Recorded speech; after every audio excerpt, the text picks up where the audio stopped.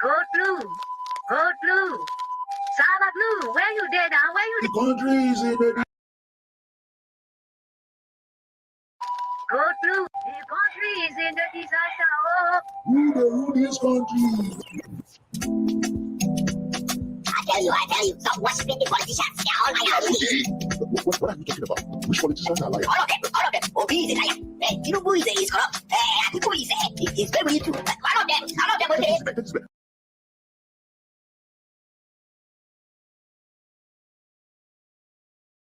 This is my show, okay? You can get the heck out of this room. Baba, this is my show. Get the heck out of this room. I don't have I am saying it categorically. All of them are liars. All of them are thieves. Baba.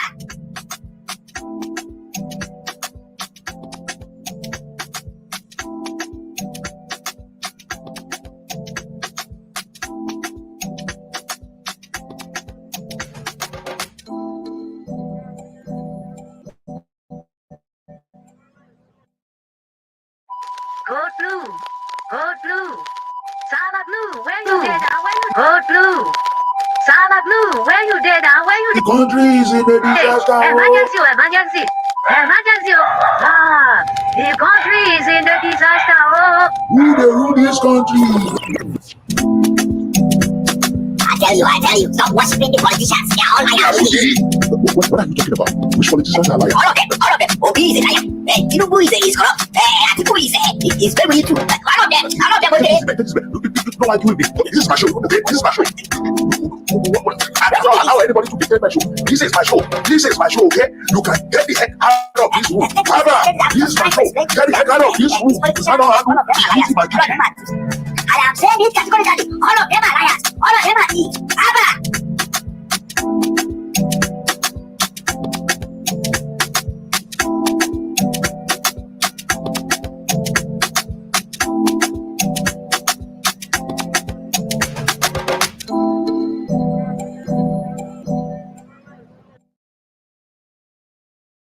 Hello, everybody. Hello, good morning, good evening, good afternoon. And how are you guys doing out there? This is Code Blue in Nigeria, and this is Lablu on the Stock Show. We hammer down on politics in Nigeria. As this is the most exciting thing you can ever talk about. Look, in the bar, in the sport bar, everywhere you are around now, two things mainly people want to discuss. If you don't talk football, then you talk politics. And on this show, look, it is politics. On some other shows, Solid Blue, we'll be talking football. Yeah, but on this show is politics. And Nigerian politics is so messy that we think there is code blue in Nigeria. All right. How you doing, guys? How you doing, everybody? You see, yesterday on the daisies of the day of rage, or perhaps say on the day 7 or day of rage, today will be day 8. You know, if I'm calculating very well. Now, the protesters, as we told you earlier, are confused. Really don't know what they're doing. And it's crazy, you know, because as much as I really love people to voice themselves out during the protest, I think this one is just a sham, okay? It's just a sham, you know. Now, yesterday we discussed Oshomole interview on Arise News, and how he was discussing the faceless, nameless leaders of this particular protest. You know, some of them responded, and I will play the response. But first, let's listen again to what Oshomole actually said about these nameless, faceless leaders of the protest. These people are faceless and that they wanted regime change. I listened to all these names you mentioned, plus others. I don't know them. You can't say I know them because you know them. Now, which Nigeria does not know Wole Soyinka? I wonder. Who didn't know Ganifa Emi of Blessed Memory? I wonder. Who doesn't know Femi Falana? You see, the issue of we know some individuals. How much trust do those individuals command? And that is the bottom line. And this is where I'm coming from. Okay. And that is why I asked originally, before this particular protest began, that Peter Obi should try as much as possible to be the face of this particular protest. Because we need some kind of a reputable names. Because it's all about trust, bonds. You can't just have any Dick and Harry, commands the country to go on a protest. That's not how it works. That's not how it works.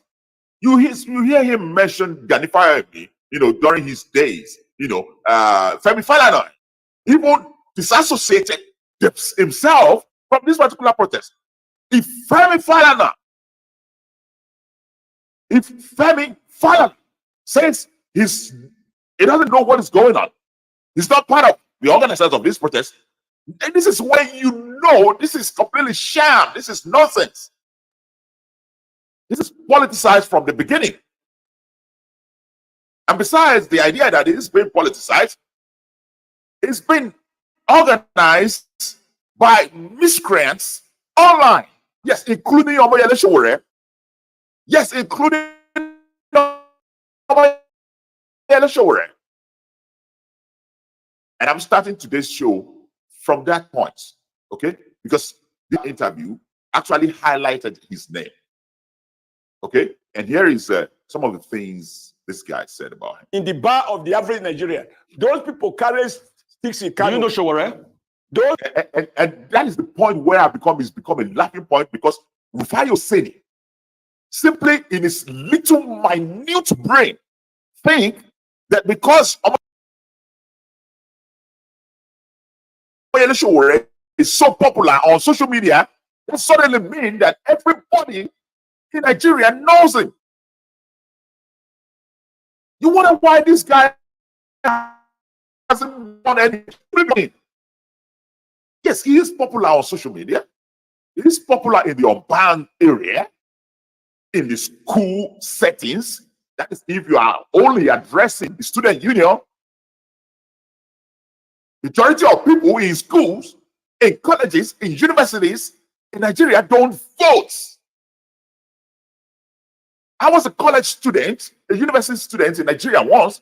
I know throughout my days, I was an adult in the university. I didn't vote. And many of my friends the same. Many of us. Are you kidding me? Most students in Nigeria don't vote. Yeah, Omoyele Sowore is popular on social media. It's popular with the students. It's popular with every one of these young people that have access to social media. That don't give you votes. And stop shitting yourself around them, telling people that you won some election. The election is a sham because you lost. Nobody knows you, period. Get out of that minute brain of yours and think big, for God's sake. No, Omoyele Sowore, nobody knows you unless someone who is a scholar or somebody who is actually monitoring Nigerian political system closely. But when you actually narrow it down to real Nigerians, the real most populous Nigerians that actually take part in votes, àwọn Yalata, àwọn Yalebo, àwọn Yalata, àwọn Meti, Metawa, all these people don't know Sowore. And these are the people that actually vote. Surprisingly, shockingly, most elites in Nigeria, the educated ones, those undergrads in colleges and universities, they do not vote. How many times do I have to tell this to you guys? Get into your score. Many of you agitate. Many of you want things to change, but you don't vote. Our young people don't vote. They love to anger themselves, but they don't participate in the electorate. These are your fans. These are the people who love you, Omoyele Sowore, but they do not turn up when they need them to vote. And the same thing goes with Peter Obi during the last election. Most of the people who support you are majority of them in Nigeria electorate. They don't even register to vote, let alone vote. I don't know how else do I need to explain to you. Many of the young people do not vote. let alone majority of the people that are actually clamoring for Peter Obi in the last election are minors, not aged enough to vote. How can you guys not be able to analyze your own electorate and yet you want to win election? This is not difficult. Analyze your electorate and understand where you need to get real people to venture into voting for you. If you don't have that, you can cry from here to Sokoto. If you don't have the vote, you don't have the vote. And then suddenly, Rufai Oseni, another deluded fool, asking if somebody knows Omoyele Sowore, and suddenly all Nigerians should know him. In this particular interview, he was even mentioning the Adeyoju. Who knows him? Well, I'll let you hear what Oshomole actually said about Omoyele Sowore before I played Omoyele Sowore's response. Those people who I know Sowore as a defeated presidential candidate. And when you are defeated in election, you wait for the man who won, you give him time. Sowore should know. He had interviewed me in Washington, and I've met with him. I like what he was doing. I think he became one of the most authoritative force online. Okay, I'll stop it right there. That's what he said about Omoyele Sowore. Which I've been telling you all along. Okay, this guy simply think because he's an activist for sometimes now, that suddenly that gives him that criteria, the ground to have been the most popular person in Nigeria, who will get everybody's vote in Nigeria. That it doesn't work that way. It doesn't work that way. Especially when you are an activist. You are not popular more than the microscope of the scholars. Many people who follow politics, who study the politics, who actually, have one agitation or the other. Those are the people who know most of the activists. Nigeria is uninformed society. You can't count on the fact that they know you as an activist and suddenly they will turn up for you with a polling booth. That's not how it works. You are deluded if you think like that. I need us to be realistic and stop daydreaming. Daydreaming. It is possible for Bola Ahmed Tinubu today to become the president of Nigeria because he knows how to beat the game. And you cannot sit on the top of the mountain in Nigeria, yell from the top of your loins, agitate all you can, and think you can beat the current game in Nigerian politics. How you beat the game is exactly how Tinubu played the game. He was an activist. He rose from that level. But that wasn't enough. He has to be one of them and know how to beat the game among them. Yes, you label him corrupt. I agree with you. But it takes all that to be able to get him within and beat the system in Nigeria. This is not a civilized society. No matter how you think it is. In America, in England, in all these civilized society, in all these developed society, yes, an activist may be so popular with his voice and rose all the way to the highest top of the echelon, but not in Nigeria. It doesn't matter how sugar-coated your mouth is. It doesn't matter how you think you're fighting for the people. If you don't play the game as steady as it is, a politician in Nigeria, you cannot rise. Period. They will step on you and you have no chance of getting up. I do understand that what Omoyele Sowore is trying to play neutral. At some point, you have to understand that even before you can actually beat the devil, you have to become a devil. Period. Especially in Nigeria. In Nigeria. In Nigeria. It's not a child's play, man. It's not a child's play. If I know how to negotiate with these people to be able to get things done for the people, I will sit on a round table conference with them and I will negotiate what can actually get things done for real human being in Nigeria, rather than actually yelling and making noises all over the place. Because noises don't fix problems. And people have real problems. What would Omoyele Sowore say? What is his response? Listen.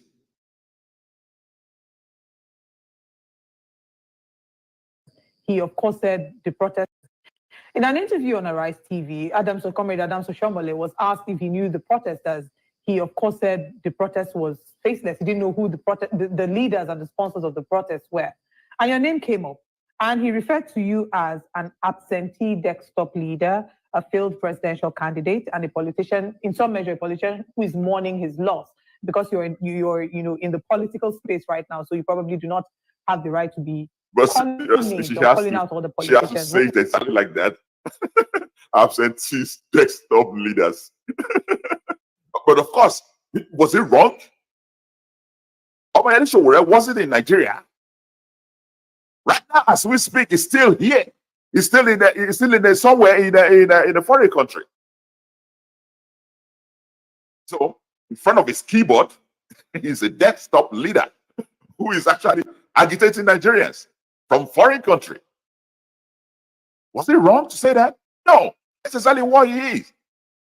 What response would you have to him? Man, pay attention to Adams Oshomole. Why? Imagine, you see that? Why would you pay attention to Adams Oshomole? Okay, as an activist, he's more popular than you can ever be. As an activist, he has accomplished things more than you can ever dream of. As a matter of fact, what am I even saying? What has Sowore accomplished? Name one thing Sowore has actually agitated for in Nigeria and actually get results for. One thing. Activism is about getting results for people who believe in you. It's never about you. It's never about just making us up and down without no result to it. Because at the end of the day, what we will get is to see you climbing up the ladder, making money, having more fame, but then people get nothing. Now, I ask you, people who have been following Omoyele Sowore for years, because I have been one of them. I happen to get tired of him, and I'm like, really? Really? It's so dumb to have fallen in a slumber since all this while, following this guy who is nothing but a grifter who sell much just to be able to raise money and make money off your expense. Yet you think you have a leader who's an activist. Stop fooling yourself, guys. I need you guys to ask yourself, how many of you have actually accomplished anything at all? Anything from following Omoyele Sowore? What goal has he actually accomplished for the regular human who believe in his cause? Because every time the government invites this fool for a conference to negotiate, he refuses. He yabs everybody, abuses everyone. Tell me, how is Omoyele Sowore different from Simon Ekpa? How? How is Omoyele Sowore different from Simon Ekpa? Because that one too is in a foreign country disturbing the peace of Nigeria. He is somewhere in the United States disturbing the peace of Nigeria too. How are they different? How in the world are they different? What has Samuel Ekpa accomplished for his people that he thinks he's clamoring for? Other than mayhems. Other than mayhems. Tell me what this guy, Omoyele Sowore, has accomplish, except for the fact that he raises money out of the sweat of you guys following him to build his empire. It's a high reporter. Other than that, tell me what he's actually accomplished for the common man in Nigeria with his agitations. Agitations based on nothing. And then he said he won't pay attention to Shomole. Shomole, as an activist, has accomplished more than he can ever dream of in his life. And just like I told you from the outset, you want to really make impact in Nigeria, not about making noises. You have to know how to mitigate and make an impact. The governor of Edo now, you want to stay on the mountain, keep yelling? Yeah, that's all you can be. Nothing more. That's all you can be, a yeller from the mountain. You can't be anything more than that. And trust me, people are not going to eat your noise. The noise is not going to become anything for the people because people need real impact. You need to be impactful with whatever agitation you are backed upon. This guy has been a failure, complete failure, except a success for himself. How is that different from Samuel Ekpa? I knew I did Adams Oshiomhole as far back as 1992, 1993, 94. They were the ones who sold out Nigerian people with late Pascal Bafia of the NLC at that time. He's a wheeler dealer. Like, what am I mourning? Wheeler dealer. You really. See, here's a grifter calling somebody who make money off everything he has agitated for. The moment NSA finished,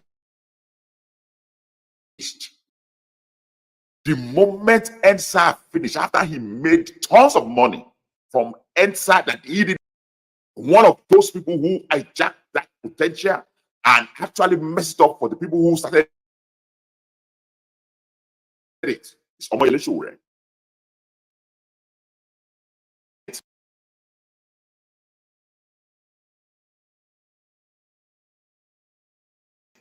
After he cashed out on it, it quickly came to his head that, you know what? A continuous revolution cry. A continuous revolution outcry is a money-making machine in Nigeria. And ever since then,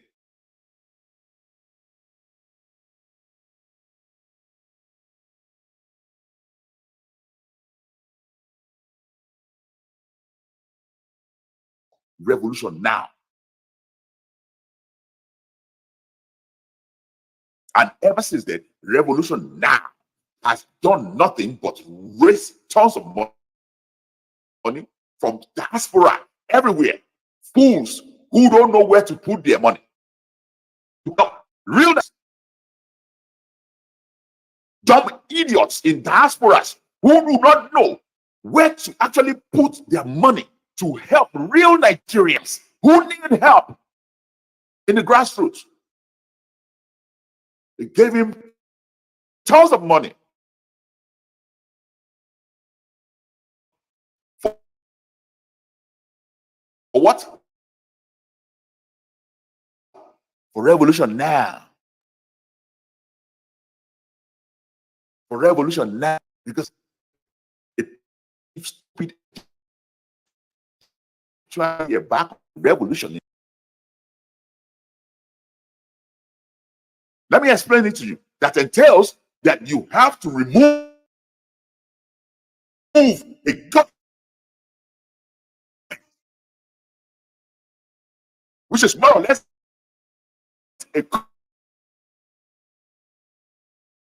that's what he cashes out.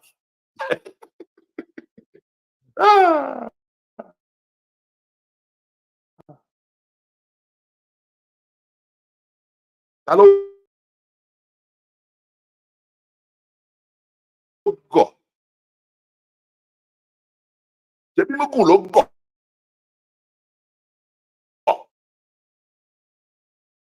Ẹni tó ń gbowó Mugun ò gọ̀.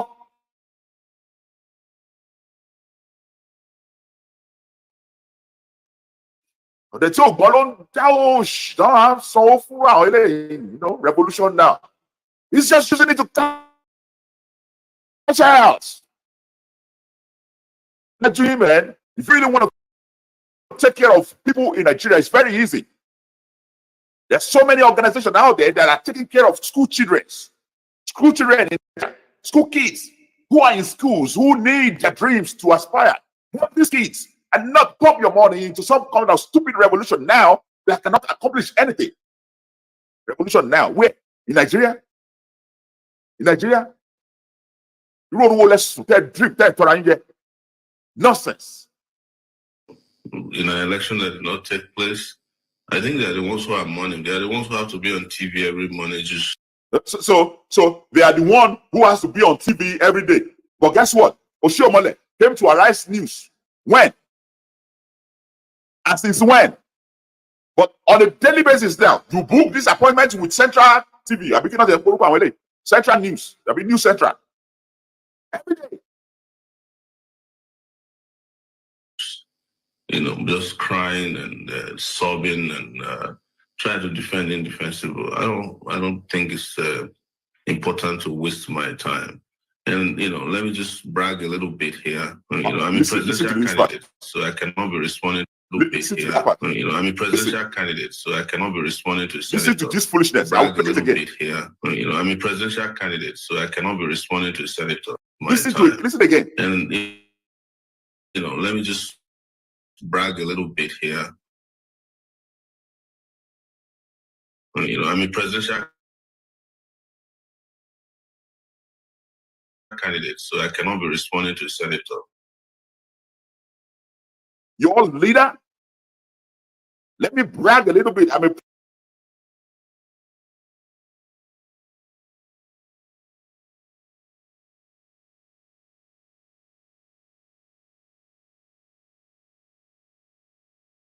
presidential candidate. I cannot be responding to it. Really?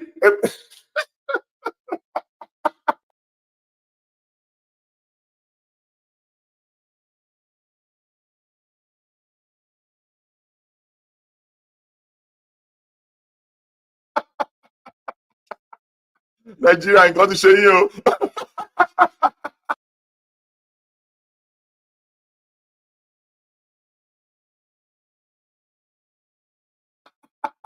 Babala is to show you, man.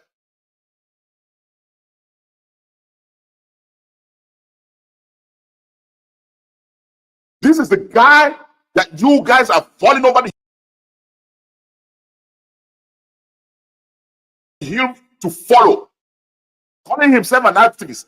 Let me brag a little.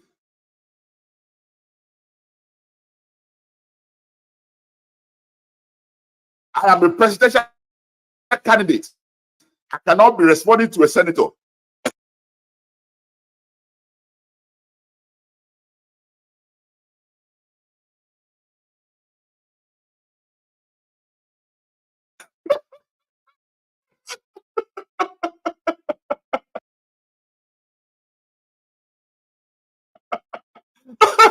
Unbelievable. This is who our young people are following. Imagine, I am a presidential candidate. I cannot be responding to a senator. Wait, being a presidential candidate in Nigeria give you a certain status? A particular...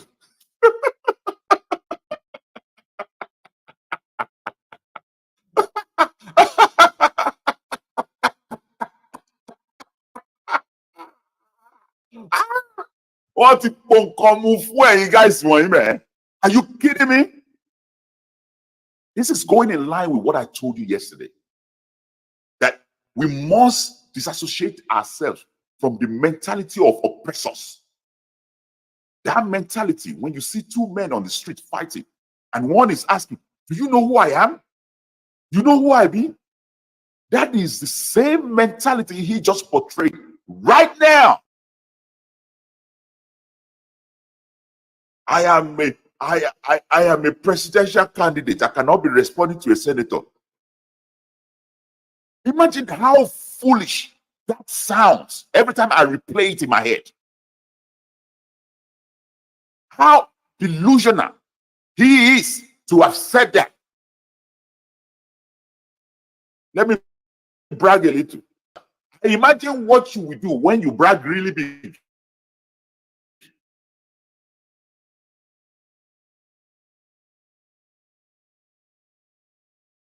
Oh man.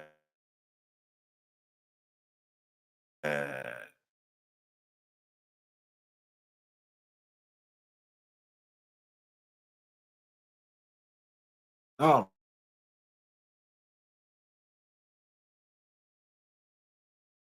man, unbelievable.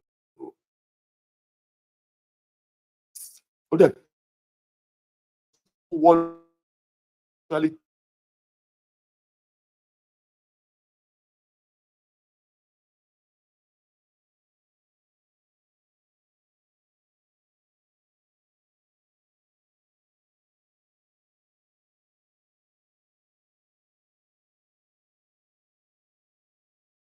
I truly believe Nigerians are smart. We are smart.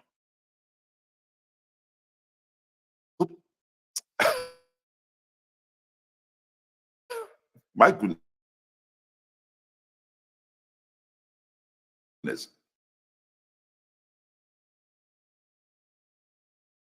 We are deluded.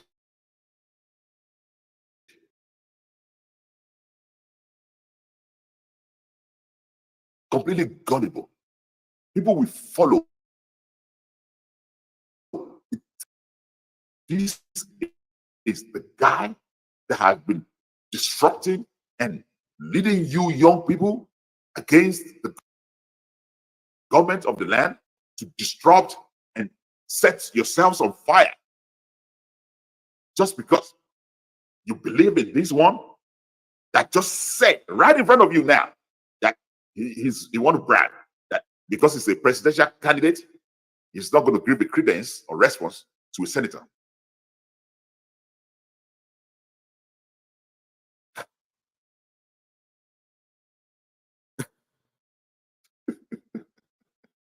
Look, talking about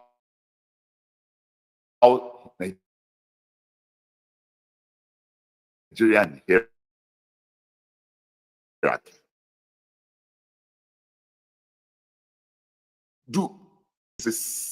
He is a mere presidential candidate. He cannot respond to a senator. Am I the only one here who knows factually that even a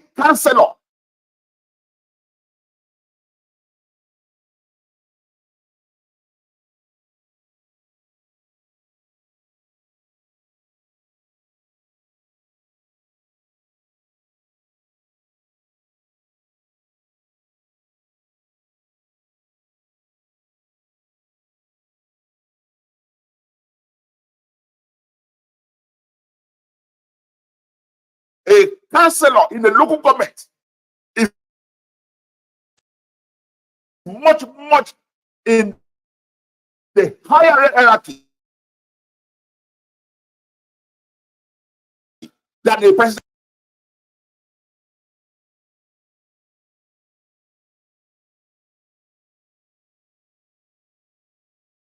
Had that candidate who failed.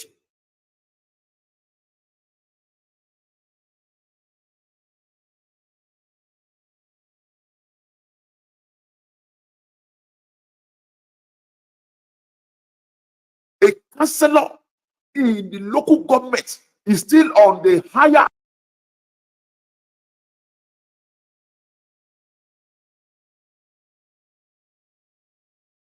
hierarchy, higher pedestal than a mere presidential candidate who failed. What kind of status is that you think you can brag with it?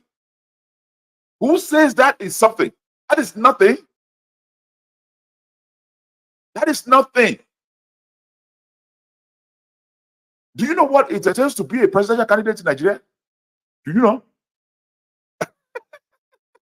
Money. Money. Have up to 200 million to 300 million in your account. You will register and you'll be a candidate. And all of them in the past election that actually paid that money to register as a presidential candidate did it solely because that money always multiplied. If you put down 200 million naira to register as a candidate in the presidential election, before the end of that campaign, that money is already times 10 from different contributions from average Nigerians. Not to even talk of these same people, these politicians that will collect money from another politician in order to be able to disrupt the vote of another politician in another territory. Let me explain myself. If Omoyele Sowore can disrupt the vote of Peter Obi in some territory where Peter Obi will not be able to get enough votes, and he got money from Tinubu, he will take it. You won't know. And he will campaign seriously in that area where Peter Obi will have gotten enough votes. But meanwhile, divide that vote so that Tinubu will be able to edge out. I'm just giving an example. I didn't say it happened. But this is what this petty presidential candidate, this small presidential candidate, this is what they do during election. They act as spoilers. They get paid to act as spoilers. Don't take him serious. For any one of you who is taking Omoyele Sowore as serious activist who really got your back, you are fooling yourselves. I can't say more than that. When they pay that huge amount of money, who is that fool that would throw away that kind of money? Are you telling me that Omoyele Sowore really believe that he can win presidency in Nigeria? That this guy truly believe it is also that he can win presidency in Nigeria? If you believe that, you need to be living in a cave. If you truly believe that, you need to be living in a cave.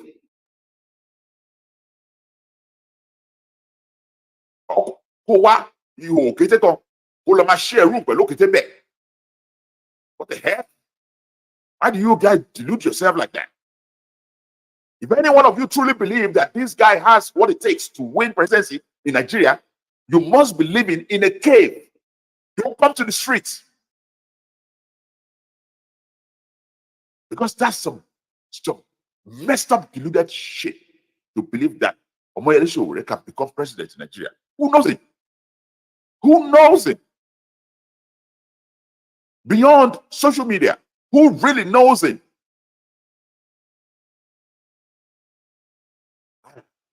Go and visit some other people's farmland and see how big it is. And you see that your papa's farmland is just a garden in the backyard. Nonsense. That's his response. And that last statement tells you all you need to know about these people. They are even worse than your leader currently. Imagine, let me brag.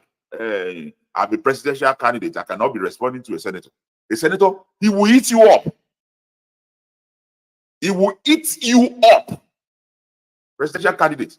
Who the heck does? Who said that is a status? Eh? Who said anywhere that is a particular status that should be reckoned with? And yet not minding the fact that you should have called yourself a failed presidential candidate. Can't wake up now. No, I wake up. I really believe we are smart, man. Act like one.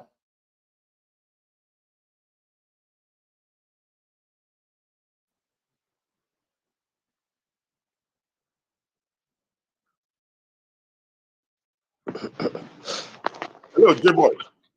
Yeah, good afternoon, sir. Sorry, I have to bring you in. Thank you very much. It's unbelievable with these guys, man. You know, if you've been listening to my rants, you know that I'm not willing to take it into any one of these. Have you been listening to me at all? Yes, I've been. I'm trying to how you have dissect the nefarious activities of Sowore, how he has been how he has been tricking a lot of people, trying to believe his new orders in town with his activities that is negative, that will definitely negate the so-called the advancement we have had politically in the last 24 years. I think Here is my question. okay. Do you really think, because I've been assessing, this guy to the populace for a while now. Do you really believe, as a political analyst who knows what is amiable in Nigeria, do you really believe that people who agitate, who make noises, but yet get no result, who cannot actually name a single result to whatever they have been agitating for, they call themselves activists? Do you think these people are really helping the people, or they are helping themselves? Because if I give you an example, activists around the world have been able to have a voice for a certain goal, and they always ensure that they get this goal done, especially when the people on the opposing side of their agitation invite them to a table to talk about how to resolve things. In most cases, when they invite Omoyele Sowore to the table, he would never go. He usually disrespect them, call them names, and jab them a lot. But he will never sit down with any politicians or any government to negotiate on behalf of people that he's agitating for. What do you make of that? I think let's try to break it down. Let's try to explain it one after the other. What do you call activists itself? People championing for certain underprivileged societies. In different strata of societies, it can be in the area of education, it can be in the area of political participation, it can be in the area of gender emancipation. It depends on the kind of views, angle you are coming from to agitate for. And that we call activists. But in the person that in the conversation today, talking about Sowore now, is more of a disruptive in person. It does not. Who is he fighting for? He's only fighting for his own interior motive. He just wants to explore the gullibility of the people to enhance his own life. Now, you call for revolution. You went to go and domicile your family in US for good 5 years. You are having anything to do with them, and you are now bringing peoples from other to the center stage for agitations. We are your keys. You are protecting yours. You are destroying others. To shows how to show the kind of person he is, a chameleon person he is. He's never fighting for anybody. Just trying to erase that from the argument you will have today. He's not fighting for anybody. He's only fighting for himself. He's only fighting for how he's able to enrich himself. You said the other time that most political candidates is always looking for means to enrich themselves financially. Now, let me ask, do you even know where this guy came from? To tell you whether he has interest in politics himself. He does. So to tell you. Give us a brief on that. Before you go on that, let me introduce you properly, okay?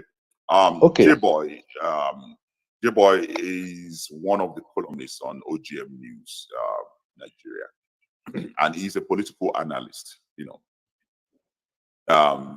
By virtue of his degrees and all that, he's very efficient when it comes to political analysis in Nigeria especially. So he will be coming up on this show once in a while to be able to give us some peripheral of historical background of many of the political participants in Nigeria. Because as we share most of our details, we just want to be a little bit factual, a little bit grounded on some civic studies, because like I told you earlier, on this show, I said it's very important for us to get into how civic responsibility should work. And that is lacking, especially among these Gen Zs. We lack this basic knowledge about civic responsibility. Many of us don't even know how our government works. Okay. And this show will not be about voicing out for things that are wrong in society. We also want to make it an opportunity to teach people to be able to know their basic responsibility when it comes to civic responsibility. Know how your government works. Because if you are, there's no way you can agitate successfully unless you know how government really works. Okay. And that is why I put it on board myself to bring somebody who is highly professional in that particular field to be able to give us some thoughts once in a while on this level. All right, I'll let you go on, J-Boy.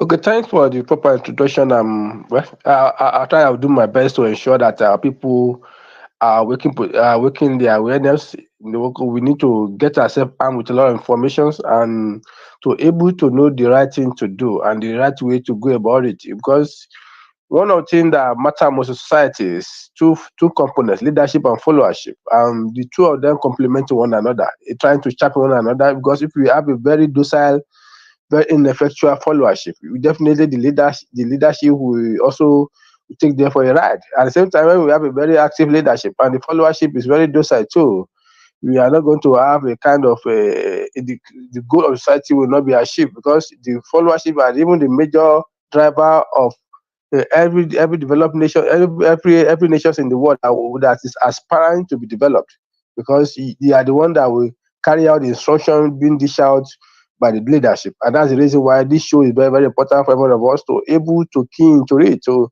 participate, to get engaged. You can able to enlighten ourselves, because somebody without adequate information will surely get the form. When you get the form, you are not going to have a very objective decision when you are where you want to take politically. And that's why this show is very, very important. Now let's get back to where we are coming from. And I think Okay, you were talking about where Omoyele Sowore started. Now, yes, people don't know that Sowore came from Ondo State. When you look at the political space in Ondo State, where is he occupying there? He has never You will have think at least he start his political political activity from the grassroots, from his local government or his state. He does not. Nobody knows him in where he came from the South Central District of Ondo State. Nobody knows him there. To tell you that he's only using the emergence of social media to able to dominate the mind of some people that they felt desire. What call it? They are not comfortable with the government of the day. One thing about every society in the world, we all have people that always anti-government. Everything government does, they are not only comfortable with it, whether good or bad. I think that was very certain. But he only trying to exploit all those people just to his own advantage, to trying to see how he's going to channel their mind towards his own set goals. And those people are usually fall for it. And that is exactly what has been a kind of a routine style or pattern of doing things over a long period of time, and has been rewarding him. And is continuing to do that.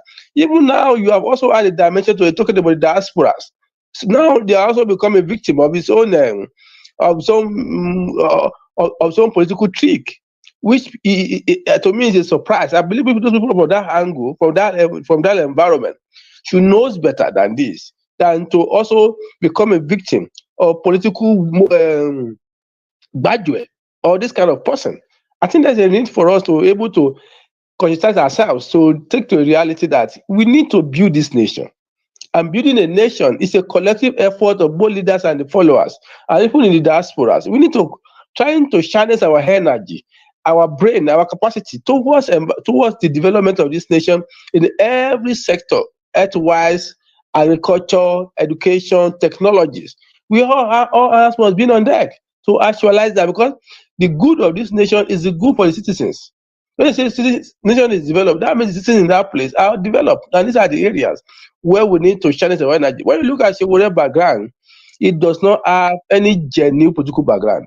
It is not recognized. It's where it came from. It's only trying to operate at the social media levels to able to exploit a lot of people. He says the presidential candidate of which party? Tell me the party. Which party? Is it a Labour Party, PDP party, or APC party? I Which think he party has again? his own party or something. I think you are able to establish that. They just go and meet INEC. So, okay, they register parties. In the last election, more than 20 people contested for presidential election. Where are the rest today? You only know of three: Peter Obi, Labour, Atiku PDP, and Bola Tinubu APC. These are the three parties we know. When you are now or trying at least to Kwankoso. But other than those four, nobody knows any one of them. okay, MPPs from the Kano. Now, when you look at how they are political bigwig, they are political giants who have cut their onions, who knows what they are doing. Not somebody that's only come around. What are you revolutionizing? Like what you said the other time. Are you trying to engage in revolutions like what Europe witnessed in the 18th century? Are you trying to engage in? So let me come on that, because this is what some of the things that actually gets me. Because this guy started this revolution now, I think about 5 years ago, that he's has been, this particular revolution now outcry. And I think it's as a result of the reward he got, financially from the NSAS. And he just think a continuous agitation can actually continue to yield him some money. That's what I believe. Because these diasporas, that has been donating to this revolution now, I don't know what they're thinking, or I don't know what they expect. Have they actually asked this guy appropriate question as to what this revolution is about? In my previous show, I gave few examples about revolution around the world, specifically mentioning that of Cuba, Fidel Castro.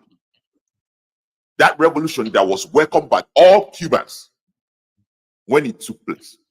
But eventually, how did he end up for Fidel Castro himself? Who is forgetting that when Jerry Rawlings took over in Ghana, that was also called a revolution. The same thing Samuel Doe in Liberia. All these guys that I have mentioned, how did they end up? They ended up worse than the people they kicked out of government. So the idea of revolution, the idea of revolution has often ended in a terrible way. I'll tell you how. Either people who get themselves involved in actually doing that revolution became enemies of each other, and the division is uncontrollable. That is post-revolution. Or if it's a sole leader like that of Fidel Castro and Samuel Doe, they end up becoming the dictator, the authoritarian they were fighting against in the revolution. So when this guy keep hammering on revolution now, has any one of these people contributing money for him ever asked him, what is this revolution about? What is the plan? How do we carry this out? What is the post plan? What is the post-revolution idea? Has any one of them actually been really seriously asked this question? I'm guessing no. Because what we do in Nigeria is just go like zombies, without asking questions. We just follow people blindly. And that gets me a lot. I think people are also trying to get, because I remember the line NSAS. He was kicked out of that protest.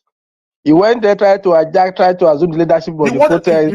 Not that he wanted to hijack, he did hijack it. But later he was kicked out of that protest. People said no. I watched a video where he was kicked out. Let me give you a paraphrase of my knowledge of it. Before he was kicked out, he has actually made enough ground, enough followers to cash out, because it's all about money. And I keep telling people, slow your roll. To this guy, it's all about money, fame, and others. It's never about people. And that is why I asked you earlier, if someone is yelling at the top of their lungs, agitating, and they said they are agitating for the people, what are the results that they have been able to accomplish so far? And in this guy's case, he hasn't accomplished a single file of result for anyone, for any community. No goal has been accomplished other than he built an empire off of his activism. So at what point will people discover that it is not only the Yahoo boys that are actually scamming people, that this set of activists, so-called activists, are just the same? At what point will people be able to open their eyes and see this clearly? Now, I think let me try to add something to that area. From now, the problem we have in this part of this, especially in Nigeria precisely, our politics is built on tripod. One of our tripod is built on ethnicity, religious, and that's why sentiment is always driven our decision making. Sentiment, all those factors which I mentioned Rather now, than facts. rather than facts, and which has always been a kind of anti progress for our development process, as well as politically, which also affects development, economic development as well. Now, look at the scenario that we have on ground now. Even look at the last protest that was played out. You know, a lot of people now are trying to hide on that protest to instigate violence against the incumbent administration, really from the northern aspect, from the northern part of Nigeria. You can see where the Russia flag was hosted in Nigeria, which is an aberration. It's a treason and felony offense. Now, which is where I'm going now, that Showore himself also exploit this type of sentiment among people that the government are the one responsible for their woes, and you need to keep this government out, your life will be better off, without telling them the basic thing that they need to do to help the government to perform well, and where to need to also hold the government responsible for them to able to do their job. Now you are fighting government, and you want something from that government, and you want that government to do the right thing, which you believe is the right thing, and you have not even made it known to them. These are the things supposed to do, at least that we're able to add value to the life of the common people that I also stand for, which I also believe on. And these are the problem we have. And so we have always exploit all those loopholes in the mindset of the people that, whoa, this government is bad, though, we need to kick them out. And people are only falling for that kind of prey.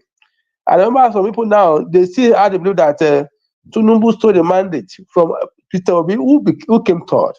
Wasn't that the whole point of this protest?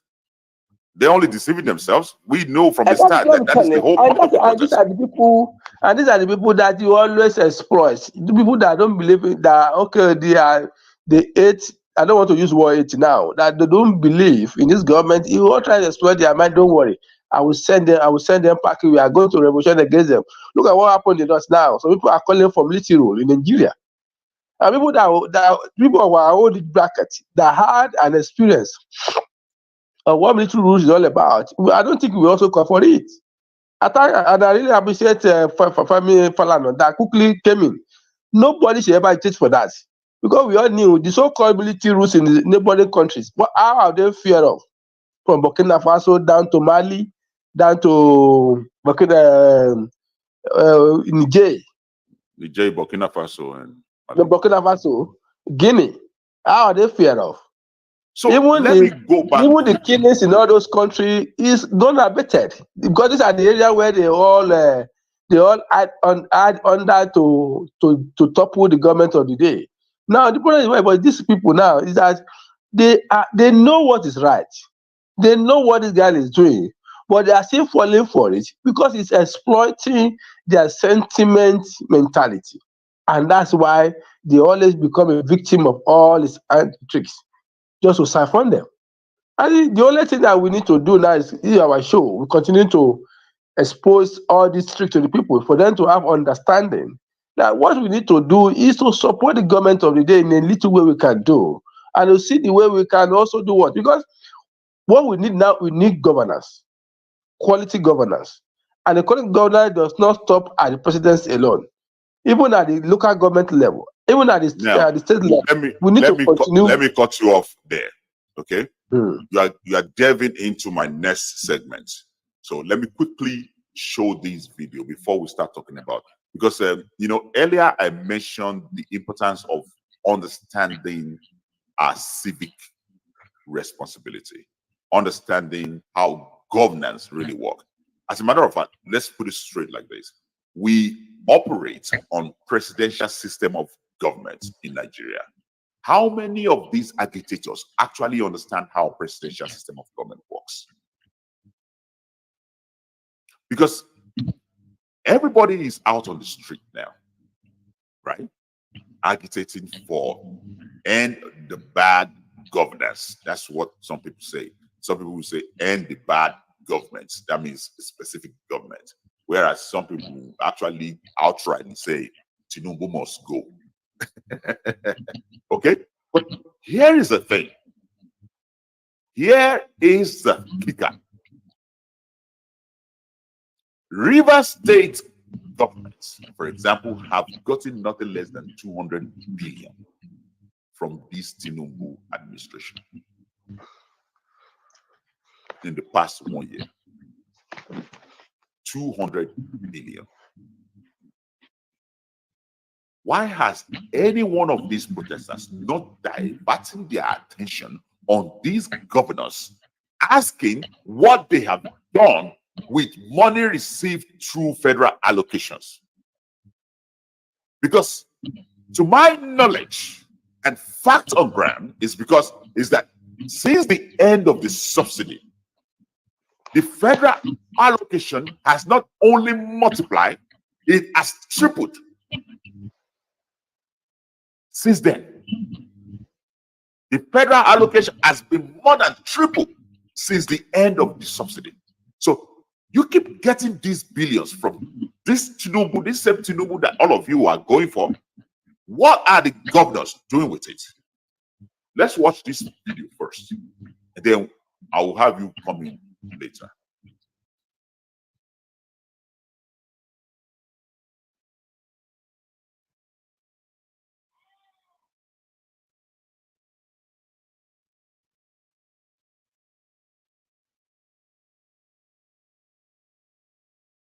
I'm sorry, I need to refresh that video.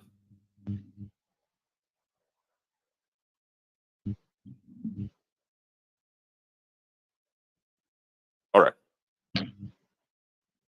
Governors got governors. It is not only and you just look at the pressure, it's on the federal government. They are getting the message. Has the state governments gotten the message? And the local government, the councillors, are they getting the message? Well, so they are not getting the message because hold on. If you look at here is my take before I make you listen to that. How in the world is it possible for them to get a message that they are not being sent? I mean, nobody is actually offering any message to the governors. In the frame of this particular protest, no one has actually targeted the governors. No one has actually targeted the states, the local chairman. The only name we've had so far is Tinubu. And Tinubu is saying he's been paying them billions. But none of these protesters is actually analyzing any one of these states. How deluded or delusional can we be that we don't even know how our government works? I explained last time that when it comes to paying the federal allocation, Tinubu has no right to withhold it from any state. And he also have no right to ask them or to question them how they spend the money. They spend it at will according to the way they want because they have state autonomous. The same thing with the local government. The only way that Tinubu can actually circumvent the control of this spending in each state is to declare a state of emergency. But you can't just go on a whim and declare a state of emergency. A state of emergency has to come off. A state of emergency has to come off a particular reason that the state is actually not able to control its affairs anymore before a president can declare a state of emergency. Unless that is done, no president can control any president or tell any control any governor or tell any governor how to do his rulings. Now, J-Boy, Yeah. I want you to pay attention to this video before I have you come up.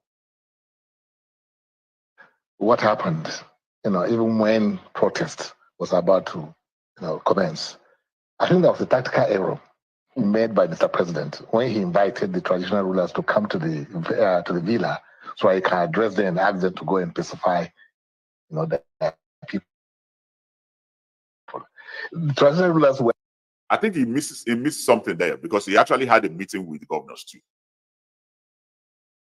J-Boy, am I right or am I wrong?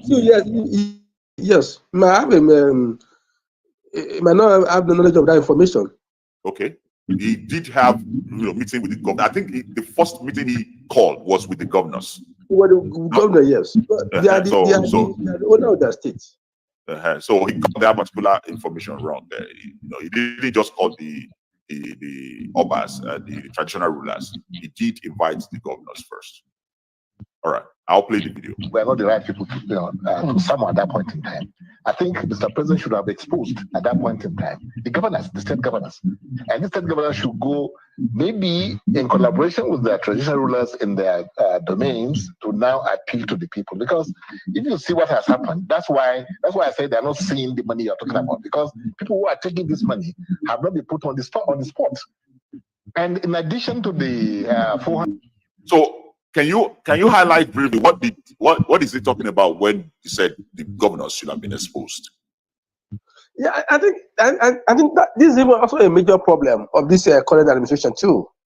Tinubu is just being too fatherly in nature with even the governors, and that's a fact, obvious fact. Anybody that want to care about this nation, that have interest of this nation, we're able to tell you that Tinubu has been to a fatherly figure to all his governors, but even without a party divide, both APC and PDP, even Labour, no how in the history of this nation, no a time Nigeria have been so good when it comes to revenue wise for the various governors.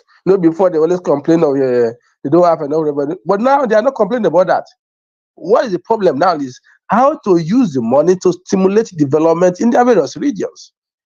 I think that's why the president need to do what? Push it out to the people that these are the money the governors are collecting. You need to demand, hold them accountable. You need to demand accountability for them. You need to let them work, try to put them on the spot to let them work for you. I've done my bit to increase their revenue allocation through government policies, and now for the people now also, because you are the one that elected them, and you elected them for a certain reason to develop your state, and you must seek for development from them. You must have to. You don't need to try to shield them. You don't need to protect them. You need to expose them. No, and this has always been a problem. People don't know. How many people now? Tinubu, everybody, Tinubu. Nobody asks about what their governor in their domain is doing to enhance development in their state. I think there was one issue that I called about 2 or 3 weeks ago after the local government's autonomy verdict from the Supreme Court. The governor of your state was lamenting, wailing, complaining that instead of people to focus on hunger and he said people are angry and hunger and angry. They are now distracting us with local government autonomy. Now, you as a subnationals, you have a responsibility, and one of your responsibilities is agriculture. And fortunately, Oyo is blessed with massive land. What are your agricultural policies to enhance food production in your state in order to reduce the price of goods in your state? People are not talking about that to him. It's all about Tinubu all the time. And that's why Tinubu need to try to stop the idea of fatherly figure to the nation as a person. He has to expose the governor, let people know what the governors are collecting, and let them what? Then people now demand from them, Oga, as we heard that you collected 11 billion last month too. Sir, what have you done with your money? I think these people will help the nation to grow. Not that we expect center to come and be the one to develop our backyard. I think let me go over this quickly, because I just got this report today sent to me. This is for the current month. Okay, back allocation FAC, FAAC, that is federal allocation to these Yes. states.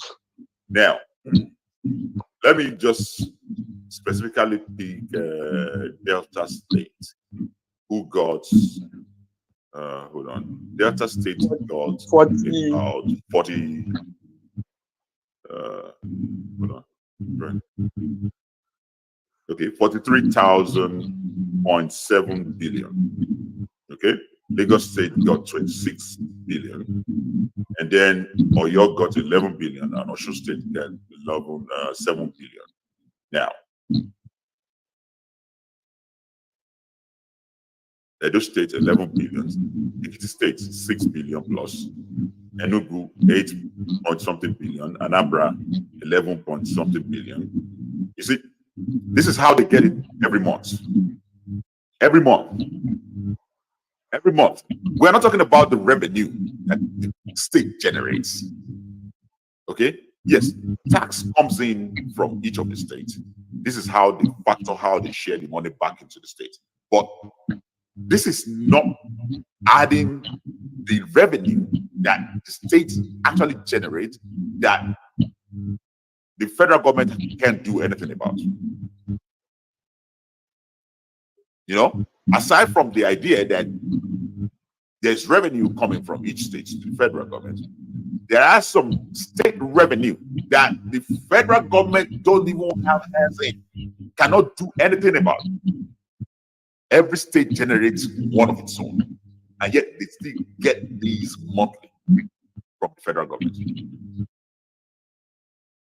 In Kano State, Rabiu, or what the Sosaka will call himself, was encouraging the protest. Abba Yusuf was encouraging the protest. But now, his state got it worse. And what his state is actually feeling is not coming from Tinubu's administration. It's coming from his administration. Because for some of us who are familiar with the northern part very well, they have this mentality of, you know, not actually helping their people beyond giving them binga food every morning. And that is why they have this alumanjeri culture in the north. I will finish that video before I go to another one. 133 billion naira to talk about. There was also 1.33 trillion naira that was at FAC that was given to the states. So the question is, why is it that the federal government has not all along been able to put together a system whereby accountability will become, an issue? So it's as if the federal government is giving a lot of money to the states without asking how do you spend. Yes, there are those who will say the federal system of government allows for that level of independence. The federative units should have the lives of their own and be able to determine how they run their own states in their own territory, and the federal government has its own powers. But the question is that the states, apart from some of these intervention funds, the states are getting far more than what they used to get since subsidy was removed. Exactly. The question is that where are the funds? The funds, like I said, I think the issue, is still, like you rightly pointed out, the Mr. President should put the governors, the states, on the spot. If you look at the Revenue Realization Allocation Fiscal Commission, of course, it says that money is given to the states because of going by the sharing formula, which is in the Constitution. But where is the accountability? Is it that you just come to the federal, you collect money, you go and do whatever you like with it, you come back again, you collect, you go and do whatever you like with it, nobody asks you to render any account? Because, and if there's any account being rendered, because we all know the states are in the pockets of the governors, not the House of Assemblies, not the traditional rulers. Nobody in any state can talk to any governor because they behave like emperors in where they preside, in the states. So the issue is that we've come to a stage where the problems should be put squarely where it belongs, and that is for the citizens to begin to now hold the state governors to account for how much has been given to them. In fact, alone, Alaji Abajisani, there is a report which says that the state governments or the states have received an average percentage rise in federal allocation up to 27%. Yes. So if they were receiving a certain amount consistently over the last year, since Bola Tinubu came into government, the allocation that goes to the state had increased up to about 27%. Yes. So are we seeing the effect of the 27%, or even if it's 20% or 25% rise in federal allocation in the lives and livelihoods of the people? Anyways, the state in each of these states of the federation where people are protesting, there are state governors there. Yes. Agree that Bola Tinubu was the one who made the decision to remove subsidy. Yes. And the major effect of that subsidy removal is what we are seeing in our livelihoods and in the price of commodities in the market. But the question is that, are there no governors in the federative? So just to put a clear explanation of what Shewin is trying to say there, you see, the subsidy ended. And due to that, these state governors are getting more money than they used to get. Almost 27% increase compared to what they used to get paid from the end to subsidy. Now, these hypocritical governors, very, very hypocritical governors, we now tell the protesters, oh, it's not my fault. It is Tinubu's fault for removing the subsidy. The same subsidy that is now giving them more revenue, more income from the federal government, more allocations. And the protesters are dumb enough not to ask a question what they have been doing with their money. And you see Shehu trying to fall on a particular line there to explain what federalism is. That is appropriate because the federal government cannot control any affairs of the state governors. That is why we have state autonomous.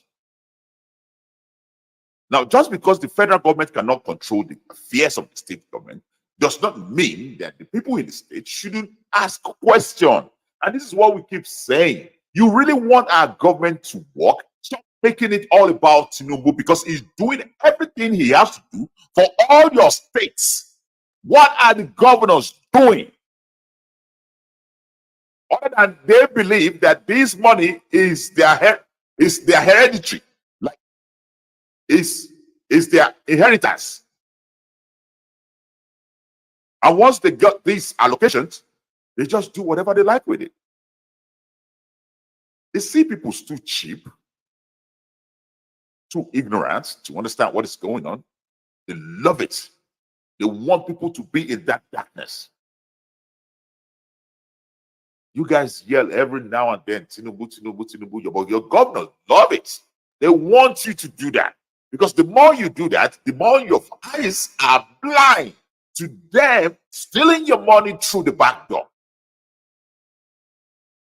Unless we change the approach to these agitations and protests,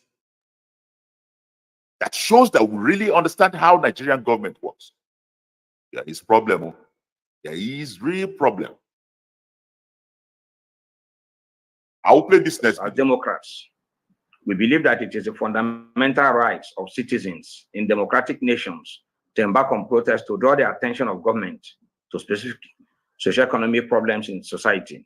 In view of this, we expect all protesters to be peaceful and protesters to be law-abiding and not to do anything in the process to incite tension, unrest, violence, and cause the loss of lives and destruction of properties.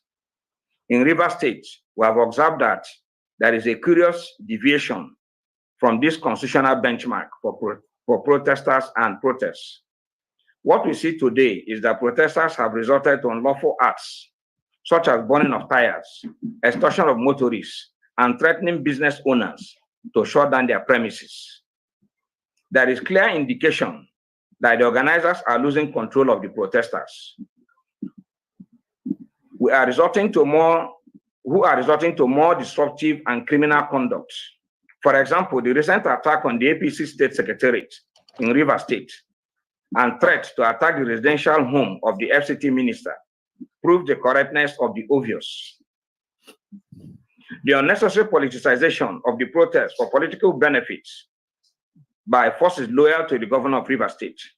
Worse still, the protest is becoming subversive as protesters are chanting Tinubu must go slogan. Ordinarily, the governor being the chief security officer, instead of taking clear and staunch proactive stance like his counterparts in the country to prevent or control the protest, is seen posing indifferently amid the unlawful, chaotic, and implosive strikes by protesters. Surprisingly, the governor in his address on the first day of the protest justified the protest, even applauding and lending credence, as well as moving among them, showing assent and affirmation to the unlawful acts of the protesters. Only signals a foul play, a twist in the sworn obligation to ensure security and well-being of citizens. As a major... So just so you know, it's not only the River State governor that did what he just alleged. Many of the PDP governors did exactly the same. Encourage the protest. Make it seem like, yes, it's Tinubu that is causing all the trouble. And I will say this again. These protesters are completely ignorant. You know, as in, none of these people really know what is obtainable, especially in governance in Nigeria. And unfortunately, with this such level of ignorance, it is obvious that you will be used. You are not protesting to your own grievances. You are already doing the bidding of the politicians. The beneficiary of the oil subsidy removal, whose allocation from the federation account has increased astronomically, we ordinarily expect the governor to tell the protesting youths what he has done or intends to do to reduce the suffering of his people. He only offered the protesters bread and pure water and promised to convey the demands of the protesters to the president as if the ongoing protest is only against Mr. President. This is unfortunate. As citizens of Rivers State, we take exceptions to this approach. As individuals who led the campaigns for the governor of Rivers State during the 2023 general elections, we know that the protest is against Mr. President, the governor, and the local government council chairman who received allocation from FAC. On our part, we have worked hard in our respective local government areas to ensure that the local government areas are peaceful. As chairman, we embarked on numerous developmental projects in our respective local government areas for the economic empowerment and development of our people. So this is where I will agree with you, J-Boy, that Tinubu should throw away the father figure attributes and actually really become a true gangster with these people. There is need for him to shame these governors. Because guess what? Some of them are outrightly coming out and lie that they have received nothing from the federal government. This is what Nigerian is dealing with. Right here in OGM News, we receive reports on a monthly basis what is going out of the federal allocations to each of these states. That is enough to address the need of the nation. And this is why I just don't want us to be running around like headless chicken, like we don't know what we are doing. If we are going to agitate, at least understand how government really works. From head all the way to toe. Understand how government really works, especially this presidential system of government that we practice. I'll come up with a video maybe tomorrow. You know, there's one, one of the so-called leader of the protest on Arise News today saying suggesting that the government should tackle security, should add money to agriculture, do this, and that has already been done. What is needed from you protesters is to go after these governors and ask them questions how they actually implement some of this money they have received. You want the president to actually address security. He has done it. He has made sure that he get every allocation needed to kickstart this. But here is the foolery of you protesters, is that you don't understand that the president can't just nilly-willy walk into each state and start controlling things. Yes, he can allocate fund, but how the fund is being utilized, that he doesn't have control over.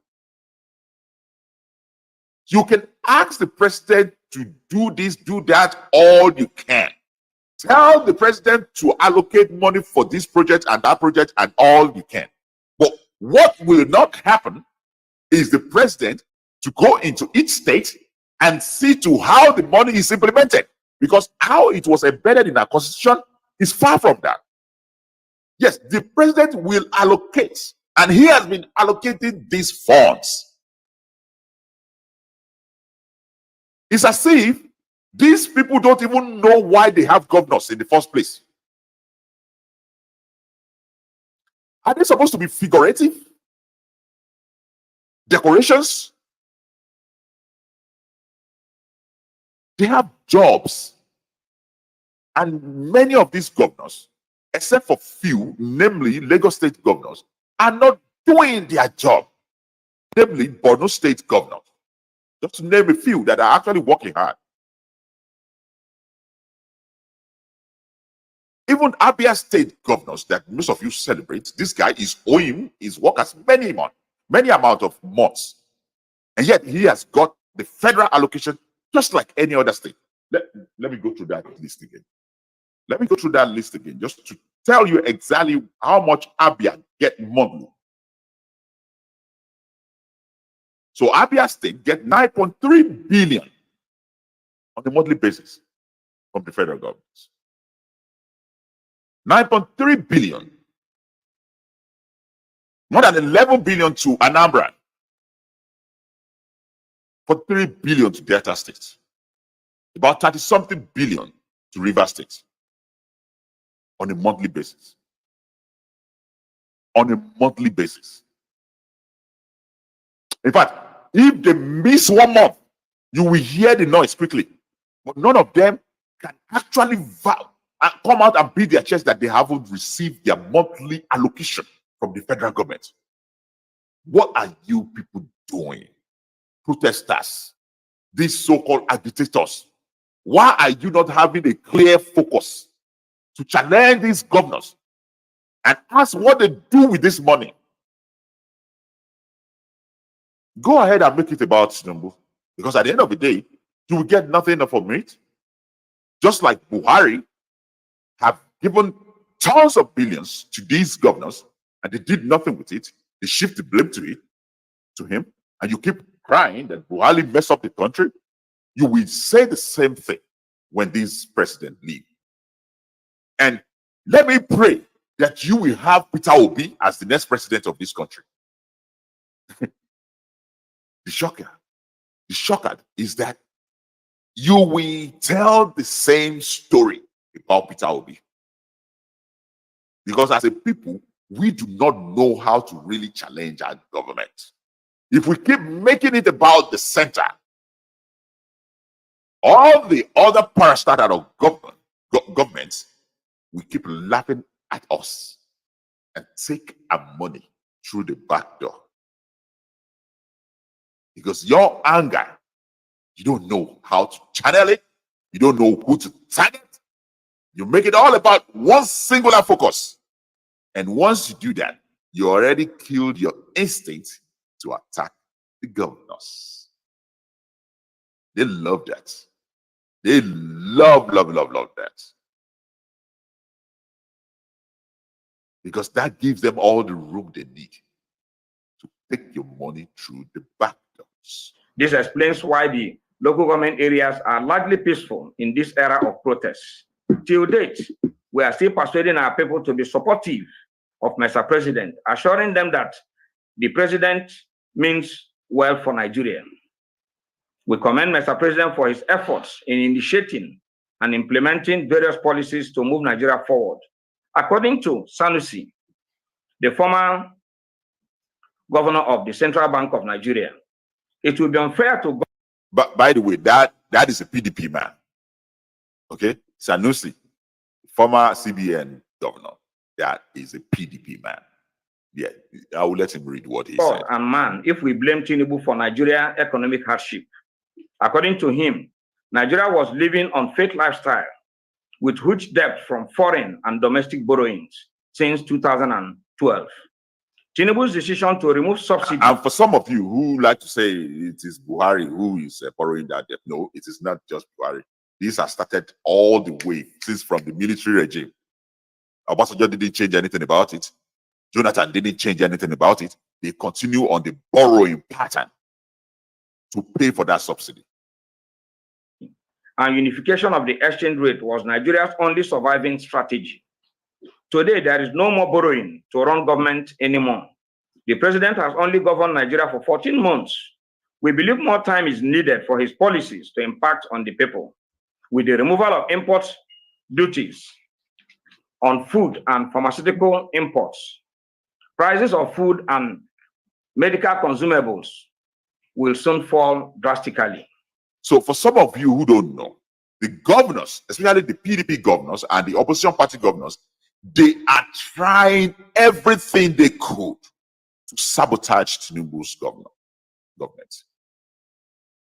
Because imagine the idea that any of the things he's putting in place starts succeeding, start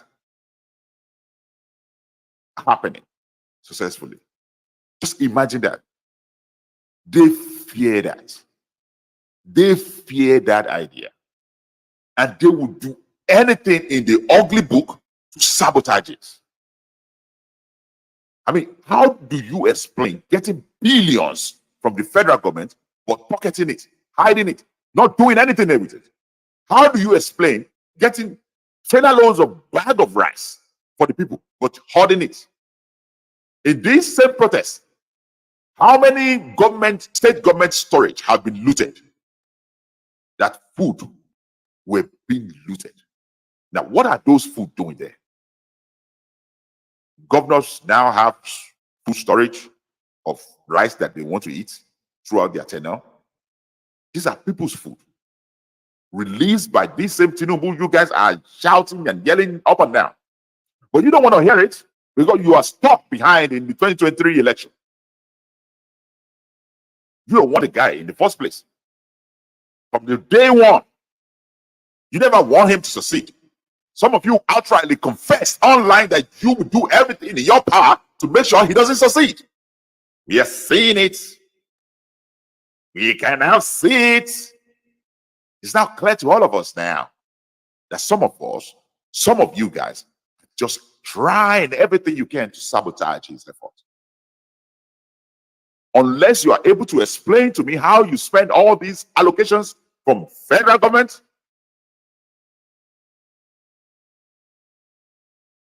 you are all nothing but a sabotage. Nothing but a sabotage. We commend the president for initiating an action to ensure local government autonomy in the federation. With this, the local government councils will drive development of the grassroots in the nation. Guess what? Guess what? Or your state, Makinde of PDP, did with that local government. Man, stop deluding yourself, guys. Understand how government works. When this local government autonomous was approved in the Supreme Court, the only governors who came out against it were from PDP. Why is that? I wonder. Why is that? I wonder. the same autonomous power that you have that wouldn't allow the president of the country to control you anyhow, that same power was given to the local government so that you don't push them around. You said no. You said no. Tell me, why is that? Because just as the president of the country can't oversee everything that happens in the nation unless the governor do their parts, so is the local government chairman. They need that autonomous power to be able to do their part, not being influenced by unnecessary control of the state governors. That is when you people can see impact of what the government is doing.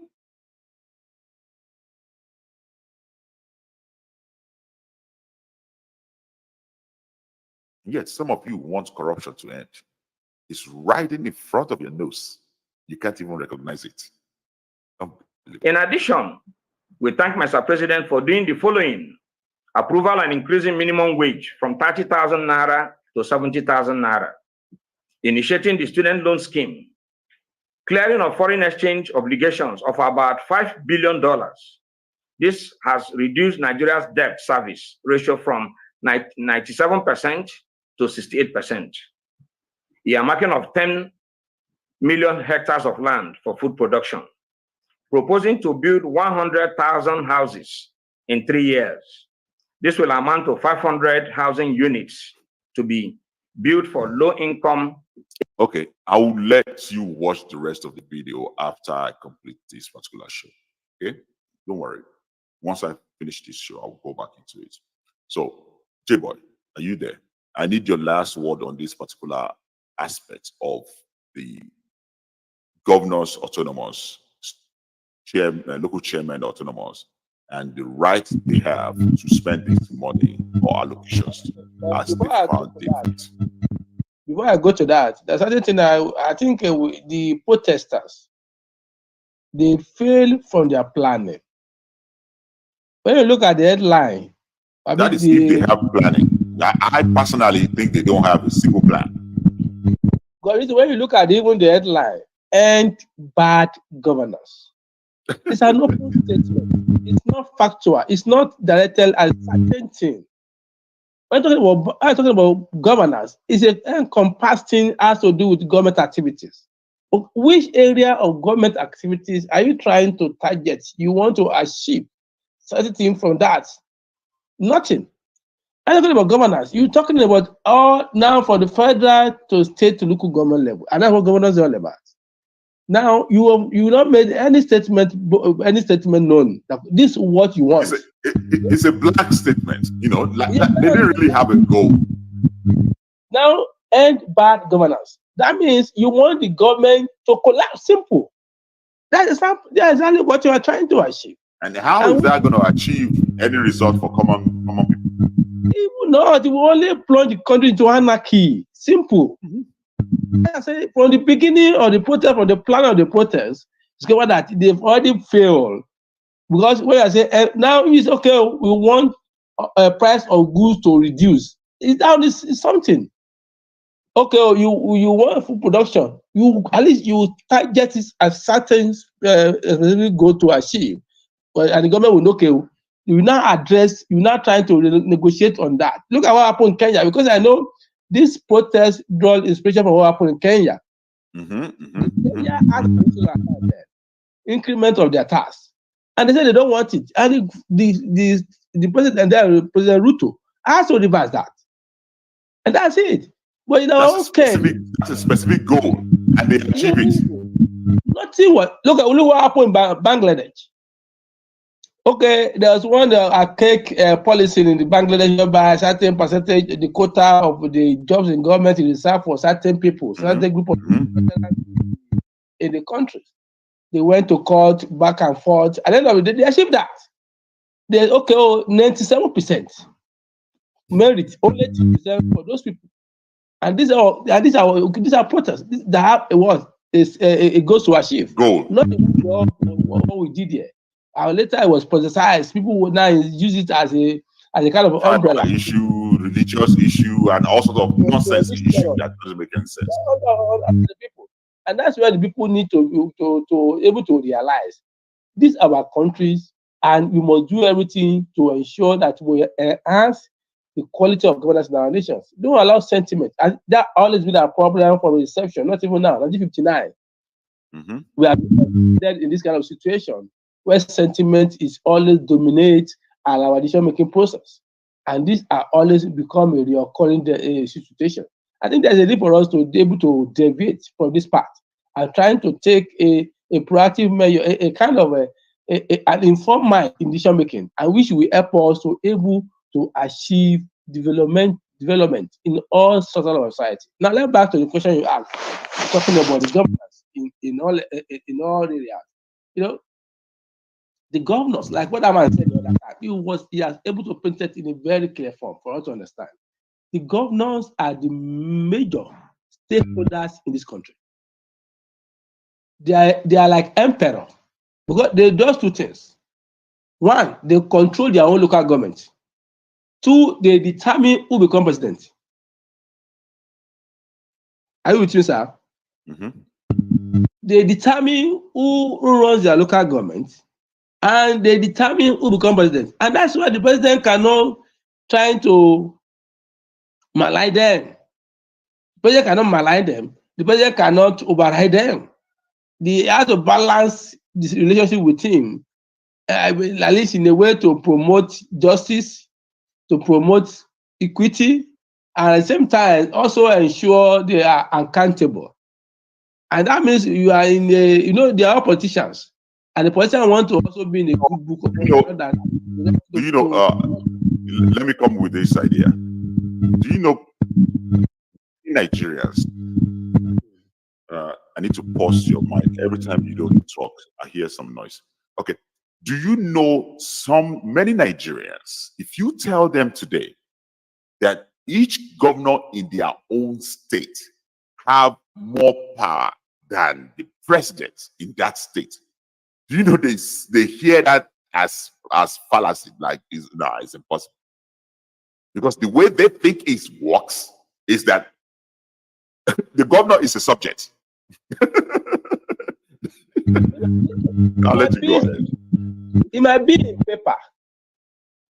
There are two ways, have a practical, we have a theory.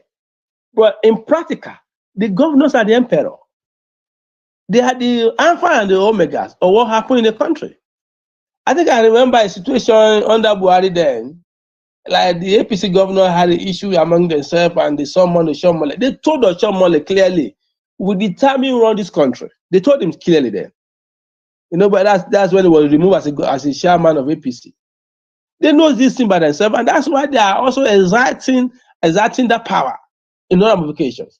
Now, I saw a video from what happened in your state. One of the chairman was interviewed, I think Shaki West. This Shaki West, Shaki East, in your state. He said he's loyal to the governor. That he's loyal to the state. Going against the local government autonomous. Yes. He said because they were asking, what do you views about the issue of the local government autonomy, that the state governors are no, because there's the state version of the. Hold on. Let me play that video quickly. Hold on, J-Boy. Let me roll that video quickly. The video you are referencing.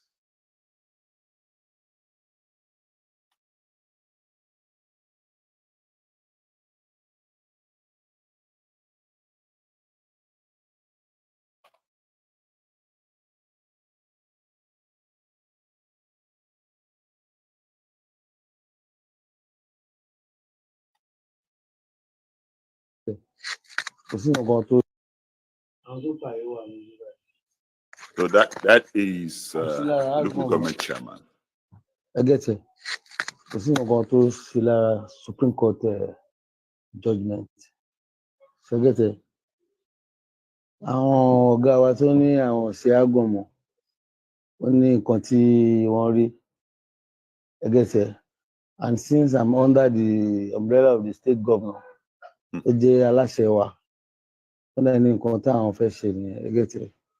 I have to abide by it. I have to. And I've said it once again. Supreme Court judgment It's a case between the federal government and all the states of the federation. You hear what I'm saying? Federal government versus 36 states of the federation. And they pass their judgment. It's not a Supreme Court judgment against the federal government and AGO. AGO is not known to law. AGO is not known to law. I can't imagine a bricklayer. I'm going to say a bricklayer. I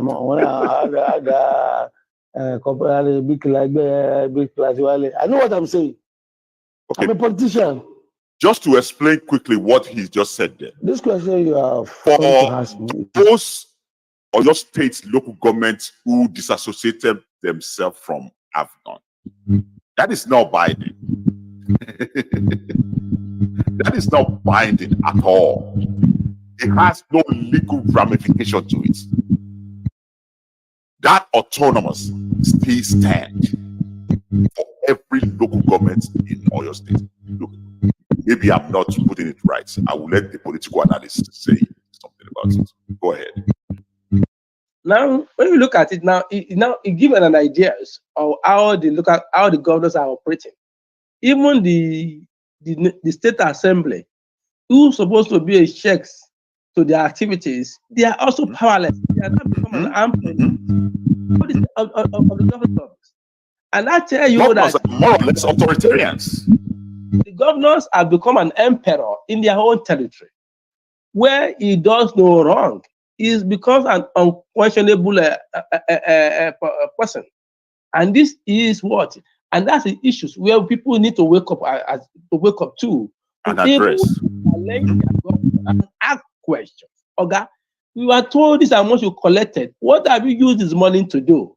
We don't have good road. We don't have good schools. Everything is so. We don't have good agricultural policies. Why are we in this state? I think with this, they will be able to put them on spotlight. You can be able to challenge them.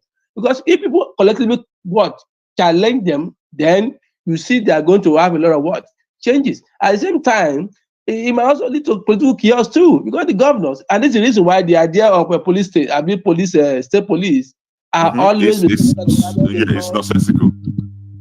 because they will always deploy it against their political level. The federal government.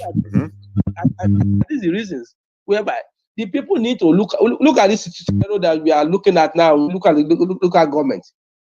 Let me tell you, every arms of government draw their power from the constitution.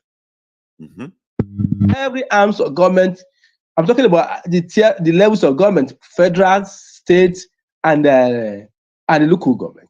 Their power is derived from the constitution. That means no one sees one another. No one can usurp other people's power. Now, because of the hold on. political leaders. Sorry, J boys, let me come here. Is it a coincidence that right after the federal government took the state government to the court and won the case for the local government autonomous, right after that, these protests happen? Is it also a coincidence that this same protest is asking for the return of the subsidy? Are all that coincidence? You can tell clearly that these governors are becoming something else in Nigeria. And they enjoy doing it, as in trampling upon the rights of Nigerians, simply because Nigerians focus on the wrong targets. These governors love the idea that Nigerians focus on the federal government or Tinubu. That gives them all the freedom they need to do whatever. And all of them, almost all of them now, are trampling like authoritarians in their state. As a matter of fact, what the president of the nation cannot do or is not doing is what most of them are doing. You are right. But let me try chip in there concerning the protest. The president is just a mere coincidence. Because what even led to this protest, people don't understand is what happened in Kenya that also orchestrated this protest in Nigeria. Because there were a lot of strolling of Nigerians on social medias. And that's what also prompted, okay, you are, because those ones from the Kenya and the youth are saying Nigeria are too docile. When you did your own, nothing was, look at how we did our own. And that's when they also orchestrated this one too in Nigeria, yeah. And that make it coincidence. And what point is that the protest has no plan. And that's why the protest failed. It has no plan. They are only trying to do what others did. He want contagious issues, and that's why the protest failed. You can see he has failed woefully now, totally. Because nothing specific was achieved out of the protest. But now, that the political opponents only try to exploit that protest to enhance their popularity, to make them be in the good book of the people. That's all. Like Peter Obi and Co, Atiku and Co, they are only trying to exploit that to increase their rating in the mind of people that they can do better. And that's what you do. I want you now look at it. Who is better between all of them? But that's when it comes to 2007 general election. Let's leave that for that one. But the issue now is that people need to trying to size up their governors, trying to put them on the spot, trying to ask questions. And people they also try to get involved in the administration of their own local government environment. Ask your chairman questions. You don't need to ask for peanut or give me 10,000, give after. No. We need good road, we need good schools, we need good hospitals. These are the things that can enhance the quality of life of people. No one 2 Congo of rice that after 2 weeks is done. And then you now have your kids that is sick. Where do you take it to? Instead of the local government maternity centers are not being kept. The workers there are not coming on a regular basis. We don't have doctors, yes. And these are the things we need to do what? Challenge them for. I think there's a need for us to erase this mentality of biased loyalty to our leaders. Because it's a Christian, because it's a town man. No, we need to ask questions. We need to demand governance, quality governance from them. Not because of us alone, because of unborn generation. Because what you do today, we also reflect what will happen tomorrow. We are celebrating Awolowo today now because of the education that he gave to us. Now, and that legacy is still lingering on because we are not the product of that education. Because then he has given us, exposed us to that level, to that the quality, the good inherent in that policies. And people that have followed him are also building on that. I think these are the things we as an individual, commoners in our local environment to ask questions. The governors has a role to play. I think I remember when you were speaking about hunger. Now, who owns the land? State governors own the land. They decide who they give land to. You own the land, and the land is being used for agriculture, and you can't do that agriculture. And you are now blame somebody from not doing your own duty. It's just like a father in the house blaming the mother that the kids are not respecting him. You know, it sounds somehow, it's very controversial in nature. And that's why we all of us, we need to ask questions because every tiers of government has their basic responsibilities. And when I look at that, all hands should be on deck. They are three in nature. We have what we call exclusive, and that one is only for the federal government alone, central government. We talk about the aviation, we talk about the military, we talk about the CBN, meeting our money, we talk about police. Those are exclusive. And when you look at all those that I mentioned, they are not a developmental ministries. They are not developmental. It's just for the protection of the country. But when you look at the developmental, it's also what is now for the both federal and state agriculture. And that's why now let me ask you a question. Let me tell you for fact. I only know of an Niger state that has good agricultural program recently. The rest are nothing. Because the guys, because they are the largest land in the whole countries, and the guy bought more than up to 1,000 tractors. He said he's going to supply food to the whole country, and he's going to crash the price of goods, and that's a good idea. But now ask every other state, like my own state from Ekiti, where I came from, Ondo State, Osun State, Ogun Everybody State. has to embark on this. You know, template we need to deploy to ensure we have food sufficiencies. Some people say open border, open border. Sometimes I now look, those people that are bringing food from, some of them are not as big as quarter of this country. And yet they are feeding us. Look at Israel today. Israel is not as big as Ondo State. But look at the numbers of food they are producing. It's a shame on us for us to be shouting on the top of our voice that bring food, open border, open border. It's an insult to tell that we are lazy.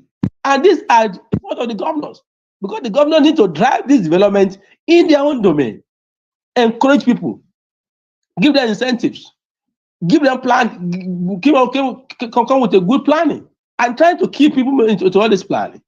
We are going to have enough to eat, and we are going to export as well. And that will give us what? Foreign exchange. You also increase our GDP. And these are the issues that the governors need to do. They need to up and doing in discharging their basic responsibility effectively. And that's how we can able to accelerate development in our country.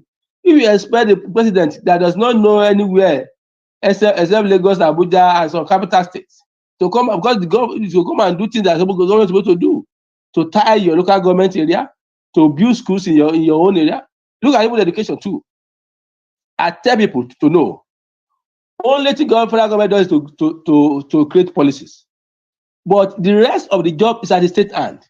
Because one, both primary school and secondary school are controlled by state government. It's only tertiary education that federal government has what? Control over. And it's not total.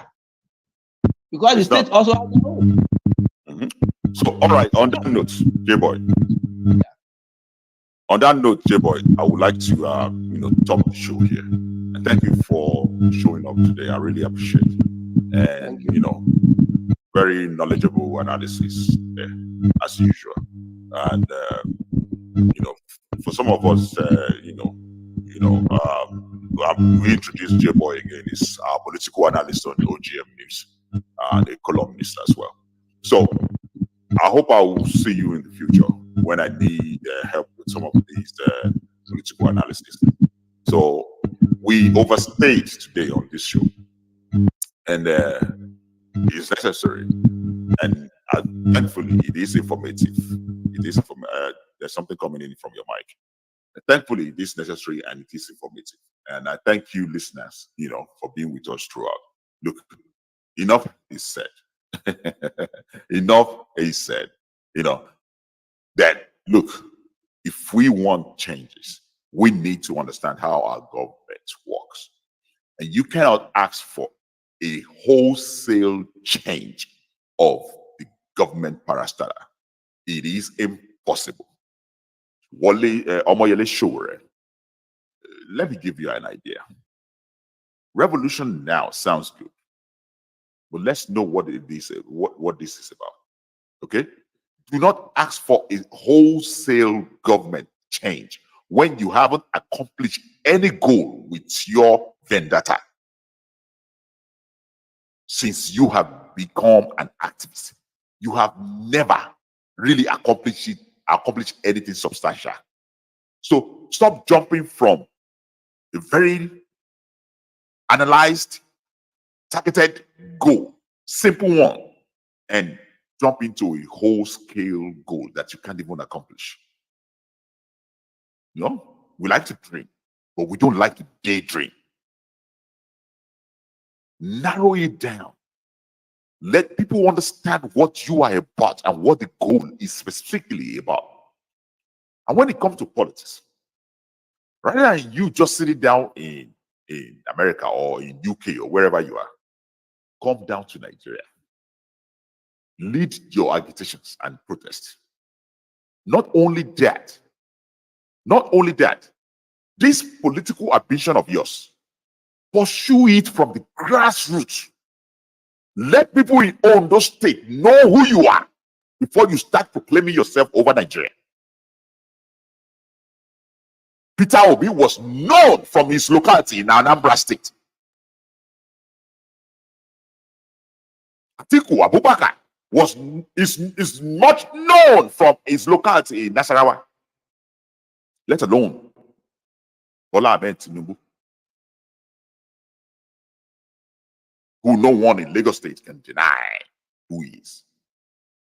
Start from the grassroots in Ondo State before you think in your small brain that you have actually accomplished a status that can make you, a tiny ant, become a president in Nigeria.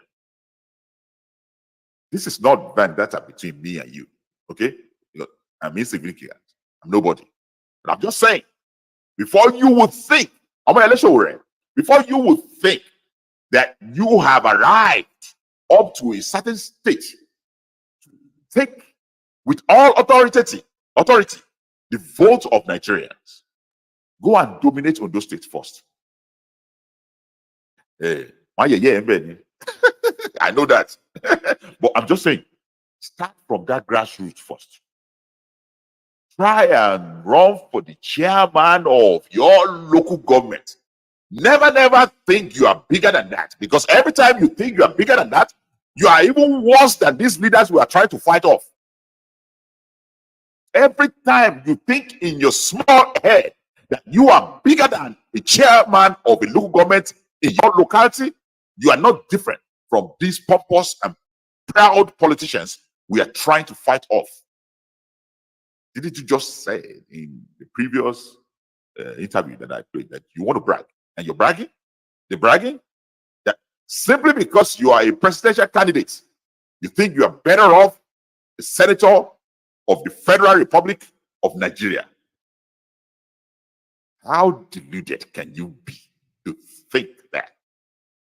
Simply because you have money to buy form, become a presidential candidate. And suddenly that puts you on a higher hierarchy than a chairman of a local government, let alone a senator of the country. Oh, buffoon there. Go back to your locality in Ondo State and start your political ambition from the grassroots. Do something in that locality so that we can see that you are capable. Yeah, a lot of people are challenging you about experience. I don't believe in that.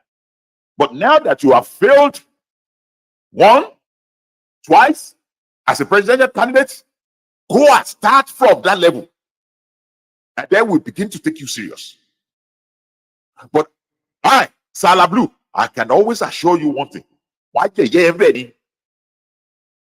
Why don't you answer Ondo State? Why you po?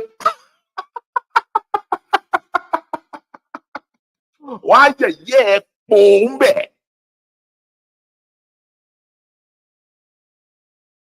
Ta ló rò pé ó jẹ́ náà tó rò pé ọmọ ẹ̀ nìkan ta ló mọ̀ ẹ̀ wo máa bá ẹ bẹ́ẹ̀ ni anywhere to Ondo State àti Lagos State àti anywhere máa bá ẹ bẹ́ẹ̀ wọ́n á yẹ̀yẹ́ epo ń bẹ̀ lọ try local government chairman go and try the local government chairman of your locality in Ondo State. Let's see if you will be able to win that local government. If you can win that local government, I will sell all my assets and send it to you. Yeah. And he thinks he have all the status to win presidency in Nigeria. Suddenly, because he was able to bought presidential form with people's money, and he has arrived. He's better than a senator of the Federal Republic of Nigeria. Ìkọjá yìí no blame me. Ẹ̀yin tẹ́ ń follow ẹ̀ tẹ́ ń flow ẹ̀yin ni mo bá wí àwọn dummy. Keep giving him his money, your money. Keep donating. Advanced modern day forward. Wọ́n burú ju yahoo lọ. Gbáwìrì wọlé. Ṣe fọ́pọ̀ lọ́wọ́ yín ni. Keep giving it to him. I'm getting out of here. Okay? Today's show is fantastic. And I love the contribution of my political analyst, J-Boy. from Nigeria. Thank you very much for your contribution. And I will make sure I hit you up in the future so that you can clear things up on this show. Well, this is Code Blue in Nigeria. This is Lablu, and this is OGM News. Please, guys, subscribe to us on YouTube, OGM News Nigeria, and subscribe to us on all the social media. Follow us on Facebook, on Twitter, or on X, as they call it now, on TikTok. We are all over the place. Where Lablu too is on Twitter, and Lablu is on TikTok, and I'm on Facebook. You can always follow me too. Don't call yourself fans. I don't like fans. I'm nobody's fans, and I don't want everybody to be my fan. Okay? What I do here is to tell you the truth, nothing but the truth. I will care less if you like it or not. If you don't care, I will thank you for listening, and I will still give you a middle finger. If you like it, I will thank you for listening, but I will also encourage you to do what is needful for you and your family. Don't let nobody delude you into following like zombie. Ask questions, especially from your leaders. Let them be able to be accountable to you. If you are interested in following anybody, challenge them. A true leader should always welcome challenge from the followers. Should never be afraid of questioning. Question their leadership. There's nothing wrong in that. Nigerians, we are all one. We are all one, not just because we are all one in love. We are all one because we are supposed to be equal under the law. Either you be billionaire or you are not. Whether you be politician or you are just a regular man. Whether you are man in uniform or you are a civilian. We are equal under the law. Do not allow anyone to push you around. And if you are that kind of Nigerian, that bullies the other, that want to beat your chest and ask people, do you know who I be? You are a terrible person. You are nothing but that. You are nothing special. No matter how the pedestal you think you're sitting down, you're just a regular Nigerian, just like me. And that Yalatara, Mesuya, Meti, we are all in the same banquet of equality. We are no better than any human being. God created every one of us the same way. And so treat each other with the same level of respect that you desire to be treated. Lablu signing off.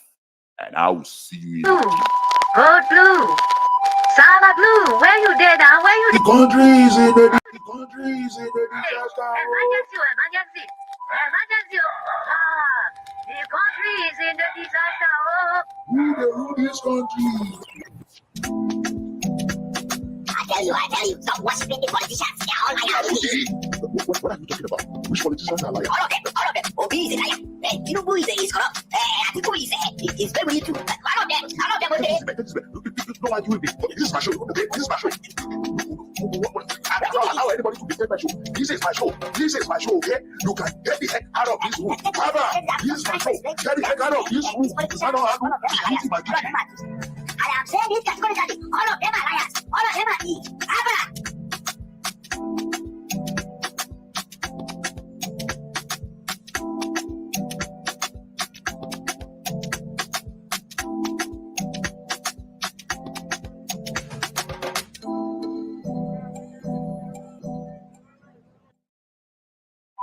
Code Blue. Lablu, where you dead now? Where you The country is in the disaster. Emergency.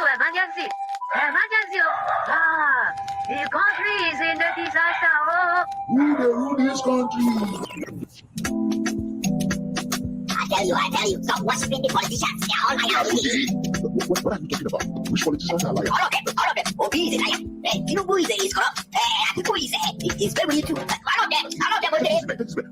No arguing this. This is my show. Okay, this is my show. I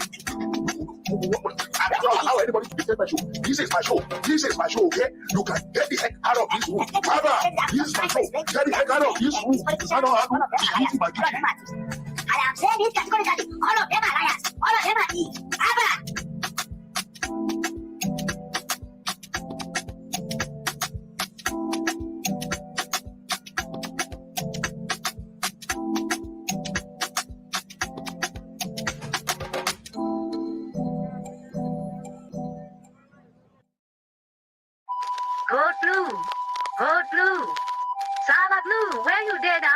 country is in a disaster. Emergency, emergency, emergency. Ah, the country is in a disaster. Who they rule this country? I tell you, stop worshiping the politicians. They're all liars. What are you talking about? Which politicians are liars? All of them, all of them. Obi is a liar. Tinubu is corrupt. Atiku is very too. All of them, okay? Don't argue with me. This is my show, okay? This is my show.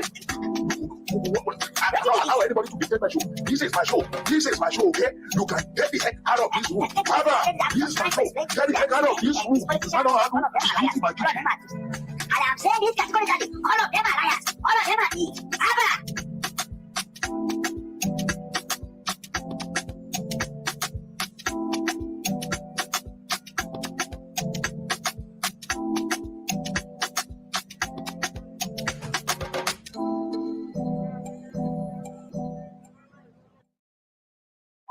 Code blue, code blue. Sama blue, where you dead now? Where you The country is in a disaster. Emergency, emergency, emergency. Ah, the country is in a disaster. Who they rule this country? I tell you, stop worshiping the politicians. They're all liars. What are you talking about? Which politicians are liars? All of them, all of them. Obi is a liar. Tinubu is corrupt. Atiku is very too. All of them, okay? Don't argue with me. This is my show, okay? This is my show. I don't allow anybody to dictate my show. This is my show. This is my show, okay? You can get the heck out of this room. Abba, this is my show. Get the heck out of this room. I don't have to. This is my duty. I am saying this categorically. All of them are liars. All of them are thieves. Abba.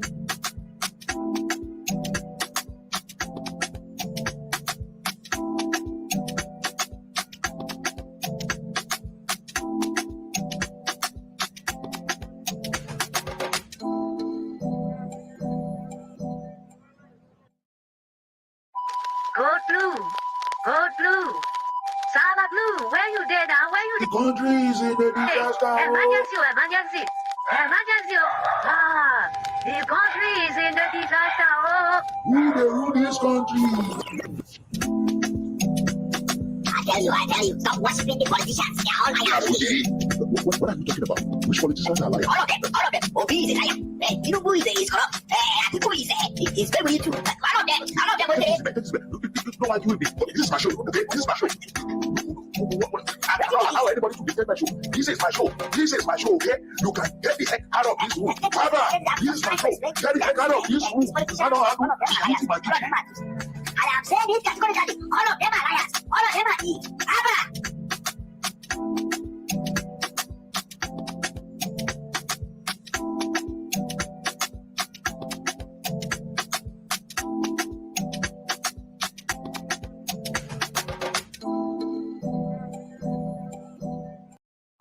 Code blue. Sama blue, where you dead now? Where you The country is in a disaster. Emergency, emergency, emergency. Ah, the country is in a disaster. Who they rule this country? I tell you, stop worshiping the politicians. They're all liars. What are you talking about? Which politicians are liars? All of them, all of them. Obi is a liar. Tinubu is corrupt. Atiku is very too. All of them, okay? Don't argue with me. This is my show, okay? This is my show. I don't allow anybody to dictate my show. This is my show. This is my show, okay? You can get the heck out of this room. Abba, this is my show. Get the heck out of this room. I don't have to. This is my duty. I am saying this categorically. All of them are liars. All of them are thieves. Abba.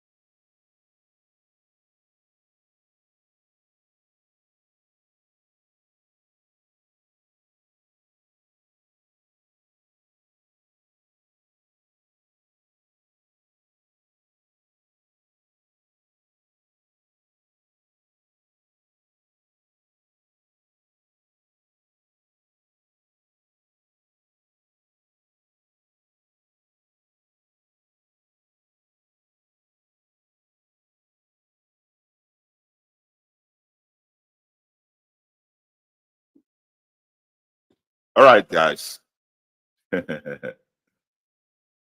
How you doing, guys? This is Code Blue in Nigeria, and this is Lablu. I almost went to the show again without actually saying nothing, and because you can't hear me. My mic was turned off. That's why you need to have somebody in the control room who monitors this. All right, I'm here live, Code Blue in Nigeria, and this is Lablu. Okay, we're here for you again. See, Nigerian protesters are completely confused. They don't really know what they want. And that really gets me. You know, part of the agenda of this particular protest that is going nowhere is to return to the oil subsidy, right? And part of it is also a regime change. This is exactly why, from the start, I already say this protest is going nowhere but fail. Right? Now, this guy here, right? This guy. Remember the last time when Oshomole on the Rise News said he doesn't know who Deji Adeyanju is, okay? This is Deji Adeyanju right here. I'm sorry. This guy. Right here. That is Deji Adeyanju. You know, a very close pal, you know, with Omoyele Sowore, you know, in the same agenda. Birds of a feather flocking together. You see, they have the same pattern. Clueless, completely don't really know what they're doing. Okay? Now, look, I have reason for saying this. When you have protesters basically attacking Dangote refinery, when all the government refinery through NNPC has done nothing good in Nigeria but to steal your money, spend lavishly on this refinery that is going nowhere, that hasn't been accomplishing anything. How many times have you had the NNPC telling you that the Port Harcourt refinery will be actively producing by now? Yet we're still expecting that to happen. But then you have all that NNPC project not going anywhere, wasting Nigerian money, stealing all that money. And then you have this guy who call himself an activist, open his pot, dirty mouth, and say this. Aliko Dangote is a shameless guy. He uses Nigerian money to become African richest man every year. He has killed so many businesses. So I don't know why he's now crying. He does not like competition. So okay, I'll stop right there. Probably I'll play it again so you can hear exactly what he said. Aliko Dangote is a shameless guy. Right? He uses Nigerian money to become African richest man every year. Okay, I'll stop right there. When you have a fool like this, calling himself an activist,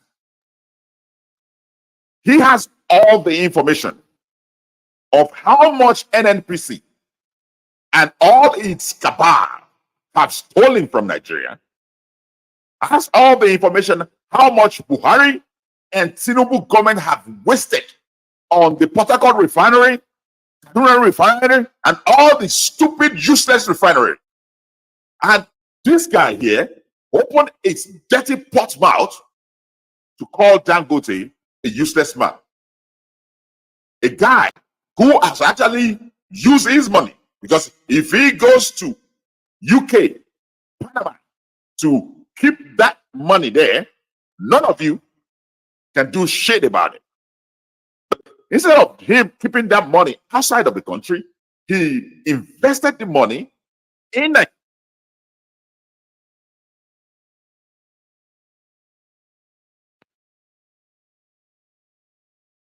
So Aliko Dangote, instead of actually keeping his money outside of Nigeria in a foreign bank account, he invested that money in Nigeria on the Nigerians.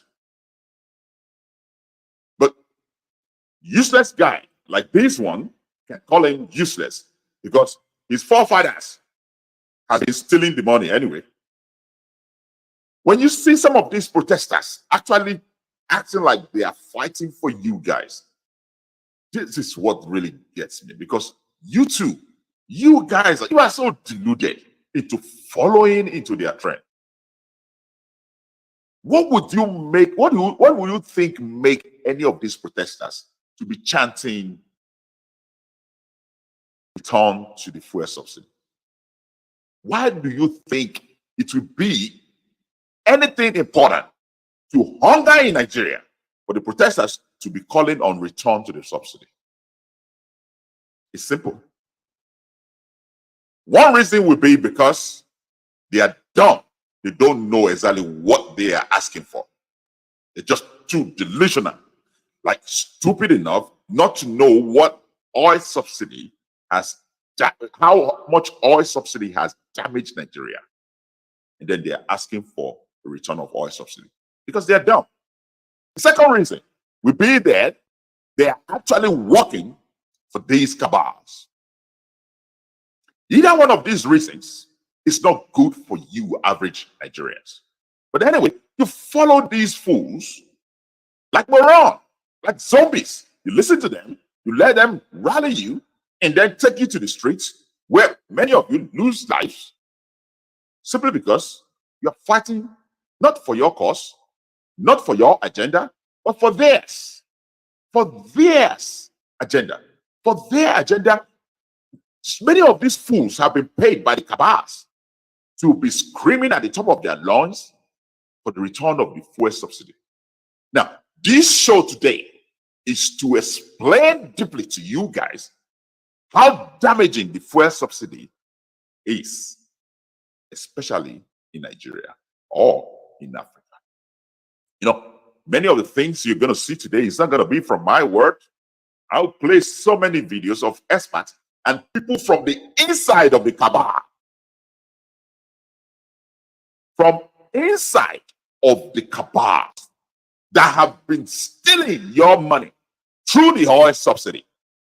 Confessing, literally confessing that, look, we've made enough. Just stop the subsidy. But then fools like these and some other fools who are leading the protests are calling for that subsidy to return. Two reasons. Either they're dumb, just too dumb to realize that subsidy is not a friend of any Nigerian. Or perhaps my second reason, they get paid from this cabal to push narratives of a return of subsidy. And then these lousy mouths here, this is the same the Jihadi Oju that Rufai Oseni was suggesting to Omoyele Sowore if he knows. He says this. Aliko Dangote is a shameless guy. He uses Nigerian money to become African richest man every year. And yet, when he's saying something like this, you think he's actually working for you, common people on the streets, right? He's an activist. Mumu. He's not working for you. He's not working for any common man on the street who is crying of hunger. This damn idiot is working for himself. He's working for himself. Many of these top guys in these particular protests who are making the move have been paid by the same cabal who has been eating you dry in Nigeria through the oil subsidy. So today, I will analyze what these oil subsidy have been doing to you. I mean, I've said it before. It's just that some of you need more. So I will give you more. Earlier, I've told you that this oil subsidy, Nigeria just don't have any money to maintain it anymore. It's as simple as that. But there are other reasons that are more important than just paying for this fuel subsidy. Yes, the fuel subsidy for certainty has been able to help reduce the amount you pay for the pump price of fuel in Nigeria. But I will give you one basic example. Here is Lablu. Okay? I took money from Nigerian government. Example, okay? hypothetical, okay? So don't accuse me of taking any money from Nigerian government. This is just hypothetical, okay? Some of you who don't know what that is, this is just an example to illustrate to some people like a carpenter how things work, okay? Let's just imagine I got 100 million naira from Nigerian government, okay, to cushion the fuel subsidy. You know what? Don't let me use fuel subsidy. Let me just use food to buy guguru and akara, moi, jollof rice, amala, eba, iyo, and put all these food together and distribute to Nigerians who are hungry. That is Lablu. He gave me 100 million. Okay. Now, I look around, left and right. Nobody is watching. What did I do? I took about 90 million naira out of the 100 million. Remaining how much? 10 million. And I used the 10 million to distribute food for now. You know why? I pocketed 90 million. Nigerians, as deluded as we are, we will be happy because now I spent 10 million to buy food for everybody.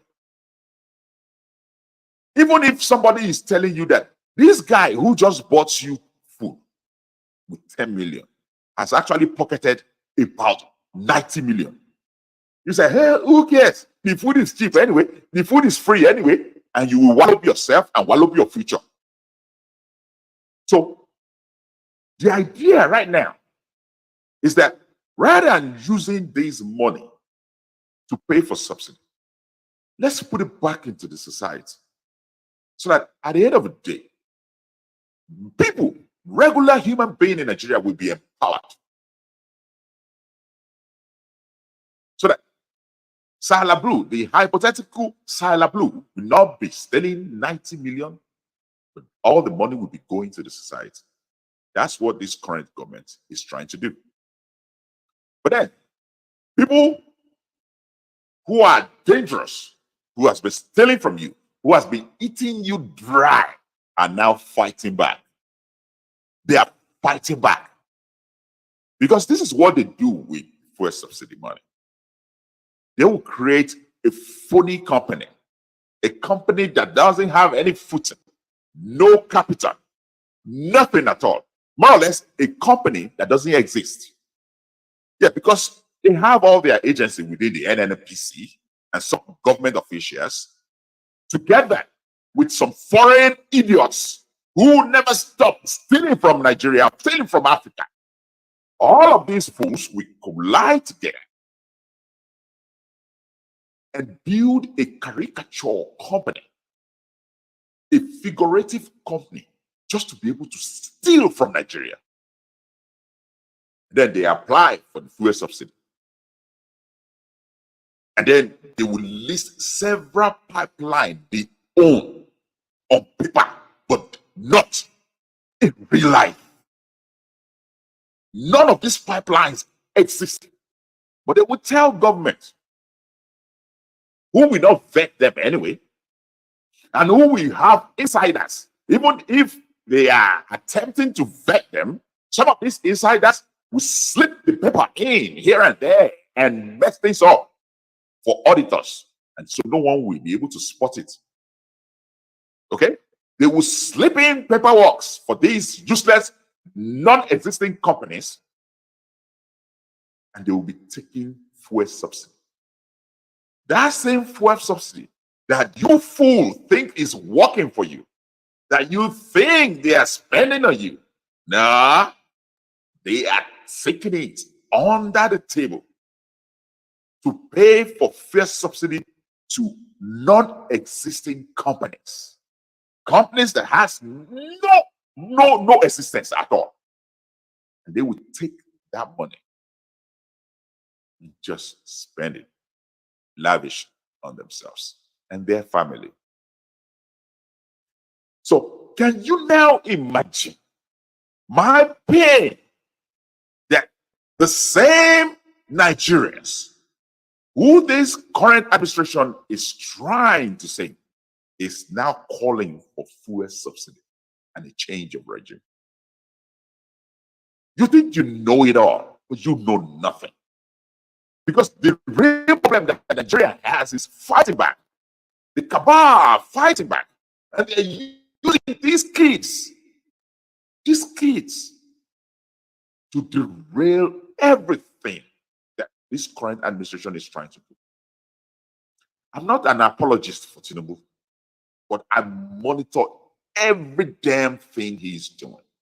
And I can assure you, with what I've seen so far, this is the first time a president or an administration is actually standing up for the people. But the cabal are fighting back.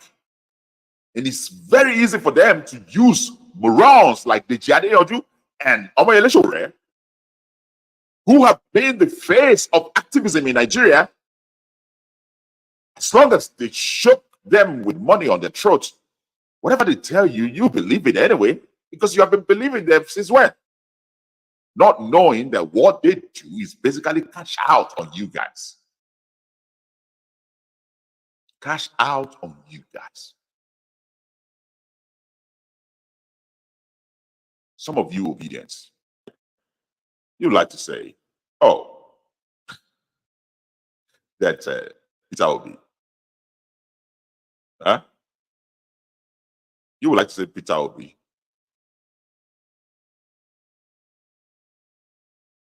We have a plan in place before removing the fuel subsidy. The same Peter Obi who vowed from the outset,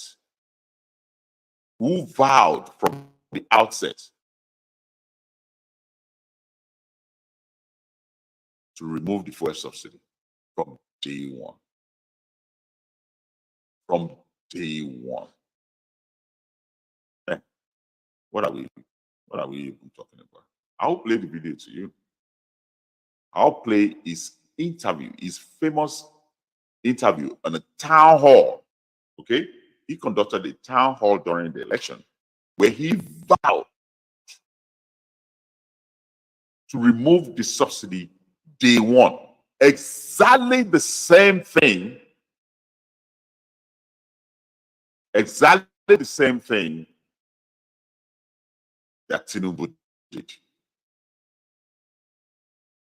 Peter Obi promised and vowed to remove the fuel subsidy from day one. A carbon copy of what Tinubu administration did.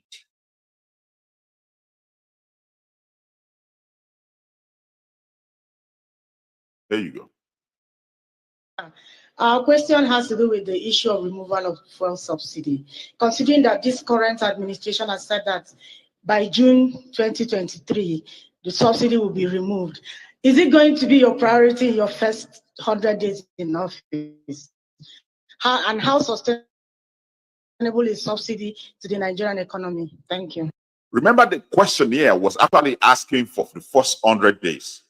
Pay attention to his answer. Please, please, obedient. And all these people who like to spew nonsense here and there, pay attention to Peter Obi's response.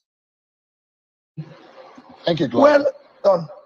But I can assure you, it will go immediately. Okay, he said it will go immediately. Yeah, you can translate immediately to be first 100 days or the first 1 month, even 6 months. It's still immediately, considering how long fuel subsidy has already been implemented in place in Nigeria. But that's not it.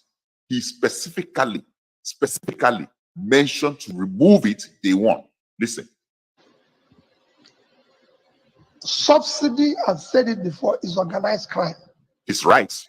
And I cannot allow it to stay a day longer. Okay? You heard that? That's the point there. That's my target right there.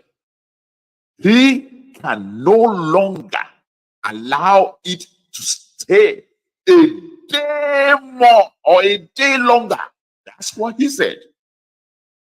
And then suddenly now, Tinubu did exactly the same thing. Exactly the same thing. And these close-minded people who think they know it all, they won't give it that room.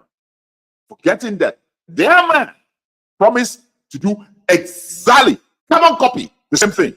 As a matter of fact, when he announced removal of fuel subsidy the day one, when Tinubu announced the removal of fuel subsidy on that inauguration day, I heard many of disobedience saying that, oh, Tinubu copied their bosses' playbook.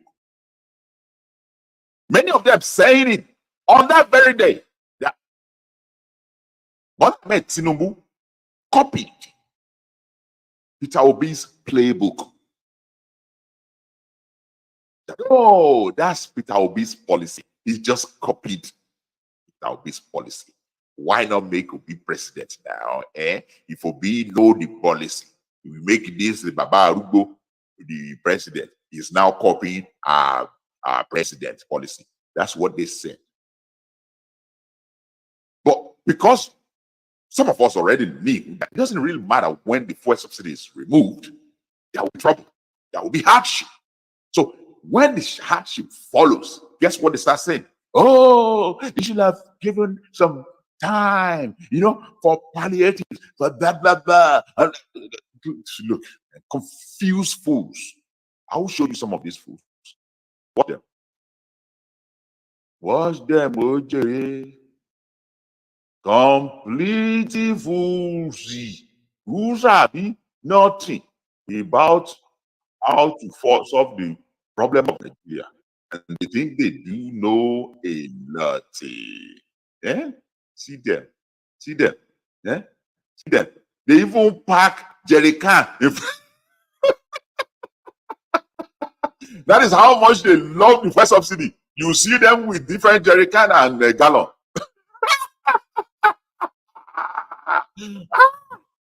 Oh, yeah.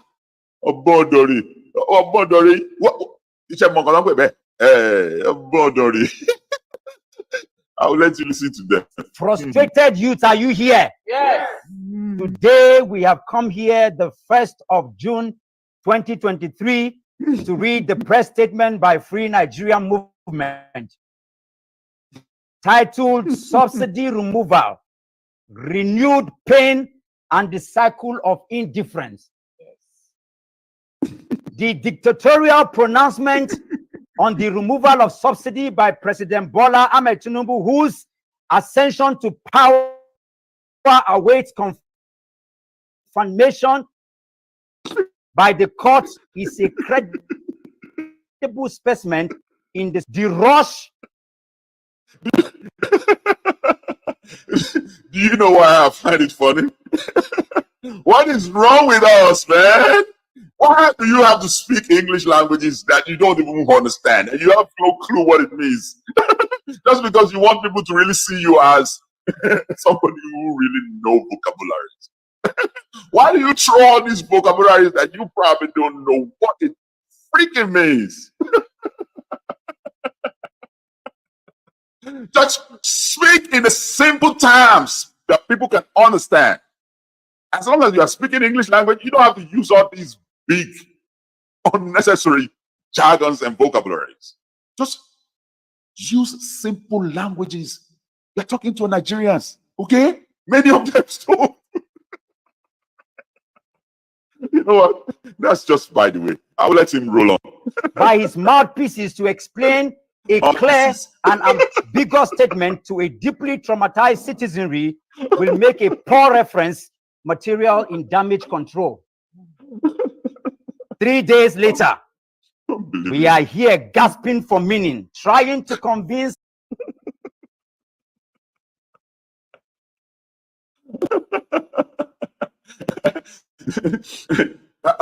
gasping for meaning. Okay, how does that even correlate?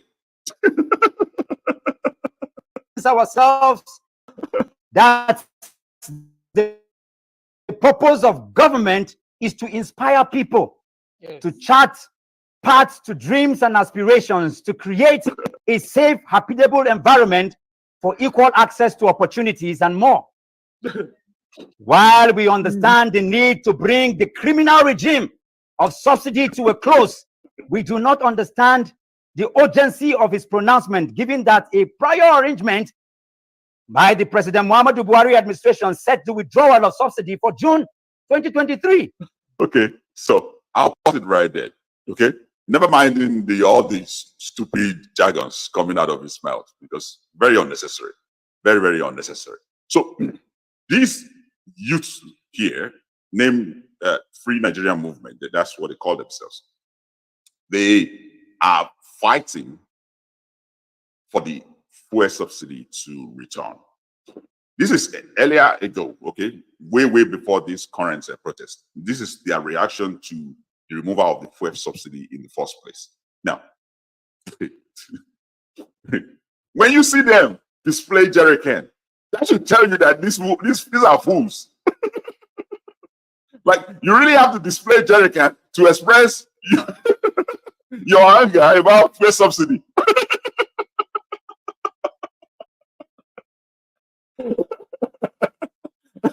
Because in Nigeria, jerry can for fuel is actually associated with illegal business. That's black market. So when you see average Nigerian youths who call themselves activists fighting for the return of fuel subsidy, okay, and then they are actually promoting illegality.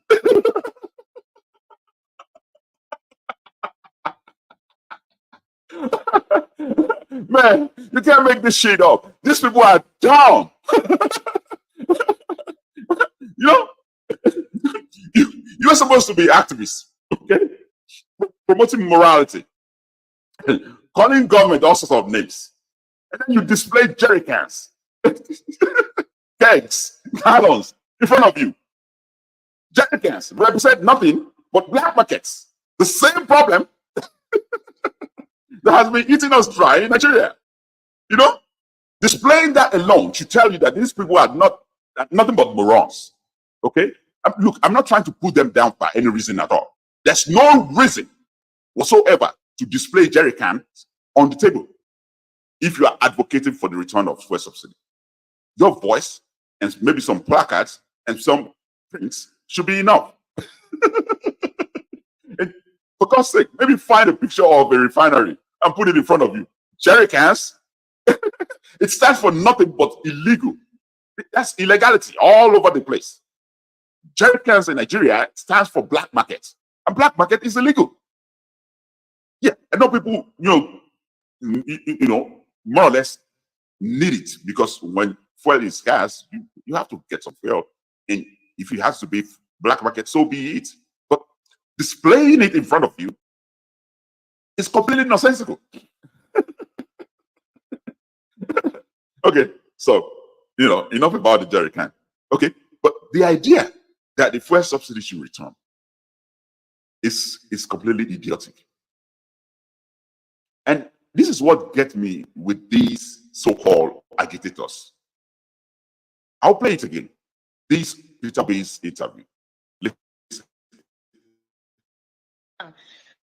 Our question has to do with the issue of removal of fuel subsidy. Considering that this current administration has said that by June 2023, your first 100 days in office, how sustainable is subsidy to the Nigerian economy? Thank you. Thank you. Well done. But I can assure you, it will go immediately. Subsidy, I've said it before, is organized crime. And I cannot allow it to stay a day longer. Okay. See, even though, because Peter Obi usually forget things that he said in the past, he doesn't have a picture memory, a very good memory to remember what he said himself in the past. Now, because he's so swayed by whatever the obedience are clamoring for, and because he's so unstable, he runs from here and there, left to right. He's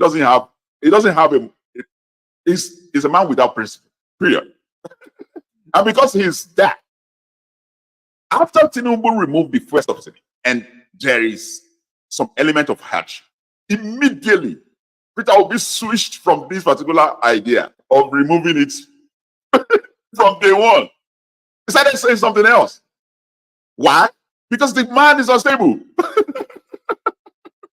He just go through the wind. Whatever narrative pays for him, whatever narrative is good for him, that's what he tells people. He doesn't have principle. A man with principle, we stop. It doesn't matter. We stick to it. Look, I've told you, oil subsidy is a criminal adventure. That cabals are taking advantage of Nigeria through it. And it doesn't matter if Tinubu is the one who removed it. I stand by my word earlier that I will remove it day one. That is a man of principle. And when Tinubu was fighting against Jonathan, back then, when Jonathan was about to remove the fuel subsidy, my stand was that no, the fuel subsidy should go. And when Tinubu eventually removed the fuel subsidy, that remains my stand. Even now that there is hardship in Nigeria, that remains my stand. Period. You would listen to some fools telling you that, oh, there is fuel subsidy in America. Is America Nigeria? What kind of crazy thought is that? That you suddenly think all the agencies that are available in America to monitor corruption, to make sure that FBI will pick anybody up. For goodness sake, the former president of the United States is in court for criminal cases. What have I even said? He's been convicted in America for criminal cases. If America can convict their former president on 34 different counts of criminal conviction, I think it is most likely that a sensible human being like me will trust America with fuel subsidy than I would trust Nigeria with fuel subsidy. What is wrong with you guys? Why would you even compare America and put America in the frame when it comes to implementing fuel subsidy? You think Nigeria can implement fuel subsidy exactly the way America is implementing it? That is just moronic. And I listened to some crazy pastor saying that earlier. You know, I just don't have time for looking for his video now because he is irrelevant and insignificant. You're a pastor in the church, preach the good news and stop talking about fuel subsidy in the church. Nonsense. And this is what gets me about these so-called pastors in Nigeria.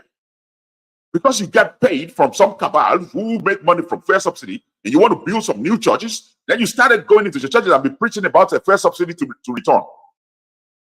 Give an example that America has fuel subsidy. How can anybody in their right sense compare America's standard of maintaining fuel subsidy to that of Nigeria that is completely shameful? A shambolic system that we practice in Nigeria, that we take advantage of Nigerians and steal our money away. You're calling for fuel subsidy to return. About 90% of the companies, the oil companies that registered to be taking that fuel subsidy in Nigeria, don't have any pipeline, don't have any capital invested in oil. As a matter of fact, some of them don't even have companies, building. Go and look them up. 90% of those companies taking that fuel subsidy money from Nigeria, they don't even have a building.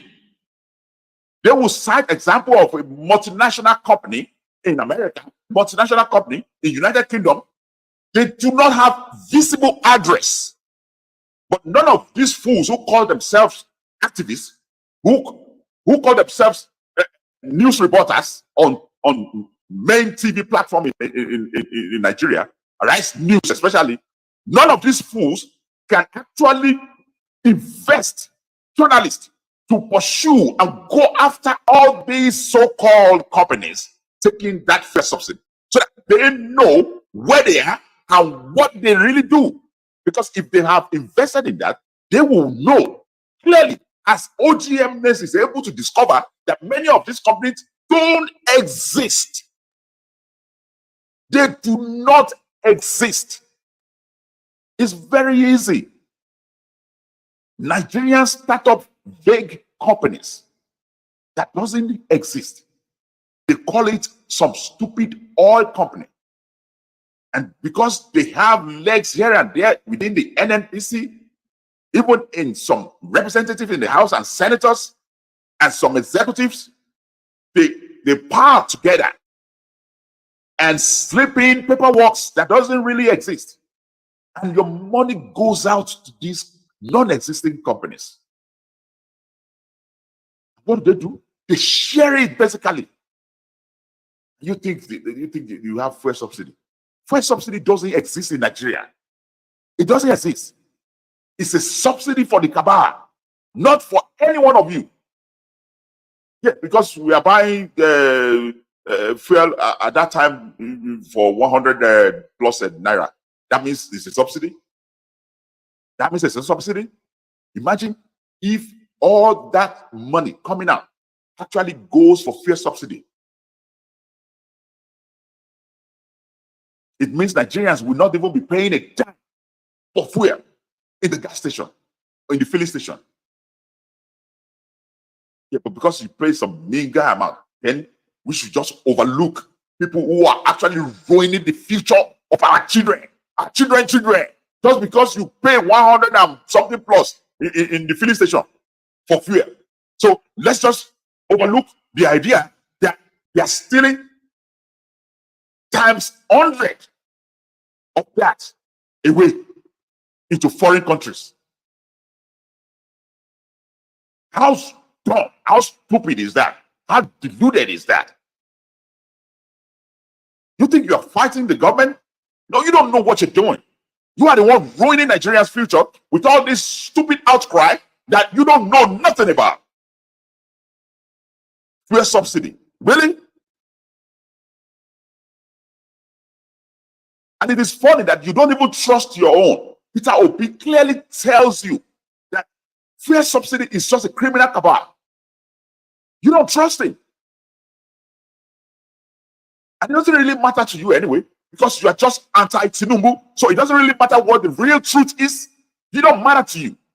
When Peter Obi told you that he will remove fuel subsidy day one, simply because this is some criminal cabal who uses this to take advantage of stealing Nigeria money, you don't even trust your own man because you are so anti-Tinubu.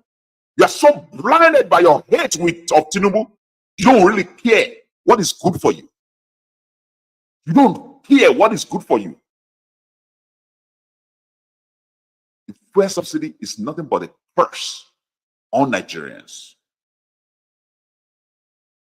Don't let no fool tell you that America has fuel subsidy, and so therefore we should be able to do it in Nigeria. No, those are the same thieves, the same cabals who are clamoring for the return of fuel subsidy.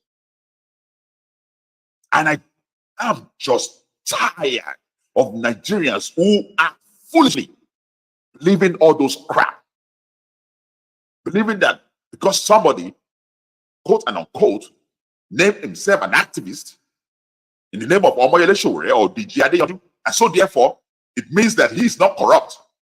All of them are being paid by the same cabal to spread stupid narratives into your heads.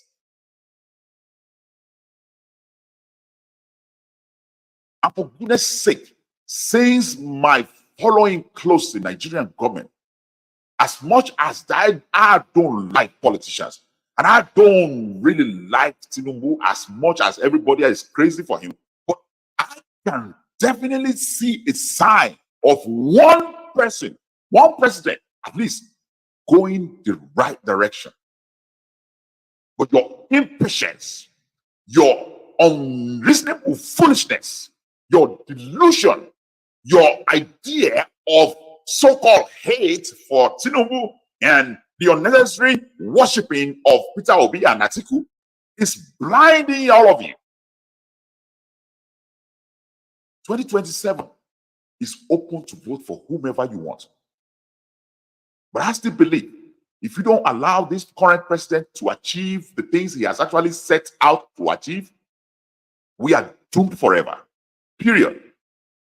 Many a times people think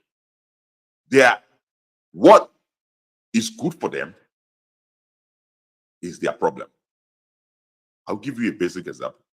You Nigerians, you are nothing different from the Israelites when God took them out of Egypt. How many times did the Israelites rebel against God's own presence? How many times? Immediately as they get to the Red Sea and see how, oh, this is sea, and the Egyptians are coming from behind, what do? They rebel right away against Moses. That is God's own prophet, let alone some president that you people don't like. But I'm just saying, I do not care what your feelings are. I do not care what your sentiments are. Nigerian government has never been about your sentiments. Nobody cares. Nobody really cares. Trust me. Nobody cares about your anger. But for the first time, this particular president is going the right direction.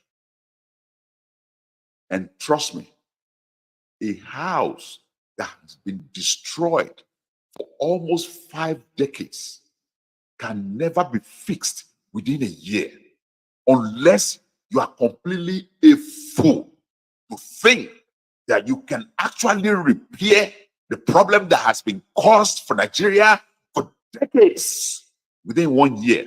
In fact, some of you are stupid enough to think that that problem can be fixed within the first week of Tinubu administration, that you have already started complaining, oh, Nigeria is burning, it's upside down, blah, blah, blah. Come on. Come on. If something is as damaged as Nigeria, and if something is as damaged by these cabals who have been working like termites to eat Nigeria from the within for the past 50, 60 years, you suddenly think that Peter Obi have all the miracles to fix that within 1 year, within 2 years, within 4 years. It's going to take Nigeria to come back on track in more than 1 term. I'm not talking about 1 year. I said term. 1 term is 4 years.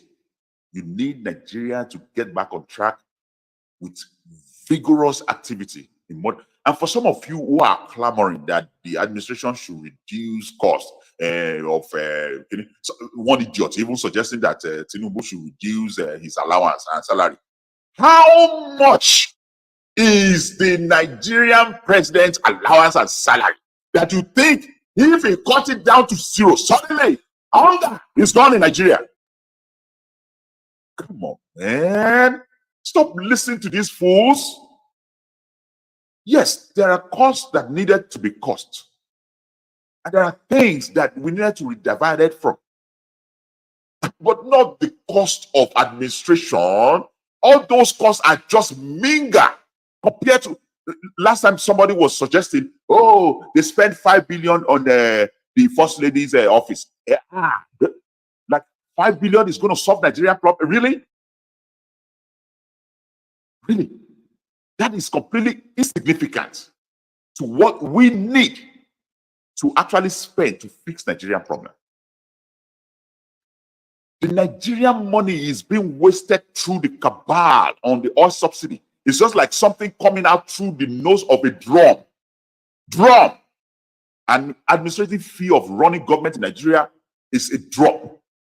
It's just a drop compared to what Nigeria is wasting every day on black markets here and there, on companies that doesn't exist, and yet they are filing for contracts and getting money from government. It's just insignificant compared to how many ghost workers are on the government book. Ghost workers, you know what that means? People who doesn't really exist, and yet they are getting salary from government. I'm talking about regular Nigerians, not government officials now. And yet, recently, the NLC went all the way to get their salary renewed, increased from 30 to 70,000 naira. And I'm telling you right now, that 70,000 naira is just minimum. That's what they call it, minimum. Minimum. That is if you go into the government of work with level 1. None of them is level 1. Most of them start from level 4.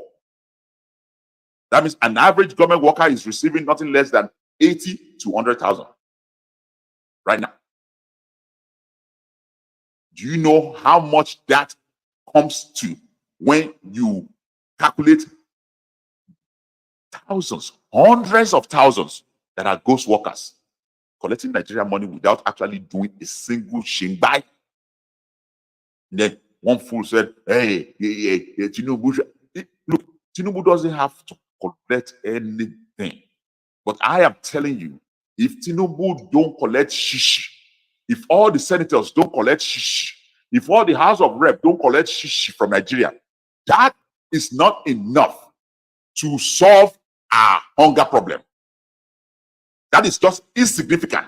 You are attacking the wrong thing completely. The wrong target. But the cabals who are stealing your money through the upside are happy about that. They want to keep screaming at the top of your lungs, and they're laughing at you.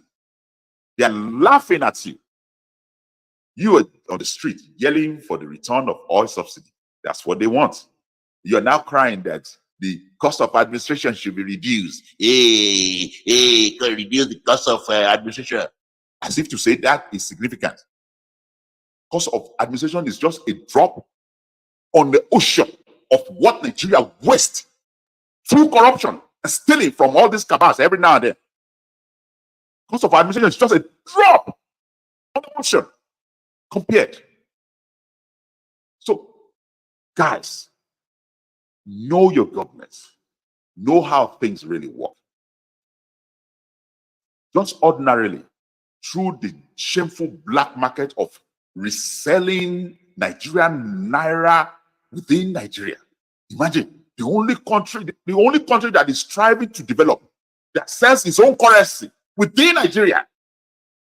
Just that shameful black market of you selling naira to yourselves.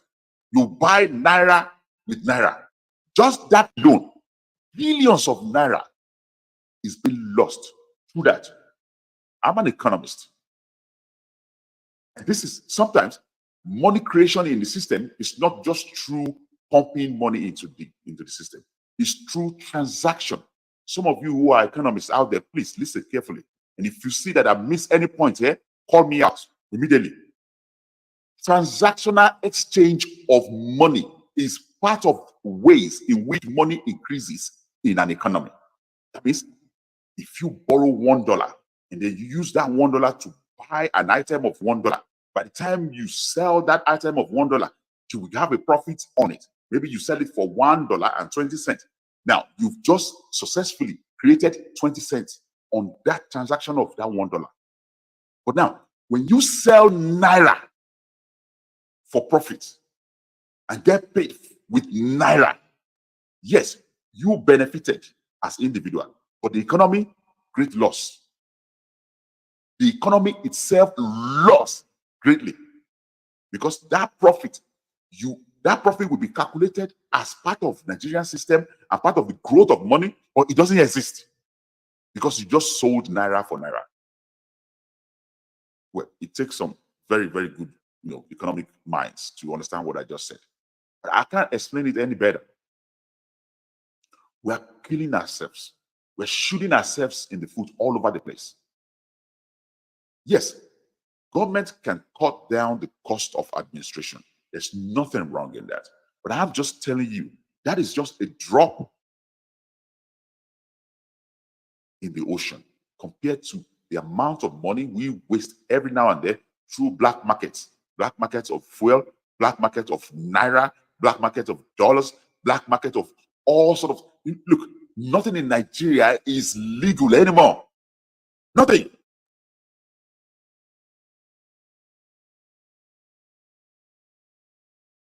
Wait, why do you think bribery is completely wrong for the economy? And is the order of the day in Nigeria. Is the order of the day. Now, yesterday on this show, we analyzed different kind of amount of billions that this particular government of Tinubu have allocated to states. Delta State Delta State collect as much as 43 billion naira each month. Rivers State collect as much as 33 plus billion each month. So far, within 1 year, Rivers State has collected nothing less than 200 billion from these federal governments. But yet, none of you think you have to ask some questions from these governors that live like emperors, that are more or less a dictator in their states, that are more or less, just do and not do in their states. You don't rally and question them. No, because it's easy for you because you know one name, Tinubu. Some of you don't even know the name of the governor in your states. Yes. Ask Omoyele Sowore, who is the governor of Ondo State. Yet that fool want to become president of Nigeria. He can't even win chairmanship of a local government in his state, Ondo State. I challenged him yesterday to go and run for chairmanship in his local government in Ondo State. I know they will beat him like trash. The same guy who thinks he won Nigerian presidency. He can't win the local. Look, rather than you guys, you his fans, his followers, to be chastising me, ask him to do the same. He has failed running for the presidency twice. Ask Omoyele Sowore, you his followers, his fans, ask him to go and run for the local government in Ondo State and see if he will be able to win it. What am I even saying? In a small district in that local government, go and run for councillor. Let's see, maybe he will win it. If I am telling you that nobody knows Sowore in Ondo State, in his locality, and then you suddenly think, oh, all Nigeria knows him and he should be president, what kind of foolery is that? How deluded can you be to believe in that nonsense? Simply because he has a sugar-coated mouth to drill your brains? Your papa and mama don't give you lecture how to wake up from slumber. You don't know how to wake up from slumber? Some of you, when you are kids, they wake you up with water. They flip water in your eyes before you wake up. And yet, when you wake up, you are walking like a drunken dragon. You're walking like drunken dragon around the room. So your papa and your mama, they don't train you how to wake up from slumber. That you are so sleepy, following people like Omoyele Sowore and the Jade Yonju, who lie to you basically in order to cash out. If you really are a true fan of Omoyele Sowore, ask him, demand from him to go back to Ondo State and run for local government post. Tell him to run for councillor, local government chairman, and come back and tell me if he wins his councillorship in that locality. And then suddenly you guys think they cheated. Look, election in Nigeria is not perfect, okay? And it's still being run under the cabal. But that doesn't mean that people like Omoyele Sowore have exactly the popularity it takes to become president in Nigeria. If Peter Obi, of all people, cannot win the North, who is Sowore? You got your brain now. Come on. Don't let this guy fool you all the time. And don't fool yourself too. A lot of you guys fool yourselves. A lot of things that doesn't exist, you believe in it. And you roll with it. Sure. Look, I'll let Peter be finished. 3 critical development areas is receiving 4.5 trillion. Subsidies 3.6 trillion. Six. No, half year. Okay. Half year 3.6. So every full year is about 7 trillion. Which country will invest more in subsidy than education and health and even roads? You hear that? Do you hear that? It gets me that even you obedient. That is why you let people call you obedient online. Because trust me, if you are really not obedient that they call you online, you should be able to trust this man.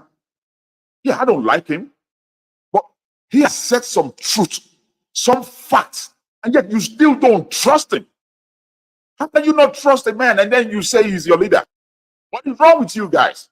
You let your sentiments eat you up. You let the hate that you have for Tinubu eat you up. That you completely forgot that your own man has actually vowed to remove the fuel subsidy day one, because it's that damaging to Nigeria. It's that damaging. The money that goes out to this cabal who doesn't have a company that exists. I mean, they literally have a vague company and use it to collect the fuel subsidy. Company that doesn't exist at all. They register it in abroad, connect it with Nigeria registration on papers, and they will claim they have all this pipeline. They will claim they have all these capitals, all the assets. That doesn't exist. That doesn't exist. We've done our findings. None of them are, in fact, 90% of these companies that receive this oil subsidy in Nigeria do not exist. Yet, because they have agents within the NNPC and within the federal government and within the House of Representatives and Senate, they slip paper here and there and get that subsidy out anyhow. They get it anyhow through these vague companies, and they share it among themselves. And some fools now think they are activists. They are not asking for that fuel subsidy to come back. Who is going to benefit that? Hungry man on the street? Hungry man on the street? No. It's the same cabal that are fighting back, using your heads to fight against this government that is basically attempting to fix the problem that they created. Yeah, they are all part of the problem, but at the end of the day, one of them now is standing up to face the cabal. But he doesn't get the support of Nigerians. And my fear is the voice of the people will win. It doesn't matter if the voice is good or not, it will win. Because it's always, look, I don't care if the people is saying the right thing or not. I stand with the people. But right now, the people of Nigerians are being shitty. They follow newsers who doesn't really tell them the real truth. Now, if the voice of Nigerians wins against Tinubu, and for some reason, for some miraculous reason, he resigns, believe it, you have just successfully carry yourself under the same slavery of the cabal that he is trying to rescue you guys from. Period. Write it down. Kule, today's date is on the 9th. Write it down. That's exactly what will happen. It's unbelievable. Your own man, Peter Obi, tells you everything you need to know about this fuel subsidy. But yet you don't trust him. Simply because the man you hate so bad removes fuel subsidy day one. Even though the man you love so much tells you that he will remove it day one. And gives you all the reason why it should go immediately. It's not benefiting any average Nigerians. This next video will further explain the damages you've been doing to yourself, all the while thinking that fuel subsidy is helping you. Chairman of the subcommittee 2008 and 2009 on the economic meltdown. I was one of the members, 3 of us governors and some other members with Mr. President as chairman. So I chaired the committee on subsidy, and everything about the subsidy regime, and then the scam in the subsidy regime was discovered by my committee.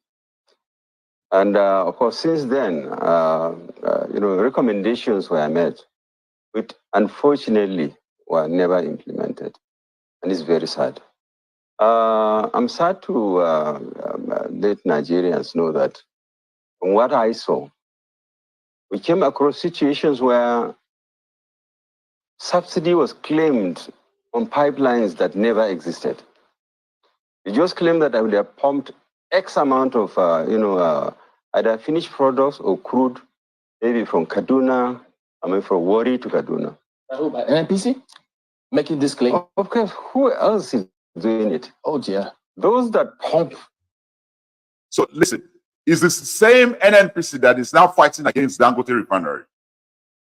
Okay? The same NNPC that has been stealing your money through fuel subsidy. They are now fighting against one individual who is trying to return refinery back to Nigeria. The same NNPC that has promised refinery in Port Harcourt, in Kaduna, to be restored within 1 year, and we are still waiting after 6 years or more. All the money Buhari spent, I even saying, all the money Jonathan gave them to restore the refinery, all the money Buhari gave them to restore the refinery, and all that money that Tinubu has given them so far to restore the refinery. NNPC are still struggling restoring those refineries because they are busy doing what? Cutting away your money, stealing it through the oil subsidy. And now that there is Dangote refinery who is going to actually shame them all, they can't stop. They can't just help themselves. They prefer importation of finished product of fuel, of oil to Nigeria than Dangote refinery. And this fool right here, look at him. This one right here.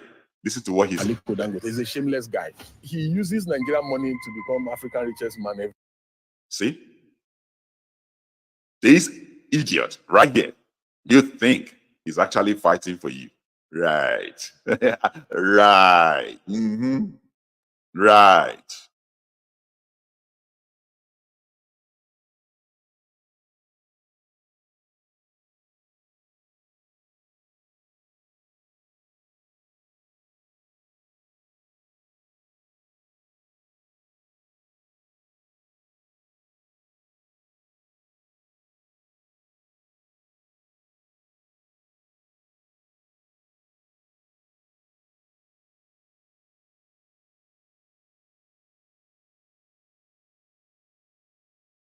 See, and you would think that voice that you listen to on Arise News, Rufai Oseni, will tell you all this.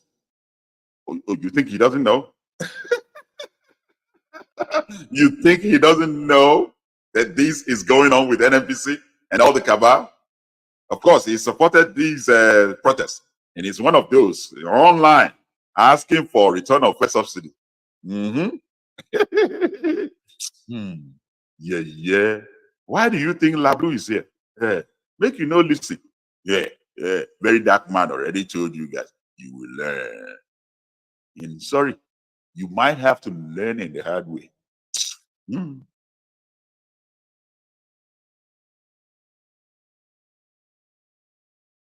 I'm sorry. I need to make sure I want to go back to this video.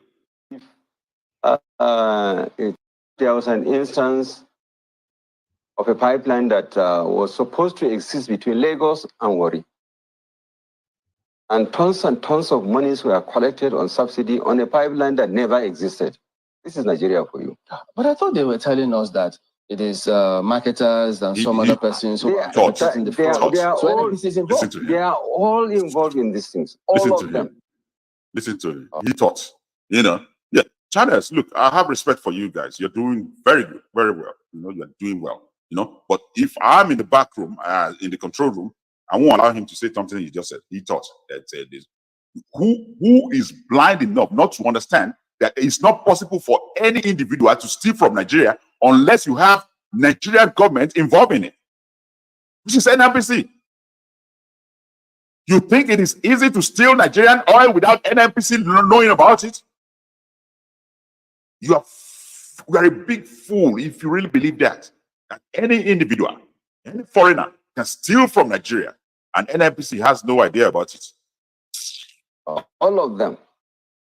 And I must sadly also report that, you see, Nigeria subsidy, if it's that part of it that is actually goes for the subsidy, we go on subsidizing sub-Saharan Africa and Central Africa, because the bulk of these products are smuggled out of the.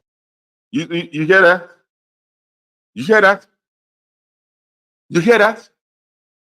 Even after they steal about 90% of that subsidy, the remaining 10% they still make sure they take those oil to other parts of Africa. They don't sell it to you.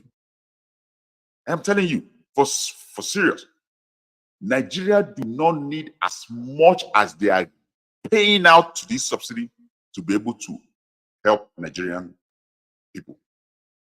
They don't. They only need about 30% to 40% of it to help Nigerian people. And as a matter of fact, we will not even be paying for oil or fuel in the filling station if they actually spend as much as 40% of it on Nigerians. But they're not. They still, bulk of it, like almost all of it. And the remaining meager part of it that is left, they use it buying the same fuel that they are supposed to serve you with. They take it to other parts of Africa. And yet, some fools in this protest are clamoring for a return of oil subsidy. Yeah, they are crying for you people. Yes, those are the people who really want to help you. They haven't been paid by the cabals. They are for you. This country.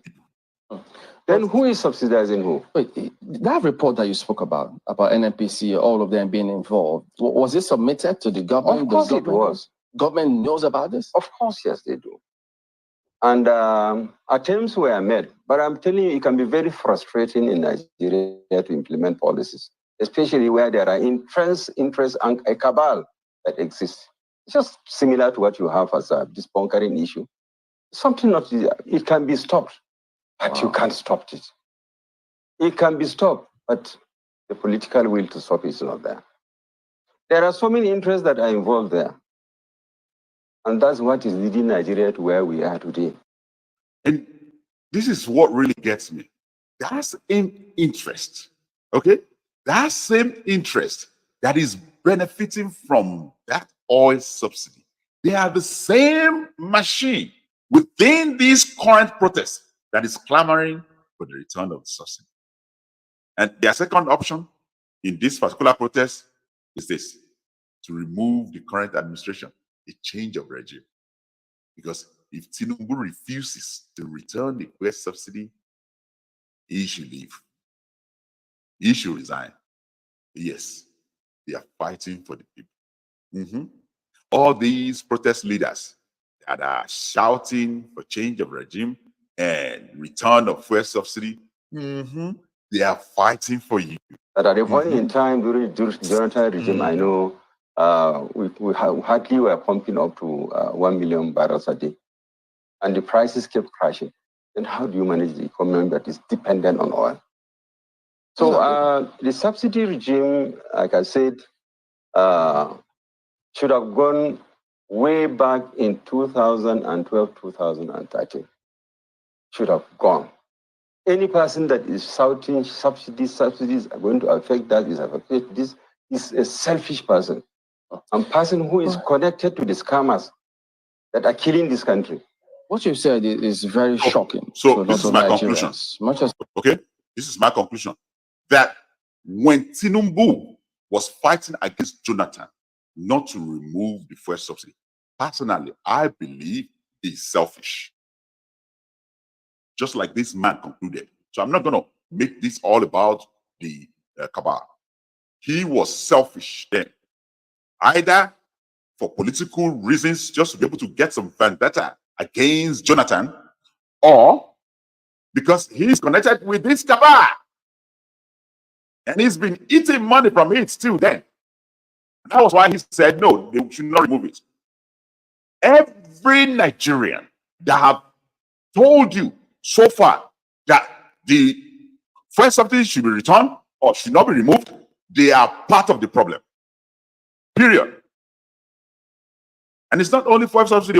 In some other day, I will tell you about other subsidies that is still existing in Nigeria system that is killing you guys. Some of you fools are talking about government should cut down on administrative fee as if that is your problem. There are so many other subsidies here and there that is not going to Nigerian people. The average earners of these subsidies are the same cabals. You say you are sad to say, but yes, it's important that Nigerians know And that means that all this while, the previous government and previous governments have been lying to Nigerians about this subsidy matter. I think so. They didn't have the political will to take the decisions to remove it. All this, they say, IMF is pushing us, IMF is that, World Bank is, that is not the issue. In fact, I have one of my friends who is in the oil industry. We traveled to China with him, one of the presidents of Nigeria. He told me, my brother, because we were discussing the subsidy issue, say, I'm a member of the economic team of Mr. President. And when I went for a meeting, I told him, Mr. President, I called him by the side. I said, Mr. President, please remove this subsidy. He said, we are tired of making money. What? Yes, I'm telling you to God Almighty. You hear that? You hear that? Do you hear that? This guy is one of the committee who investigates the cabals eating your money. One of the cabals, one of them, who maybe suddenly become repentant, become born again, maybe born again Islamist or born again Christian, said, enough, help the people. I'm tired of making money. Well, guess what? The people are now saying, no, give the money back to them. Eponu po, eponu baje. You are listening to many of these. I got tired of this. That's why I came online to start this show. Because many, I will be naming them in the future, because I really want to challenge all these people with big platforms that lie to Nigerians. I will be naming them in the future, but I don't want to make my show about these fools now. There are a lot of them that you guys have been following blindly. I just got tired.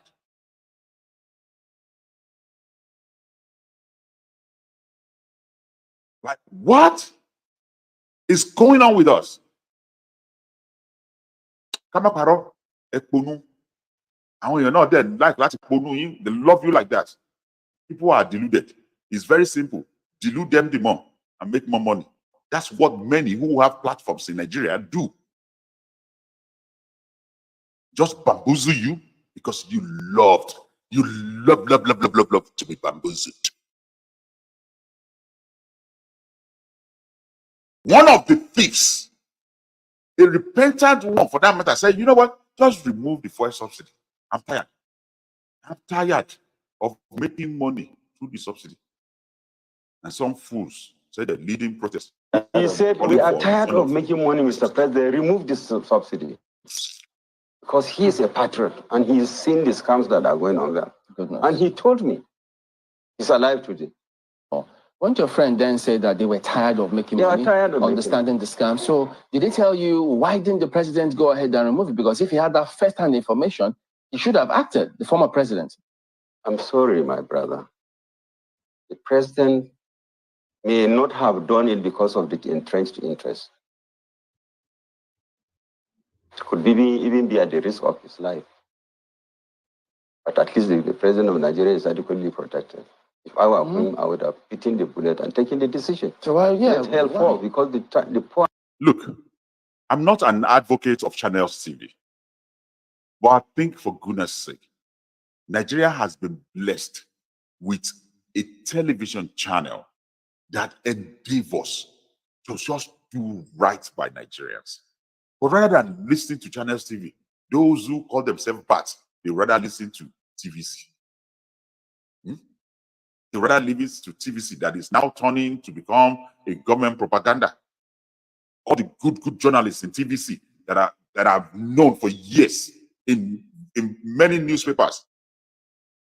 Many of you who call yourself bats, you turn to TVC instead of actually, staying with people. I'm not saying channels are neutral. Okay, they get swayed here and there, once in a while, but at least they try. They try. I would still give them like 70% of staying in the middle of the pack.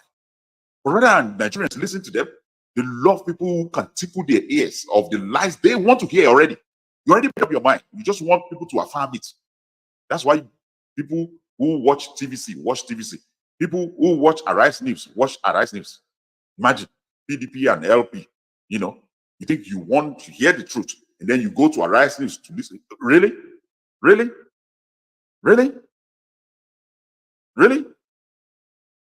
You really think if you need the truth, you need to stay within your bubble, your original bubble, that you guys support basically the same thing, attack basically the same thing, and you think that is where you will hear the truth? The truth. There's no way you will be told the truth if you associate yourself with people of similar minds, similar objectives, similar targets, similar goals. Forget truth. You need truth to sink into your heart, and you hate your gut immediately. You feel like you want to throw out. That's the best thing you can do to yourself. You want to hear the truth? The truth is not supposed to be juicy. It's not supposed to be sweet. It's not supposed to be palatable. It's supposed to be bitter. Bitter. So if you are listening to Arise News and you are happy everything you hear, that's why I like Arise News. You are fooling yourself. But you're just fooling yourself. And if you listen to TVC, that's why I like TVC. You are fooling yourself. But don't worry. When you listen to a forum, a topic that analyzes all sides averagely in the same parallel, and it shocks your heart, you hate it, you feel like throwing up, you hit your head on the wall. That's the truth. Farmer out there is suffering and dying of hunger. And we are busy feeding on them in collaboration with foreigners. But the risk of his life may not be tenable because he's very well protected as president. Yes, so I'm just wondering. Probably, I mean, the whole thing was maybe shrouded in something very cloudy that you cannot understand. Okay. So I'll stop it right there. Okay? I'll stop it right there. Because I think we've had enough. Aboro, Lancer for Moluabi, Utobadenwe, Adinla, Dodindi. You know? And a wise child only need to listen to half of wisdom. When it gets into his mind, it swells up and becomes whole. I don't need to tell you everything. But the truth is clear. Many of the agitators online, many of the so-called protest agitators, many of the protest leaders are working for the same cabal that has been eating us dry. These guys have been paid just to do their bidding. Or else, why would any protesters be interested in solving hunger with the outcry of a return to subsidy? A sensible activist will think that the better outcry is how you tell this particular current government to channel that subsidy into good things for Nigeria. If the governors of the state are not doing right by the people, even with all the money they are collecting, please have the money. Nobody says you have to give them all that money. Yes, you have to pay them. That's what the Constitution says. But you don't have to give them all the money you are giving them. Half it. If you are giving any state 43 billion per month, give them 10 billion. That's what they get anyway during Buhari. Why should you double it or triple it? And spend the money through federal parastatal that you are sure will be able to accomplish something. You don't have to wait for the state because they won't do it. Many of the PDP governors are trying to sabotage this current president. Well, I don't blame them.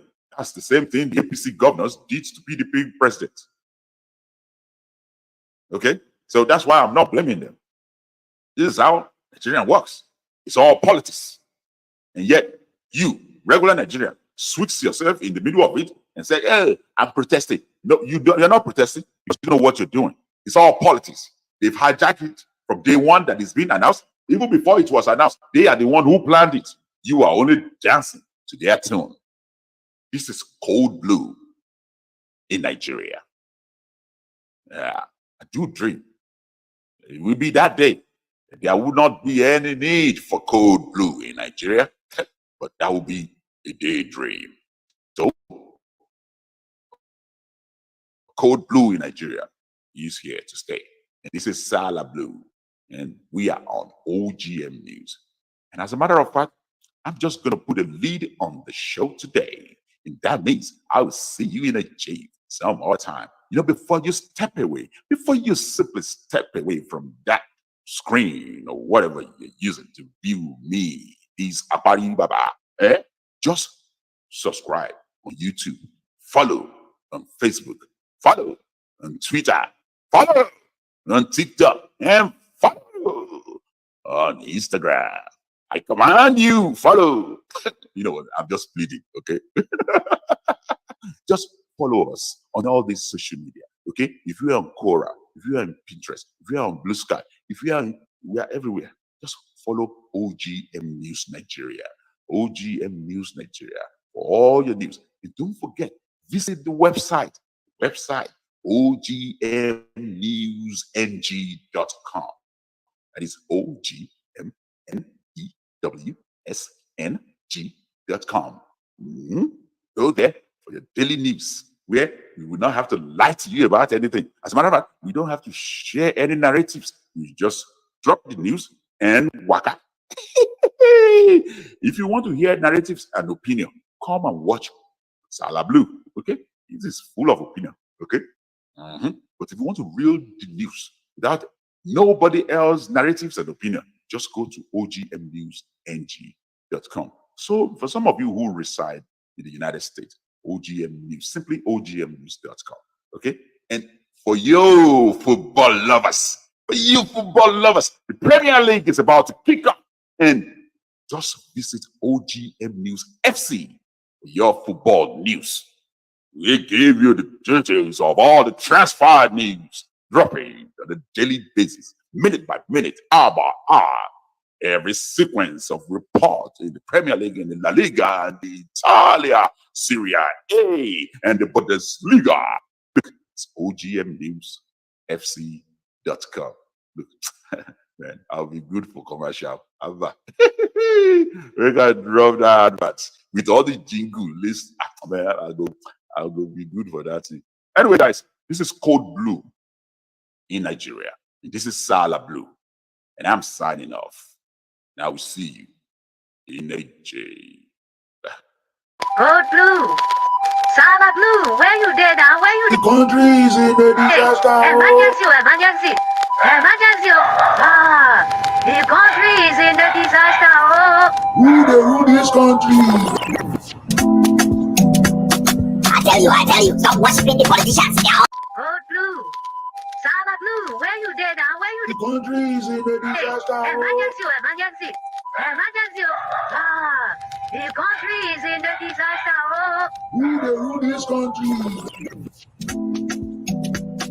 I tell you, stop worshiping the politicians now. What are you talking about? Which politicians are liars? All of them. Obi is a liar. Tinubu is corrupt. Atiku is very too. All of them, okay? Don't argue with me. This is my show, okay? This is my show. I don't allow anybody to defend my show. This is my show. Okay? You can get the heck out of this room. This is my show. Get the heck out of this room. I don't have to. I am saying this categorically. All of them are liars. All of them are thieves.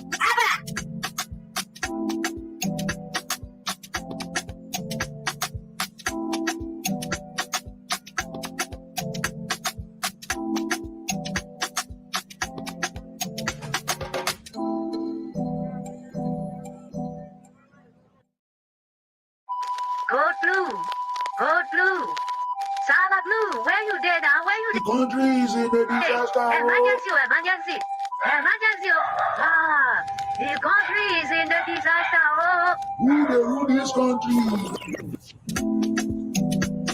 I tell you, stop worshiping the politicians. They are all liars. What are you talking about? Which politicians are liars? All of them. Obi is a liar. Tinubu is corrupt. Atiku is very too. All of them, okay? Don't argue with me. This is my show, okay? This is my show. disturb my show. This is my show. This is my show, okay? You can get the heck out of this room. Abba, this is my show. Get the heck out of this room. I know how to eat my kitchen. I am saying it categorically. All of them are liars. All of them are thieves. Abba!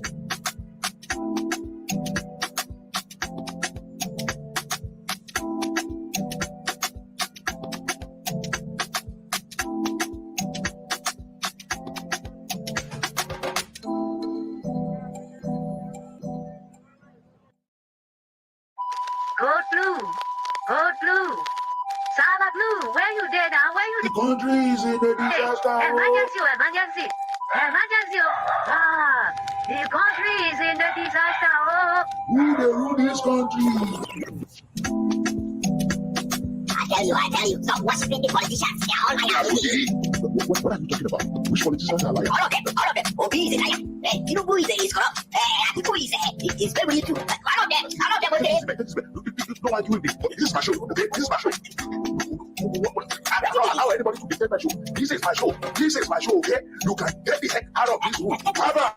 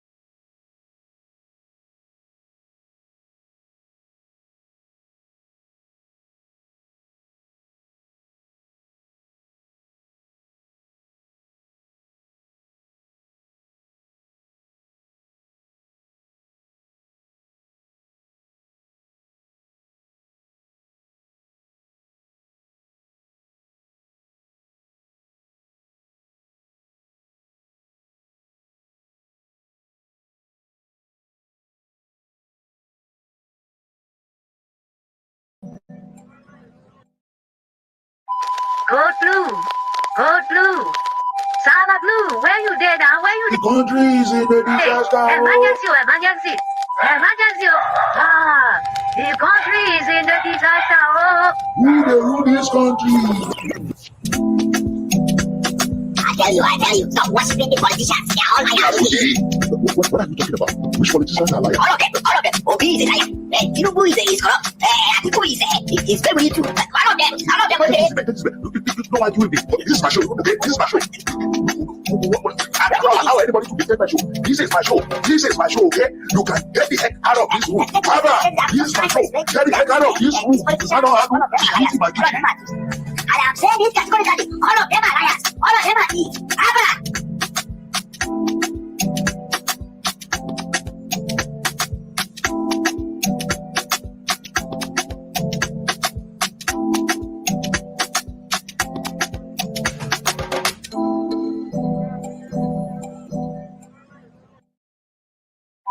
Code blue. Code blue. Saba blue. Where you dead now? Where you The country is in a disaster. Emergency, emergency. Code blue. Emergency. Code blue.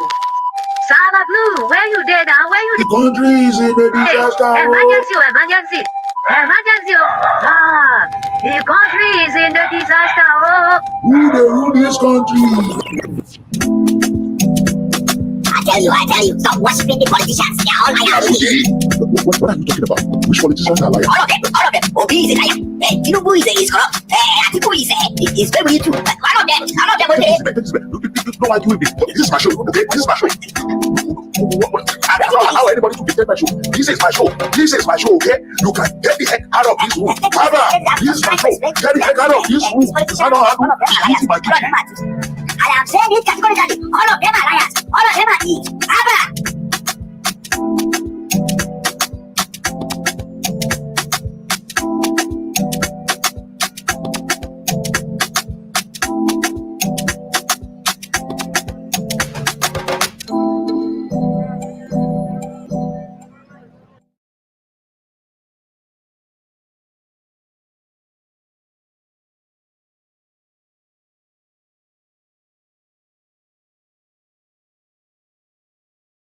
Right. Here we go again. How you doing, my people? How is the going? It's been crazy lately, Nigeria. And I gave you a little room so that you can do you know, during the protest.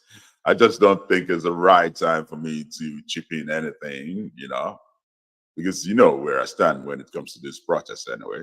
I think it's just another scam. It's another means for these protest leaders and those who initiated the whole thing to make more money, more fame, you know, from contributions from, you know, losers who think they're actually, you know, helping, you know, the country out. Look, the truth must be said at all time, without reference to who is being hurt. The truth must always be said. And as far as I'm concerned, right here on this show, I will not hold back. I will not hold back a bit. Okay? As far as I'm concerned, I'm not going to hold back. And I've said enough for you guys to see clearly where I stand. A lot of us, I believe a lot of us want Nigeria to move forward. A whole lot of us want Nigeria to move forward. Okay? But very few among us actually want Nigeria to move forward. But actually, very few of us want that. Some of us are all about themselves, just like the leaders you are fighting against. Okay?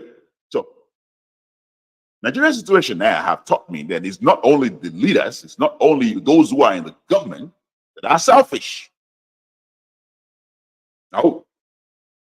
If you believe that your whole problem right now is Bola Ahmed Tinubu and his government, and nothing more, then I guess you have been living in a cave. Welcome to the real world. Because here, I'm going to tell you that your problem is far from the federal governments of Nigeria. There's more going on in the society. And I think that society generally needs cleansing. Not a bloody cleansing, if you ask me. But I think we generally need some cleansing. Some moral, cleansing. the idea that an average person on the street right now protesting or leading this protest will not end up doing exactly what this government is doing today. I don't see that. I don't see that. And it's clear from every move they make online, soliciting, initiating this protest, initiating this anger, and they're soliciting for money, selling memorabilia, selling merchandise, Day of Rage merchandise, and the back government merchandise being sold online, contributions being raised, millions of naira. Yet,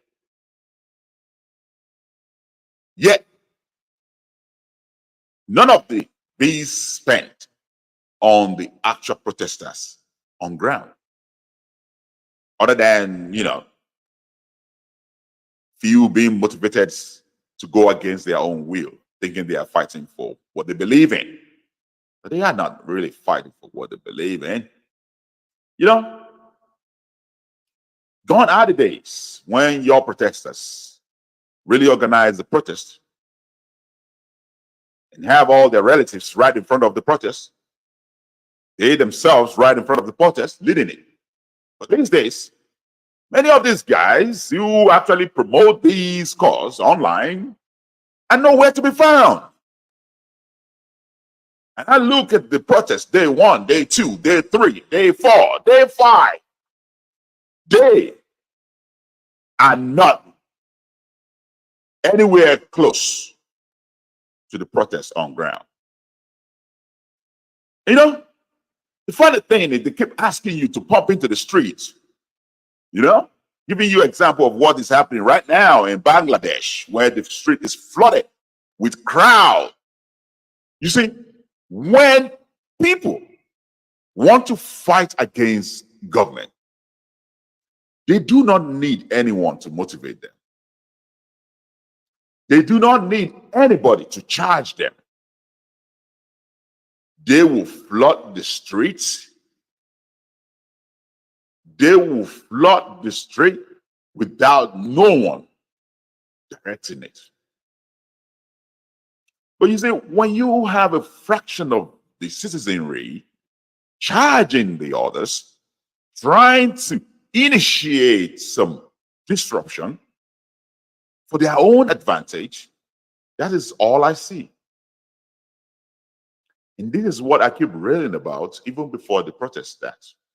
That you see, at the end of the day, this protest will not be bloodless. Now, as I speak, even though I already warned you earlier that this protest will be violent, it's not going to be peaceful. Even as that happened, that some of these protesters went on looting, destroying government properties, as they continue to do this, some of you still went on the set deception, telling everybody online that it is the government that is organizing to disrupt the protest. Well, I say that is possible. Okay? That is very much possible.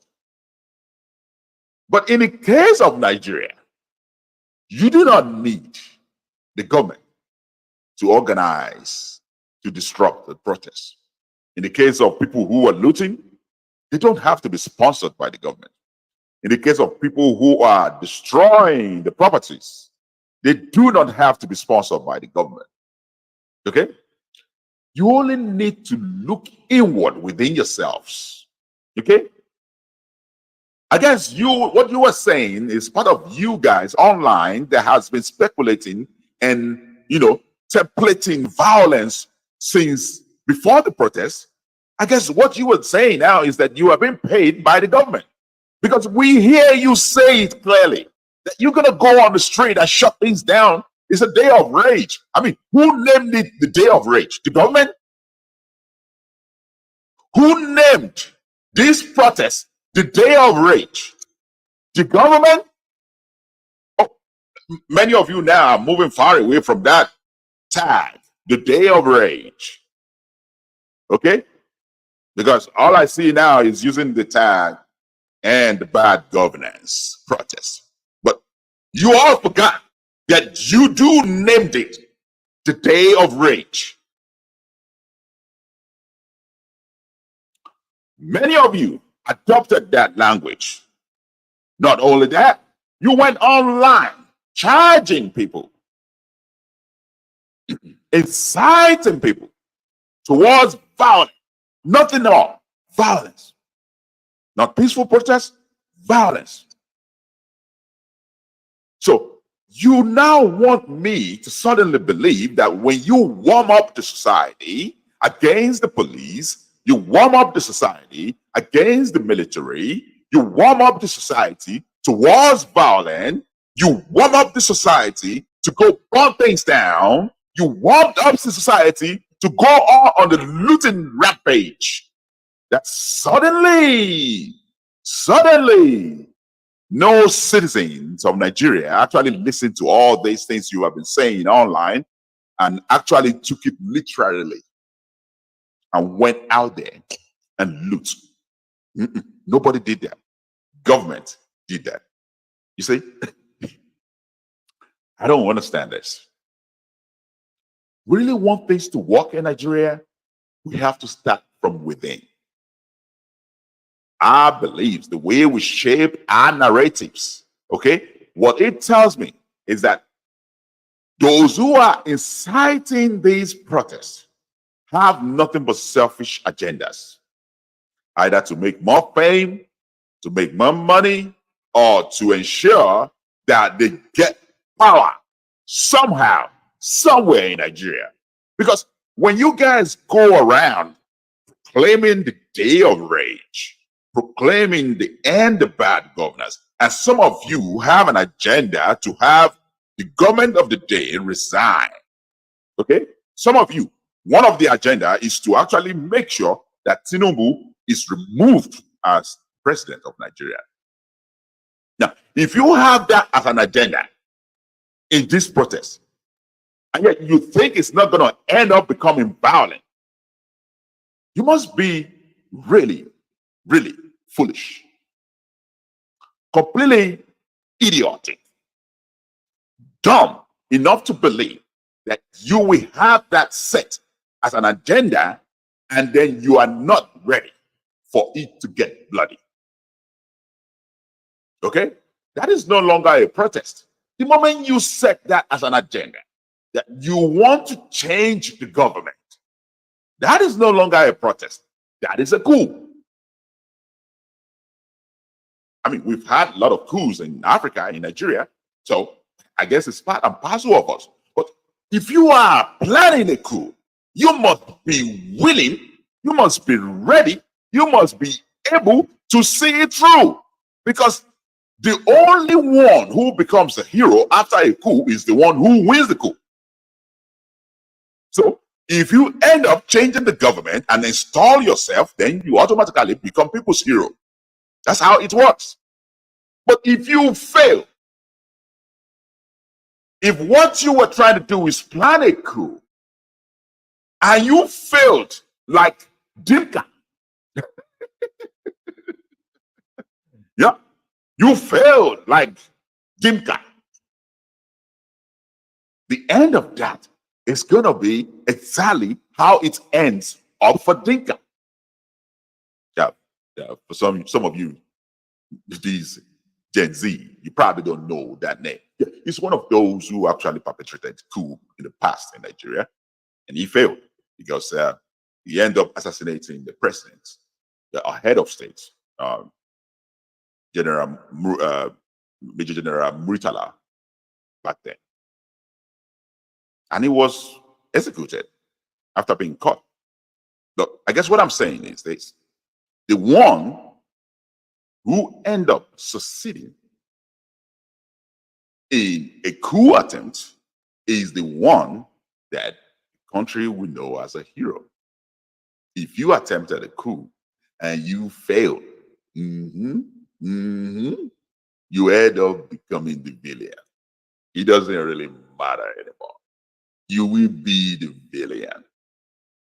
But if you succeed, okay, then you become the hero. That's how it works. There's no shortcut to it.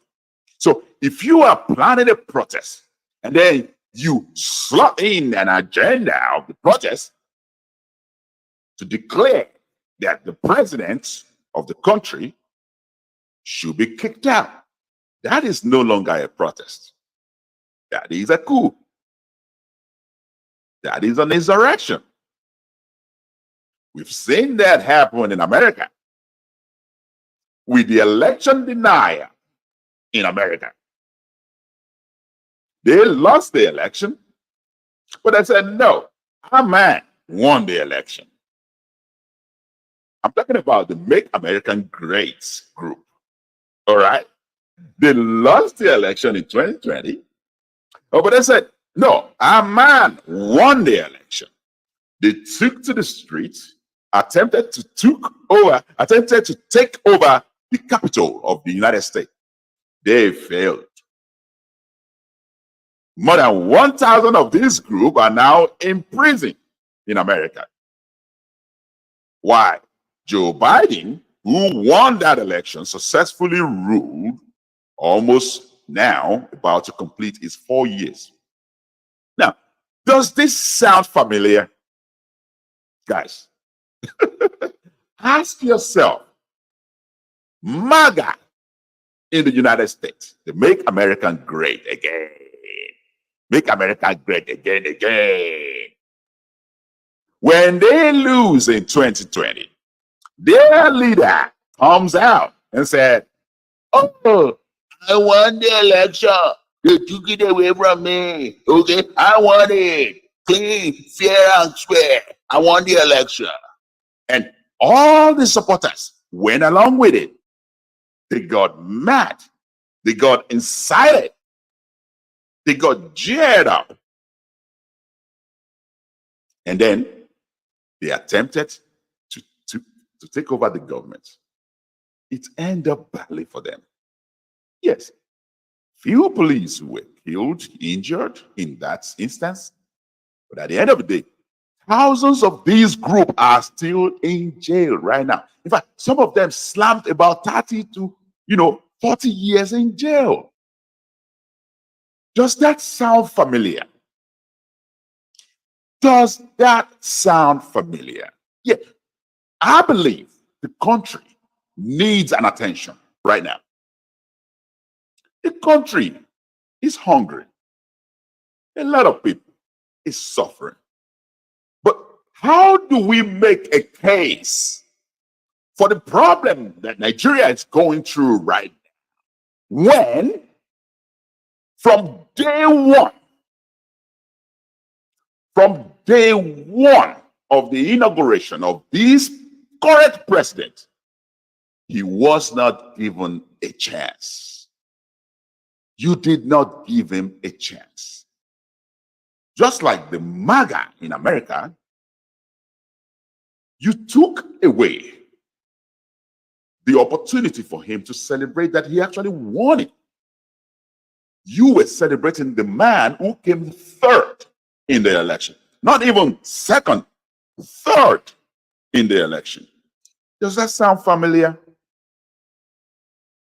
And the man who came third in that election, claiming he actually won the election. Does that sound familiar? Like somebody I knew in America, claiming he won when he lost. And then ever since then,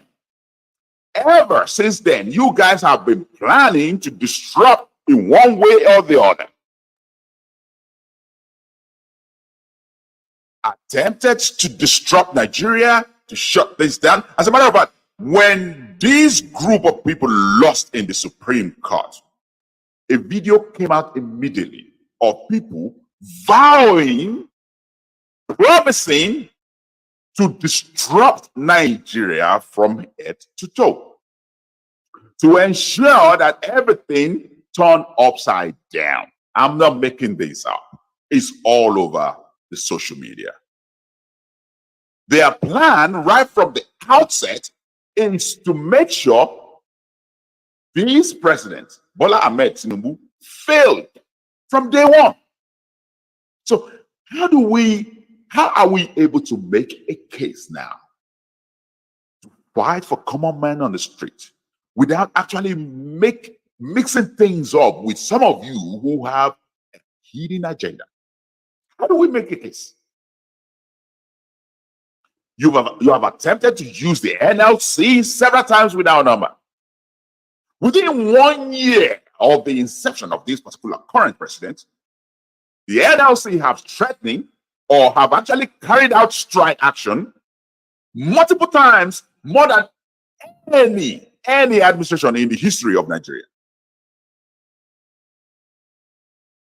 The administration that actually caused most of these chaos was labeled to be the Buhari administration. Tell me how many times the NLC actually strike or actually wage war, civil war against Buhari's government? How many times? And since the inception of this current government, you have attempted to use, I'm talking about the same group who lost the election and continue to refuse that they lose the election. They have attempted to use the NLC several times using their man Joe Ajero, who is actually fully 100% affiliated with this group. Now, using that same NLC, Nigeria Labour Congress, that is supposed to be fighting for the rights of the workers in Nigeria, using that huge body group to fight the government on behalf of his agenda. Tell it what it is. Make it what it is, whatever you want to make it. But we can see clearly what Joe Ajero has been doing since President Tinubu started his reign.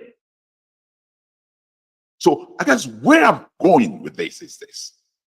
We want to fight for common man on the street. We want to ensure that there's an improvement in the standard of living in Nigeria.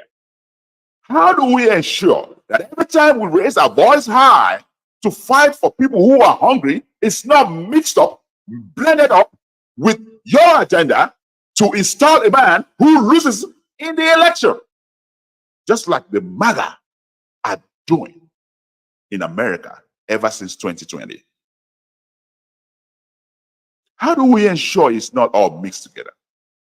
Now, going back to Omoyele Sowore, okay, one of those who lost in that election.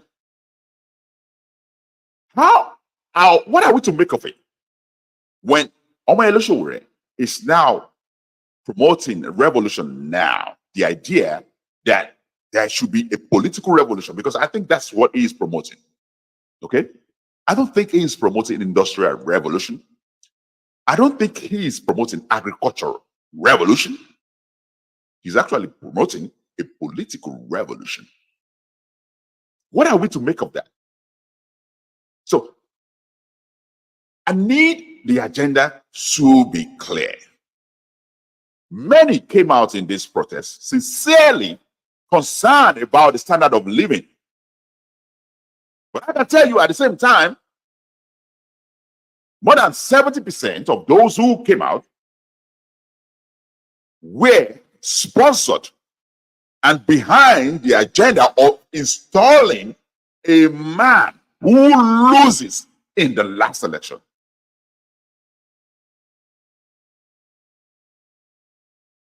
I'm not here for you to be convinced, okay? I'm just here to state the obvious. Either you like it or not, I don't really care, because that's the obvious. That is the obvious.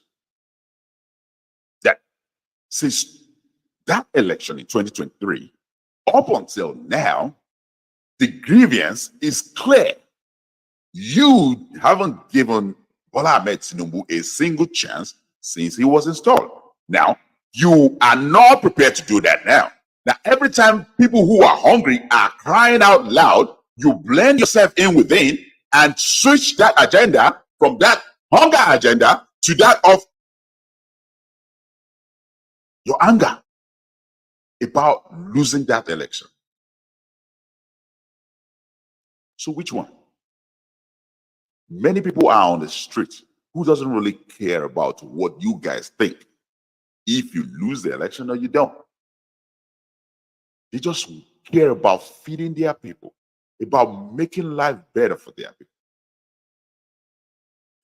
They are not about your angel, that is the person you believe will automatically, wonderfully, miraculously transform Nigeria.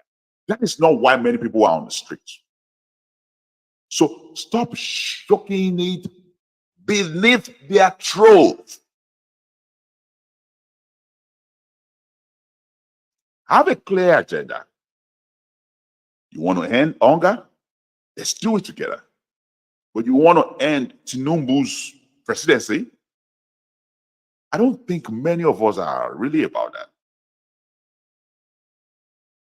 Yeah, you can go ahead and say because I support him, but I know within myself that I do not care. But I'm just not about imposing on people on the street to move your agenda, to remove a president and replace him with whomever you have in mind. As soon as he was inaugurated, some of these groups have actually cried out loud for the military to take over. From day one. From day one, you have actually asked the military to take over in Nigeria. That the military men have to come out several times without number and say, you know what, that is not going to happen. So, from shouting from the military to take over, to screaming at the top of the lungs how much you hate Tinubu, to now converting these hunger protests to your agenda of removing Tinubu and replacing him with your man. Does that sound familiar? Make America great again? You guys should just have a label like that, you know, make Nigeria great again, so that we know you are just nothing but a caricature of this stinking group in America. Because I'm still wondering how you have so much in common. You make America great again are election denial. You guys are election deniers.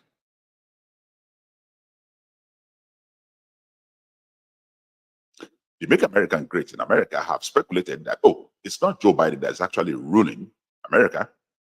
It's just a dummy. A dummy being played to rule in America. You've said the same thing about Tinubu. 90% of the Make America Great Again are Christians. Exactly the same set of people that I've seen every now and then in Nigeria. Mostly Christian. A lot of you want us to believe that during the campaign, Tinubu actually started the religious problem. No, he didn't. No, he didn't.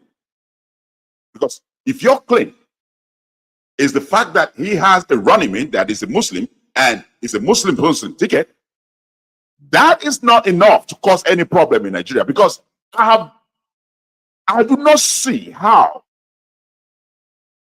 what religion somebody belongs to, I don't see how that factors into what success we make in Nigeria.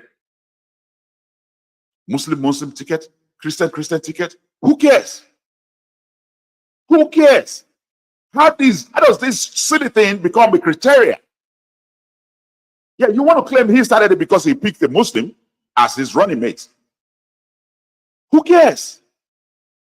When was the last time the credit or the merit that we looked at somebody who ruled in anywhere around the world has to be religion?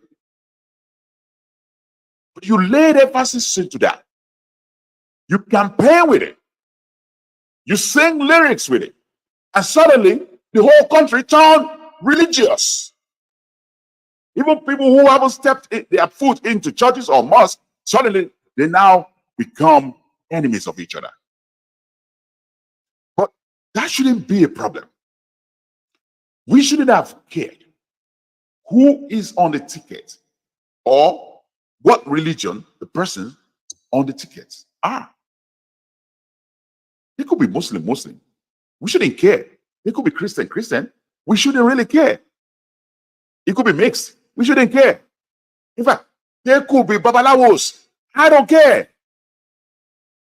What really matters is what they have to offer as far as their merit is concerned. Their credibility is concerned. That should be what matters. So the Christians in Nigeria turn out to be exactly what the MAGAs are doing in America and make the whole thing about religion. Right now, as we speak, the MAGA in America are about to turn the United States to a Christian nation. Who cares? I'm a Christian myself, but I don't really care about these shitty things. Why would you want to think that turning a country to a Christian nation makes it better than what the ISIS are doing? Than what the Al-Qaeda are doing? Who tells you because it's Christianity and you are a Christian, so it should be far better than what the ISIS did? It's not going to be different. Religion is religion, and it should have no place in government. You cannot rule anywhere in the world with religious yardstick and expect it to be a successful reign. You will tear people apart. You will divide. You will cause a lot of chaos that even you yourself cannot solve. So either a Christian nation or Islamic nation, none of it is good for any country.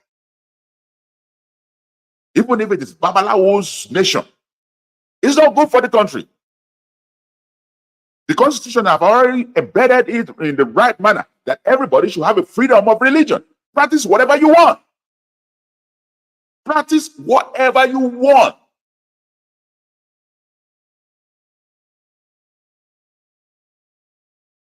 It's completely idiotic. It's completely idiotic and hateful for you to think simply because I am a Christian, he can't practice his Babalawo worship or he can be a Muslim.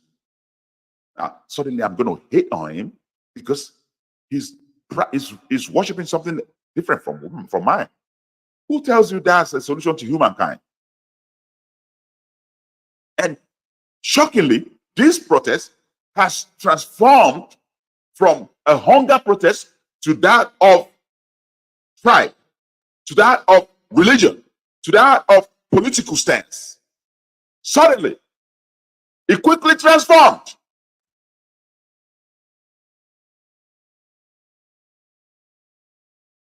Right now, as we speak, Russia is already doing its thing. Because Russia, for all I know, is to make sure they infiltrate any disruption in any country, sponsor people to shut things down. This guy, it doesn't matter what the country is, he goes in there and disrupts. Because the idea is to spread the propaganda of Russia all over the country, all over the world. It is attempts to compete with America. So now the door is open for him in Nigeria, and suddenly the DSS has to struggle with tailors sewing Russian flag in Nigeria, distributing it, so that the protesters who are actually yelling and crying for hunger, they are now crying Russia flags. Explain that. They are hungry. Russia have his own problem. Okay? An average Russian faces the similar problem we are facing in Nigeria. Yeah, they can tell you all the propaganda they can, but we know exactly what is happening in Russia. It is not hidden anymore that most of these guys' money is seized all over the country, all over the world. The remaining wealth left in Russia is now used to sponsor a war in Ukraine. So that you believe that an average man in Russia right now is okay. Good luck. And now they're suddenly now using your anger against you, turning Nigeria's soil to a propaganda machine for Russia. Just imagine that. So, what is this protest about? Because it has transformed from hunger to tribal to religious to political agendas, and now suddenly to Russia propaganda.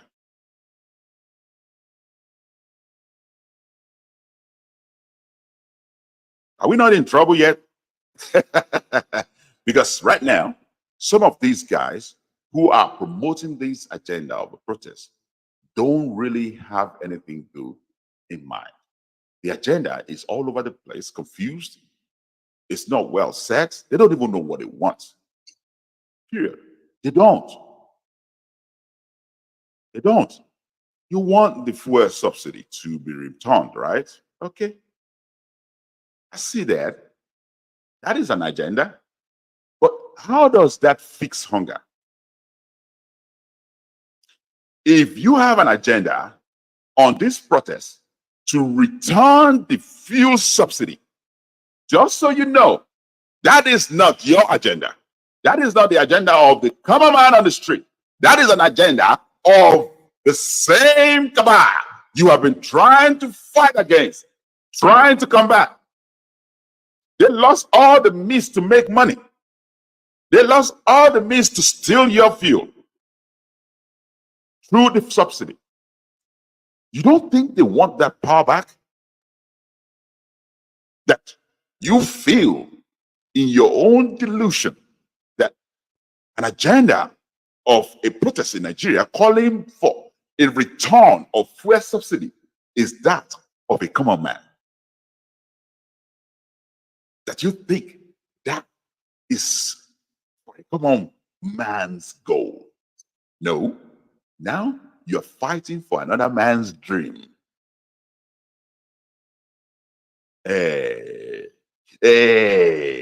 Wọ́n gba ọmọ adìyẹ lọ́wọ́ òkú. Ó ní wọ́n jẹun lọ àtàn lọ jẹun. Bó bá lọ àtàn, kì í ṣe kó máa jẹun. Nǹkan máa jẹ ni. It's exactly the scenario here. A chick is being protected, not to go astray. He said, no, you have to allow me to go and find food. But at the end of the day, the chick is not finding food. It is it that actually becomes food. And that is a scenario that is playing out right now in Nigeria. The protests, like I told you earlier, will be hijacked. Political oppositions, those who have strange agendas, like returning the fuel subsidy so that they can go back into stealing from you. Every person that have sense, now, and I say, listen again, every person with sense, I'm not talking about those who doesn't have one. Every person in Nigeria with sense knew that it doesn't really matter when the subsidy is removed. This hardship is bound to happen once it's removed. Some of you said, oh, Tinubu fought against Jonathan, that Jonathan should have actually removed the subsidy back then. So who told you that if Jonathan was successful in removing the subsidy back then, that this hardship would not happen? And some of you say, oh, there should be a lot of cushion, a lot of palliative in place so before removing the subsidy. So who assured you that there will be enough palliative to remove subsidy? Who? Stop engaging yourself in things that you do not understand. A lot of you do not understand what the fuel subsidy is all about. Stop engaging yourself in it because you have no clue. Okay? You do not have a clue what it really is about. And every time you engage yourself in it, you make yourself look like a fool. Return to fuel subsidy. Little did any one of you actually listen that clearly Nigeria has no shingbai to pay for subsidy again. No shingbai before it was removed.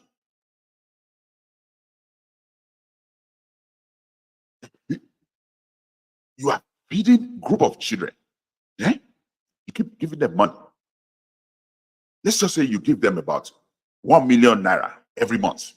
Eh? I'm giving you this layman example. Just listen carefully. You, as a person who is generous, you are feeding a group of children. Every month, you're giving them 1 million naira. And when this 1 million goes out, it goes out to some set of people who decide that, you know what, we will keep 80% of it and only give 20% to the children. And this is exactly what has been happening with the fuel subsidy. Yes, the government pays it out, but the government also involved have a little cabal out there who share this money within themselves. And then just a fragment gets to the people through the fuel subsidy.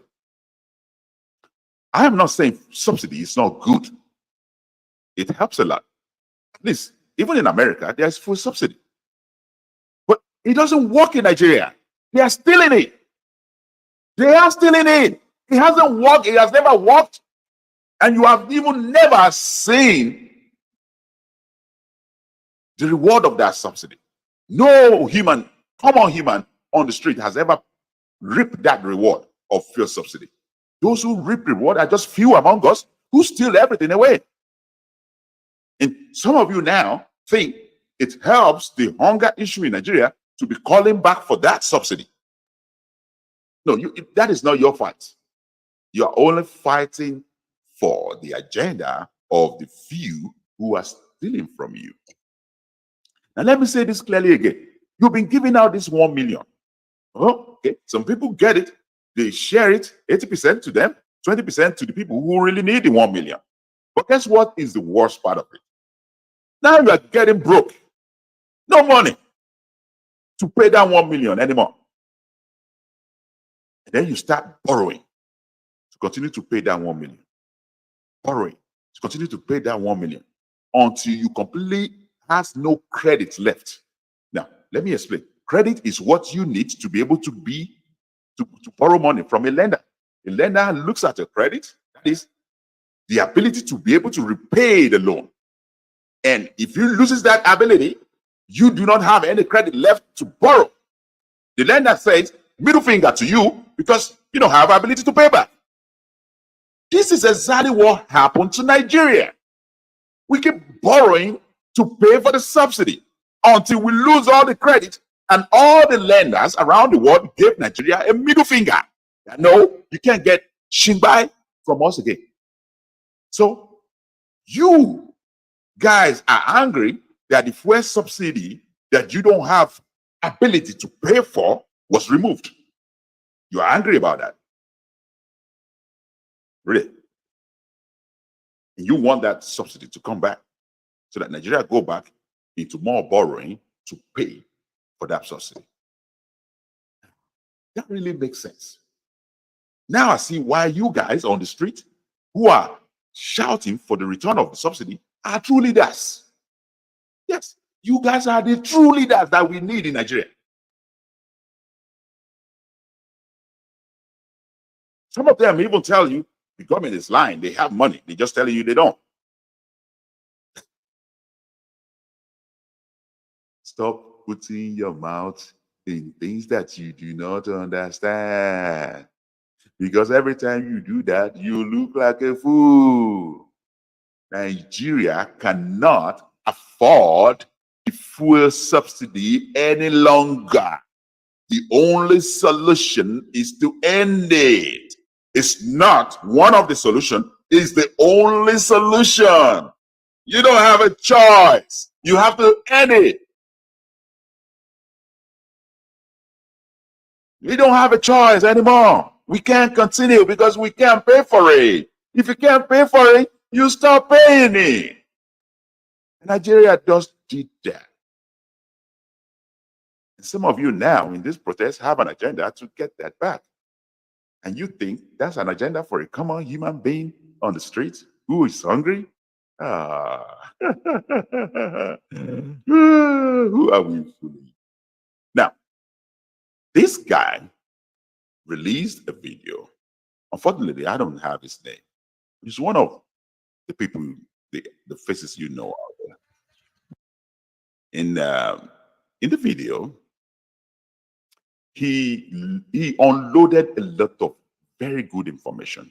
I would like you to listen. This looks like pepper, right? Na pepper. This other one too, na pepper. Tomato did the other side. This one serve na cassava. If I get pepper for my house, and you get pepper for your house, this person get pepper for your house, because even me, I know they use them. Now people they come here can't carry them, not be me, I know they use them. But imagine if everybody get pepper for your own house. Who go buy pepper again? Problem of pepper don't solve, huh? If everybody can't do like that, get tomato for house. Problem of tomato too don't solve. So the North are controlling food. No matter how violent you want to be as a Nigerian, if the Northern and talk say we no move food go anywhere, one part of the other country go starve. They go come comport themselves. Okay, I'll stop it further. I've been saying this a while ago, that we need to pay attention to agriculture. I'll give you a very typical example. In the United States, okay, states that are known for agricultural activity in the United States spread across the United States, not just one-sided like we have in Nigeria. There is California, there is Florida, there is some state like Texas, and there is some state like in North Dakota and the South Dakota and Idaho. These states invested purely in agriculture. Like most of these states, except from Texas, don't have oil. They invested purely in agriculture. Ask me, which is the richest state in the United States? California. California. And what is the major thing that they deal with? Agriculture. Agriculture. Many of the food that Nigeria, that the US actually consume comes from California. But now, there are other states that compete with California. So where am I going with this? We cannot afford to fix hunger problem by demanding that the government fix it. Unless we ourselves are able to pick up the hoe and cutlass and do something, the government cannot fix it. They can't. I'm just being realistic here. They cannot fix it, not in Nigeria. Now, since Tinubu began, he has released billions of naira for each state for the promotion of agriculture, to promote agriculture, and actually gave out fertilizers. How many of these governors actually did this? And how many of you protesters actually asked the right questions? And that is why I said this protest is flawed, because some people really want to solve hunger problem in Nigeria, but some people don't really care. It's not about solution. They don't want this to end. They just want Tinubu to go.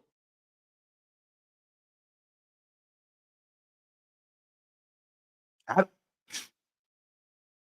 you have to pick a fight, guys. And you have to have a straightforward shot at this. Imagine now food be the major problem for this country. No be fuel. I know I've been seeing videos of people say if they reduce price, anybody wait to see me they reduce price of fuel, say things go better. Now be. Now why I thought say Serious school no one. be scam. Go school small. Even if you know Serious one. School no be scam. Okay? Because I believe many of the things I hear online are embedded in the fact that many of them are not educated. No matter how little it is. Get some education.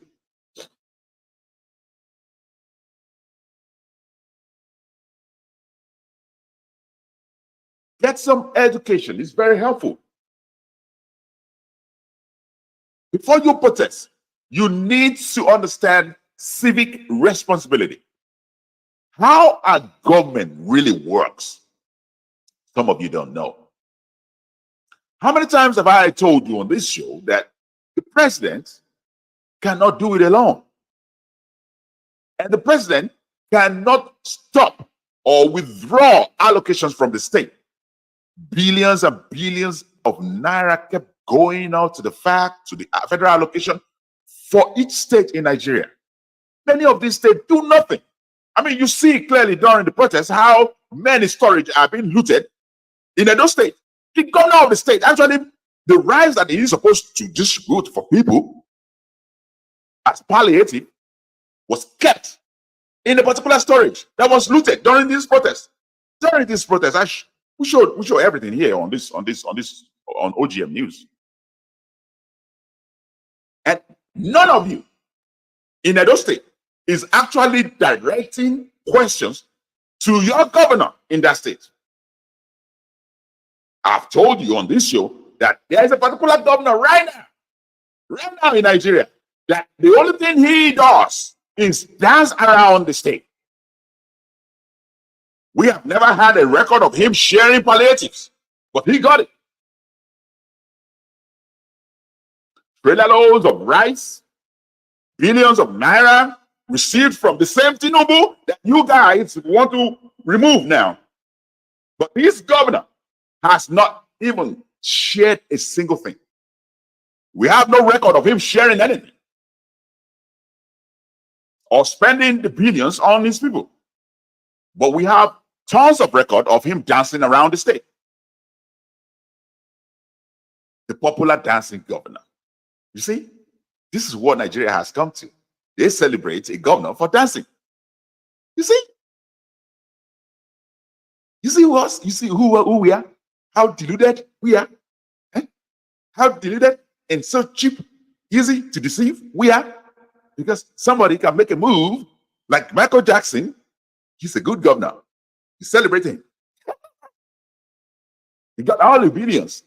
Nothing is shared. Nothing is done. But he dance around. You see how deluded we are as a people.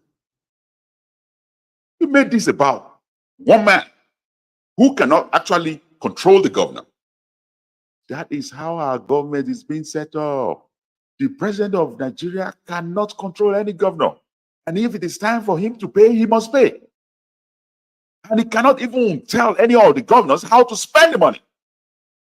As a matter of fact, he can't monitor them. He can't direct police to go and monitor the governors of each state that he wants to make sure that they spend the money for the people. No, he can't do that. The law in Nigeria does not permit him to do that. Yes, he's the president, but the governor has autonomy in his own state. I give you an example of Obasanjo when he tried to control Lagos State, when Tinubu was the governor. What did Tinubu do? He gave him a middle finger. He gave Obasanjo a middle finger, and nothing happened. That is how Nigerian governor or government is set up. And if the chairman of the local government know what they are doing too, they have the same autonomy. That means they can give any governor a middle finger. As far as their district is concerned, they have autonomy. That is how these things work. So when you are challenging, you also have to remember that the governors are responsible for something. Take Kano State, for example. Kano State, for example, where these particular protests got really worse. The governor of the state, Rabi Abba Yusuf in Kano, was one of the governors who was actually promoting the idea of this protest. He was busy promoting the idea of the protest. Now, suddenly, he imposes curfew in Kano. Why? Because he didn't expect it to turn against him. Now, there you go. Have you actually taken time to ask Abba Yusuf in Kano State how much he has received from Tinubu government and what he has done with it? And I'm guessing no. I'm guessing no. None of you have time to ask that kind of question. Tinubu is the problem.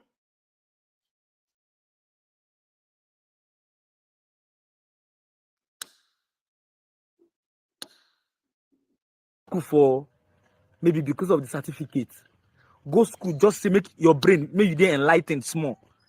If they reduce the price of fuel, you know go chop when you reach house, but now food. If you check insecurity now, the major reason why food no day again, because farmers no fit go farm. When they go farm, all these headsmen go they pursue them up and down. They buy them. They use their insecurity. That insecurity and political card. Another group talks to me, that is laziness. When Buhari call Nigerians lazy Nigerian youth, I don't really understand. And I just understand them. Then close border. That border na problem. We need solution. You as a Nigerian, it's of you to stupidly get off your ass and dust your bum. And then all those things where they import. When you figure out the problem to most of them, you see that like mumu for house. May they open border since they close. You know, she say on her head no correct. Another group tells me they increase the minimum wage. If you increase minimum wage, if they sell this pepper one for 20 naira and they increase minimum wage today, I go begin selling 100 naira because I know say you need the pepper. You must cook with pepper. So if they let me increase your minimum wage to 2 million, you go to spend the money. You know go to see them. Now when I go to complain, say Oyibo people they control our economy with their companies. Guinness no be Nigerian company, na foreign company. Peak no be Nigerian company, na foreign company. All these people they come begin the MTSF no be Nigerian company, DSTV no be Nigerian company. Most of these companies they come out. When they shout, instead of you make you reason and say, okay, DSTV don't pack come out. What will be the next solution? You know, when I don't go think and go there, they don't use bad economy, frustrate them come out. If Dangote now come tomorrow now, open one DSTV or one satellite one, where one day cheaper, where people can watch ball. Wait till I go talk tomorrow. In the use Nigerian money, they do this thing. In the do this thing, monopoly, una see on head no correct. Things are hard, but instead of complaining, can't you be a solution? You dey call yourself entrepreneur. What you the entrepreneur for? It's an entrepreneur for social media. That's all we do now. Get a phone, dance. That's all we do now. Yeah? Look, I am not saying here that the government don't have to help. Ṣebí wọ́n sọ pé ọmọ tó bá ṣe apá òun ni òbí ẹ̀ ń gbé. This is the thing. If you are not opening your hands, nobody's going to embrace you. Nobody's going to embrace you. And I've been saying this, that we need to open our hands by actually initiatively getting involved in something. Even if government give many people money now to start something, let's just assume the government gives small businesses money in Nigeria to start something. You really think they will invest that money in some kind of business? You really think that? No, you know Nigeria very well. You know Nigerians. You think if the federal government outrightly gives small business $1 billion naira each to start some kind of business, you really think 70% of those will not reinvest that money into something else that doesn't make sense?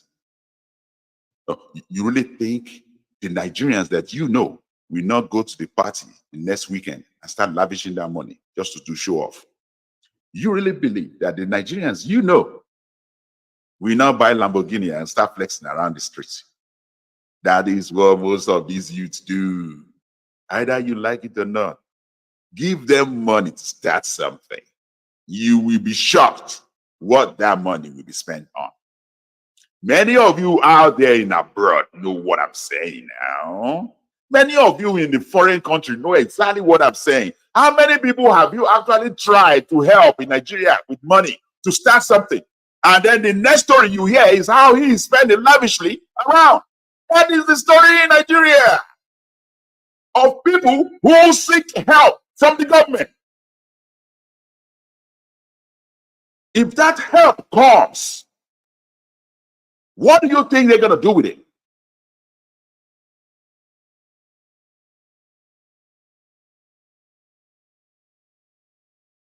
Guess that's the story of Black generation in the world.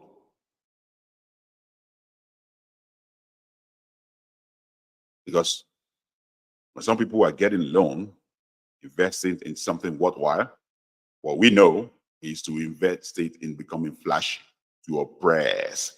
I will show them. I will show them, Pepe. This money where I just get, then good, no, then good take.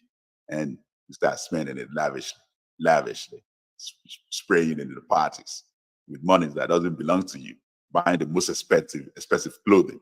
You know, you want to go and rent a house in the Ajah area, in the VI, and all that, just to be able to flex, to show your friends that you have arrived. And at the end of the day, nobody pays back that loan, and nobody really make anything worthwhile with it. That's the Nigeria story. And that is why I keep saying the government cannot solve your problem. Period. Even if it is Peter Obi that become the president in Nigeria today, with all your trust in him, he will become exactly what you are doing to Tinubu right now. Exactly, or not even worse. Because I think you trust him more than anybody else. He will be treated even worse than how you are treating Tinubu right now. Because, like I said, the government or any singular human being cannot solve your problem. They cannot. No matter how deluded you think that is possible, it is impossible. What solves our problem is how we start tending to things right from here now. And many of us have the mentality that doesn't build but destroy. Sorry to say that. I'm sorry, because I know you don't want to hear that. But many of us have that mentality to destroy, not to build. Some of you who live in abroad right now, in the foreign country, come and testify to what I just said. How many people have you given money to build a house for you, your relatives, to build a house for you? And you are thinking that the house is already built? Oh, I'm going to give him, a flat in the house to live in. And at the end of the day, you get to Nigeria, not even a block is made, let alone building a house. How many of you out there in the foreign country that you have actually decided not to do anything with anybody again, not to have any business with anybody again? Your relatives, your family that treated you that way. Let alone you now getting loans from government to start a business. Imagine what they would do with that money. Just imagine in your head. If they treat you like that, you, their brothers, sisters in abroad, if they treat you like that, let's imagine how they would treat the money they got from government to start a business. We fool ourselves a lot. But that reality, that's what we don't want to face. We hate the truth. We like to deceive ourselves. We like to point fingers that this is our problem. Whereas that is not our problem. That is not our problem. That is not our problem. Look at your home right now in Nigeria. How much yard you have to start something, but you won't do it because you're waiting on the government to transform your life. I've seen many houses with big yards, enough to start something agriculturally. Little garden here and there, fish farming, snail farming, all these good ideas. But they won't do it. Even an attempt to give them money to do it, they won't do it. They would rather go and buy Porsche with that money. The latest Honda Accord with that money. Buy agbada and gele and go to parties and spray that money rather than actually investing it on something. That's us. That has been us for a while. It's not just that. Why do you think people celebrate their relatives that gains government power? When you won an election, why do you think their relatives are celebrating? Because you are the one to solve the Nigerian problem? No, because they know you are the one to solve their problem. Why do you think somebody become a senator in Nigeria and the family threw a party, a big party for that matter, to celebrate it? Because they're celebrating that he's going to end hunger in Nigeria. No, because he's going to end the problem of that family. Is everybody to their household in Nigeria. Let them get the chance to that money. They will do exactly the same this government of today is doing. Share it among themselves and lavish the money. I don't care who that leader is that you think you have right now. It may be Showore, it may be any other body out there that you think is leading you as a group. Give them the same opportunity. You will come back in about a year or two and tell the same story.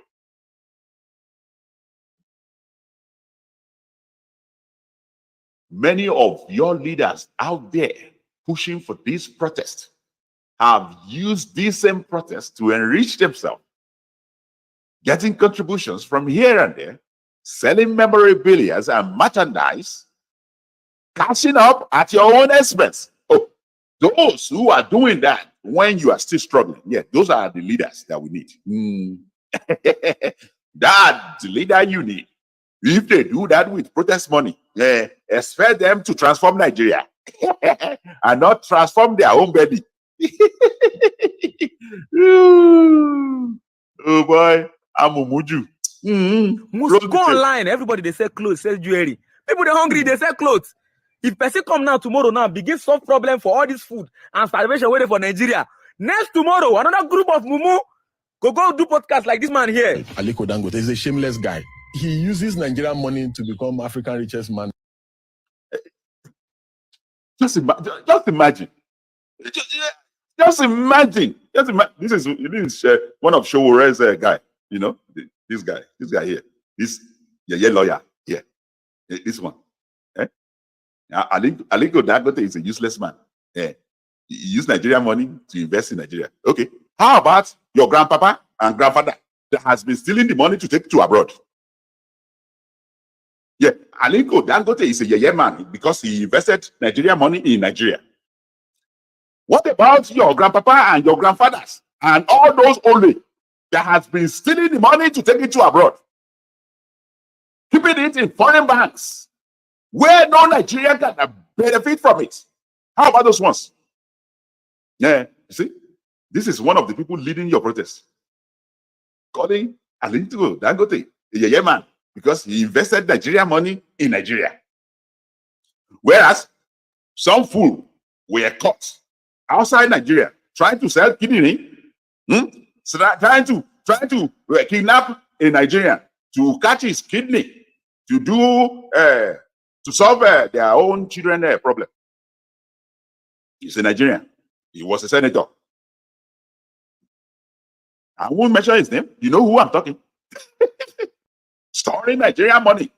Billions of naira.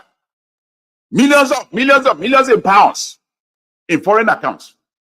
And here we are sitting down here calling Aliko Dangote a useless man for investing his own costs in Nigeria. This is who we are. This is who we are. When earpiece came out, you think the problem he was facing is from the foreign country? No, It was from Nigeria. That's who you are. That's who you are. You can think you are something else. You can always think you are better, but you are as corrupt as any Nigerian government that you are fighting. When earpiece come out, they were fighting to make sure that airline doesn't exist. You think that fight was from foreigners? No, it was from the same greedy Nigerian who are benefiting from foreign investors in other airlines who are trying to block earpiece. And you would think this guy here is speaking on your behalf, calling Aliko Dangote a useless man for investing Nigerian money in Nigeria. He's fighting for you. He is fighting for you. I know my Lomi Shemi. I pity una. I pity una where? Because a lot of people who are actually leading some of these group of yours are worse than the leaders you are fighting. I pity una where? Every year. Una they hear that kind of rubbish. Tomorrow now they go say, he used Nigeria's money to become wealthy. Why your papa no go use Nigeria's money go the wealthy? Why your great grandfather no wake up one day talk say I won't build refinery, make I do monopoly? Una not just get sense for this Nigeria. You see, what is this? This is really irritating every time I see people like that come out. You know, like Elon Musk in the United States. He's being celebrated not only by the conservatives, by the liberals. I'll tell you what. Do you know who buy Tesla most in America? The liberals. And here you go. He's supporting a conservative. What does that tell you?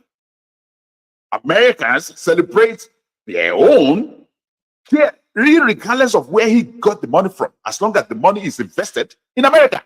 He's an American. They will celebrate that person. But with us, it's a different ball game. It's a different ball game. I want to just be hateful for nothing. Tesla, owned by Elon Musk, got his first breakthrough from money he collected from the United States. From a bailout he got from Obama in 2008-2009. That is how Tesla got into the limelight. The Tesla idea was going down the drain, was almost perished in 2008 during the recession. Elon Musk was one of the billionaires who benefited from the bailout Obama dished out in 2008 and 2009.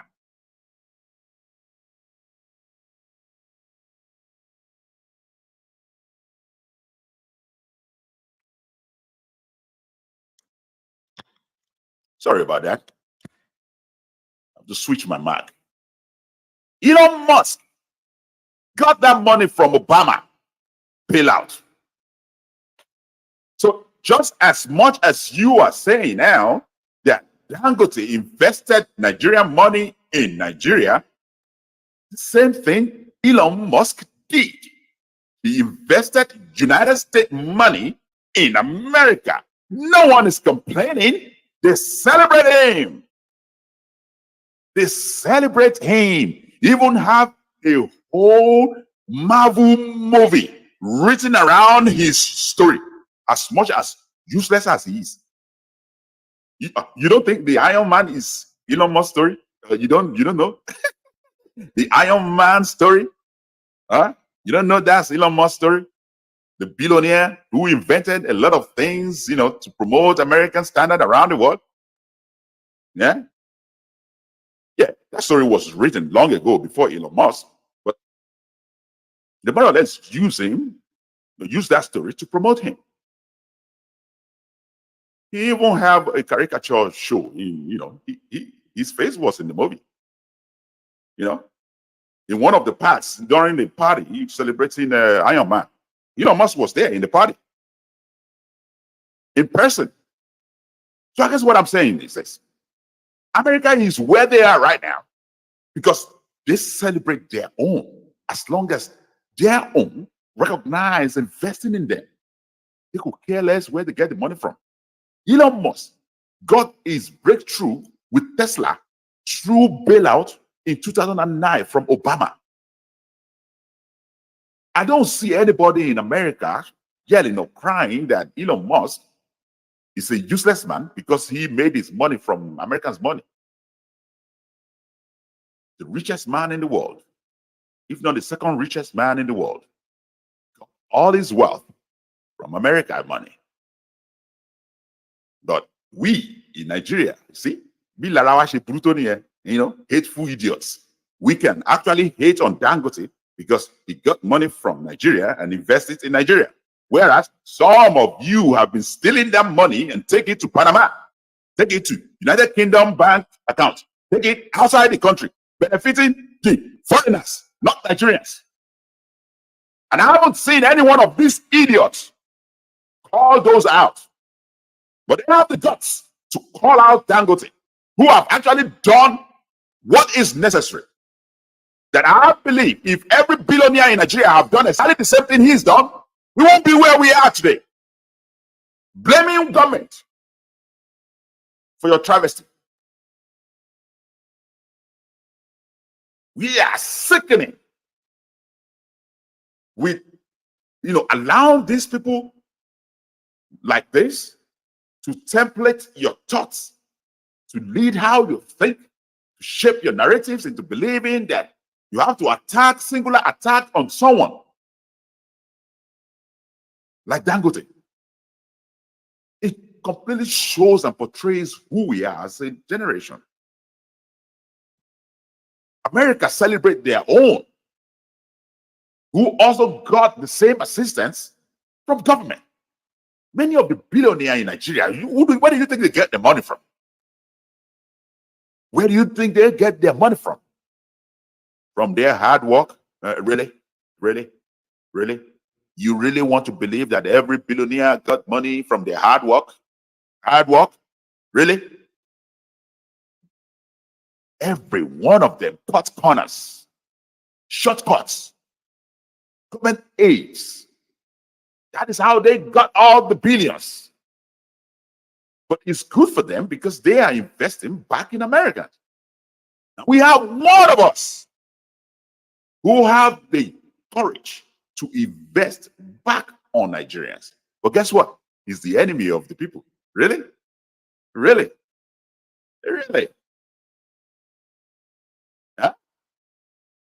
When Governor Ibori did what he did,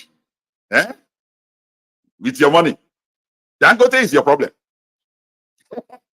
When Abacha did what he did with your problem, with your money, Dangote is the useless man. Delta State, when Ibori did what he did with your money, Dangote is our problem, right? When Abacha did what he did with your money, Dangote is our problem. When that senator in prison now in UK tried to steal money, steal people's kidney, Dangote is your problem. He's in jail now. 400 millions of pounds seized by UK government from him. And Nigeria hasn't able to recover that amount of money. That 400 million of pounds belongs to UK right now, unless tomorrow they release it.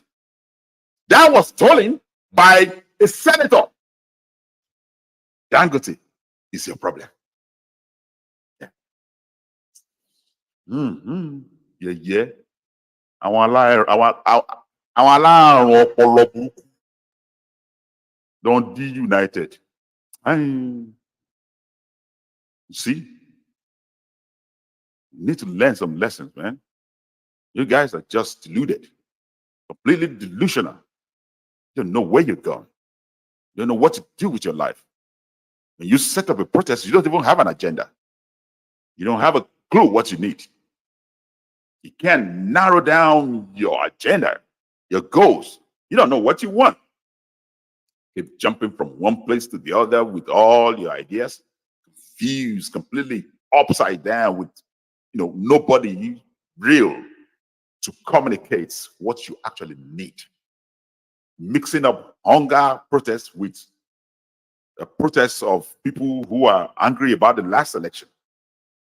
Hunger protests mixed up with people who just want to improve their status as a tribe, impose it on others in Nigeria. Suddenly now, some people are now screaming, the Igbo must go. See? You see? Hunger protests to Igbo must go. Not that I totally don't see clearly what the people from the East are doing too. With their outcry since Peter Obi lost the election. See? Confused. We don't know what we want. You don't have an idea or clue of what we want. We don't. We don't. We want to fight hunger. And the Igbo suddenly thinks that they are not hungry in Nigeria. Everything is fine now. So if everything is fine, I think they should come out and give credit to Tinubu. Isn't that what should happen?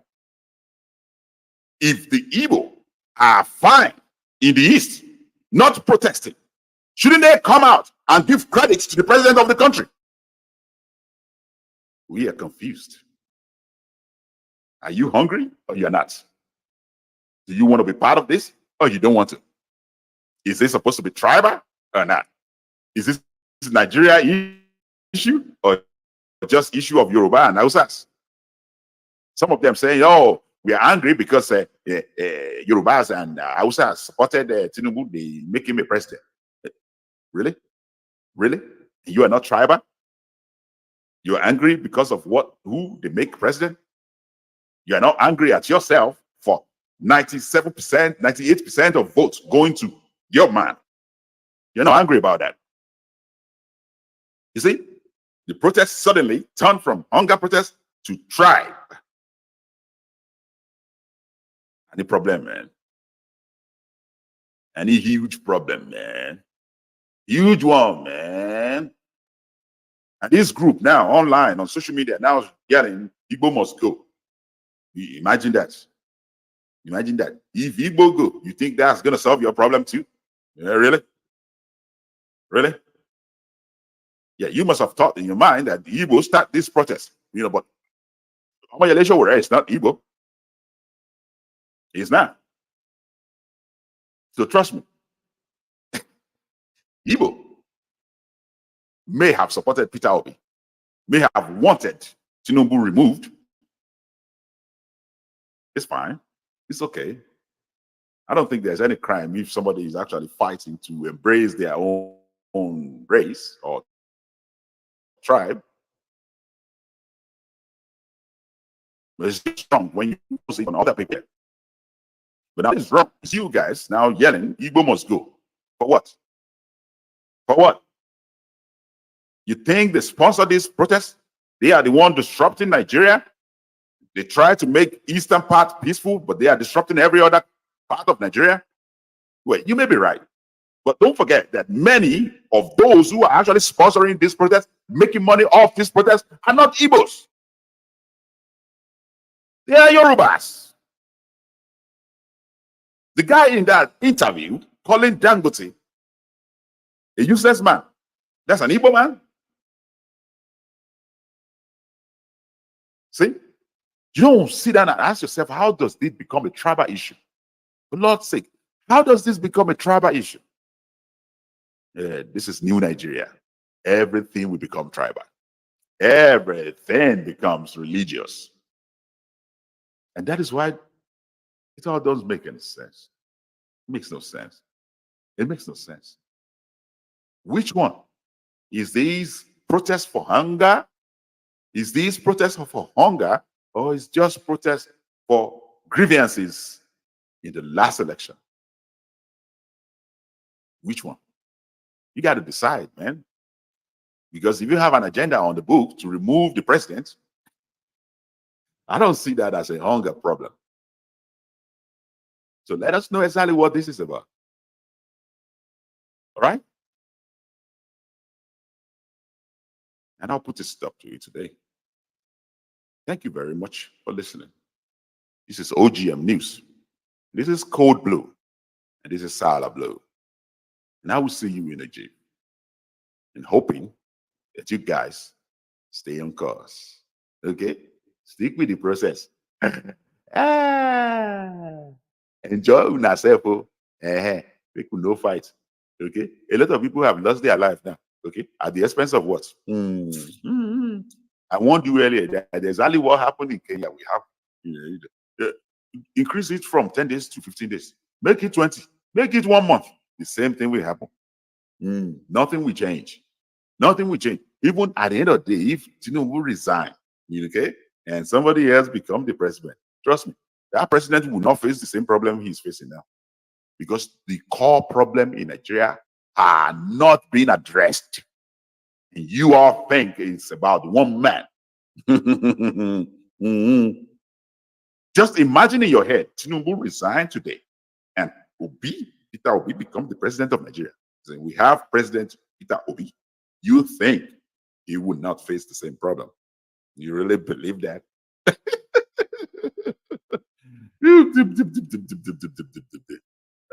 See my people deluded completely.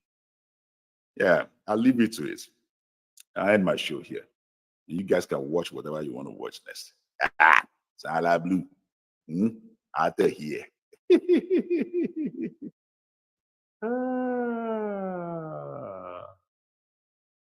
Code Blue. Code Blue. Lablu, where you there now? Where you? The country is in a disaster. Emergency, emergency. Emergency. The country is in a disaster. Emergency, emergency. Emergency. The country is in the disaster. Who they rule this country? I tell you, stop worshiping the politicians. They are all liars. What are you talking about? Which politicians are liars? All of them. Obi is a liar. Tinubu is corrupt. Atiku is very true. All of them, okay? Don't argue with me. This is my show, okay? This is my show. How anybody to defend my show? This is my show. This is my show, okay? You can get the heck out of this room. This is my show. Get the heck out of this room. It's not how this is my duty. I am saying it categorically. All of them are liars. All of them are thieves.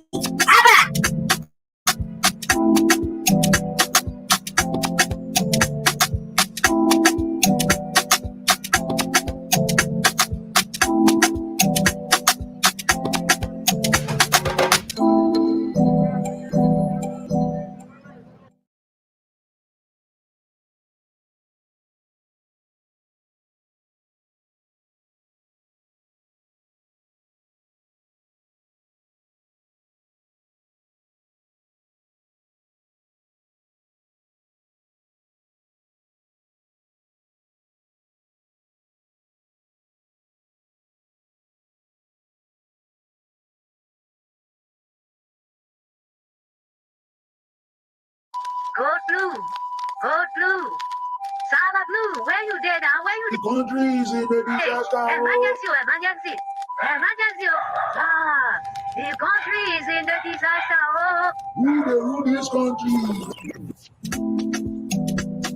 I tell you, stop worshiping the politicians. They are all liars. What are you talking about? Which politicians are liars? All of them. Obi is a liar. Tinubu is corrupt. Atiku is very true. All of them, okay? Don't argue with me. This is my show, okay? This is my show. How anybody to defend my show? This is my show. This is my show, okay? You can get the heck out of this room. This is my show. Get the heck out of this room. It's not how this is my duty. I am saying it categorically. All of them are liars. All of them are thieves.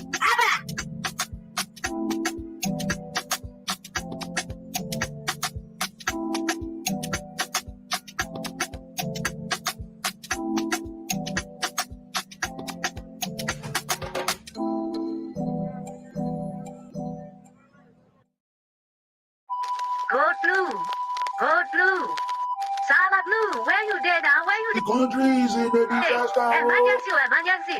Emergency. Ah, the country is in the disaster. Oh. Who they rule this country? I tell you, stop worshiping the politicians. They are all liars. What are you talking about? Which politicians are liars? All of them. Obi is a liar. Tinubu is corrupt. Atiku is very too. All of them. Okay. No argue with me. This is my show. Okay, this is my show. Allow anybody to defend my show. This is my show. Okay, you can get the heck out of this room. Baba, this is my show. Get the heck out of this room. I don't have to eat my kitchen. I am saying this categorically. All of them are liars. All of them are thieves. Abba.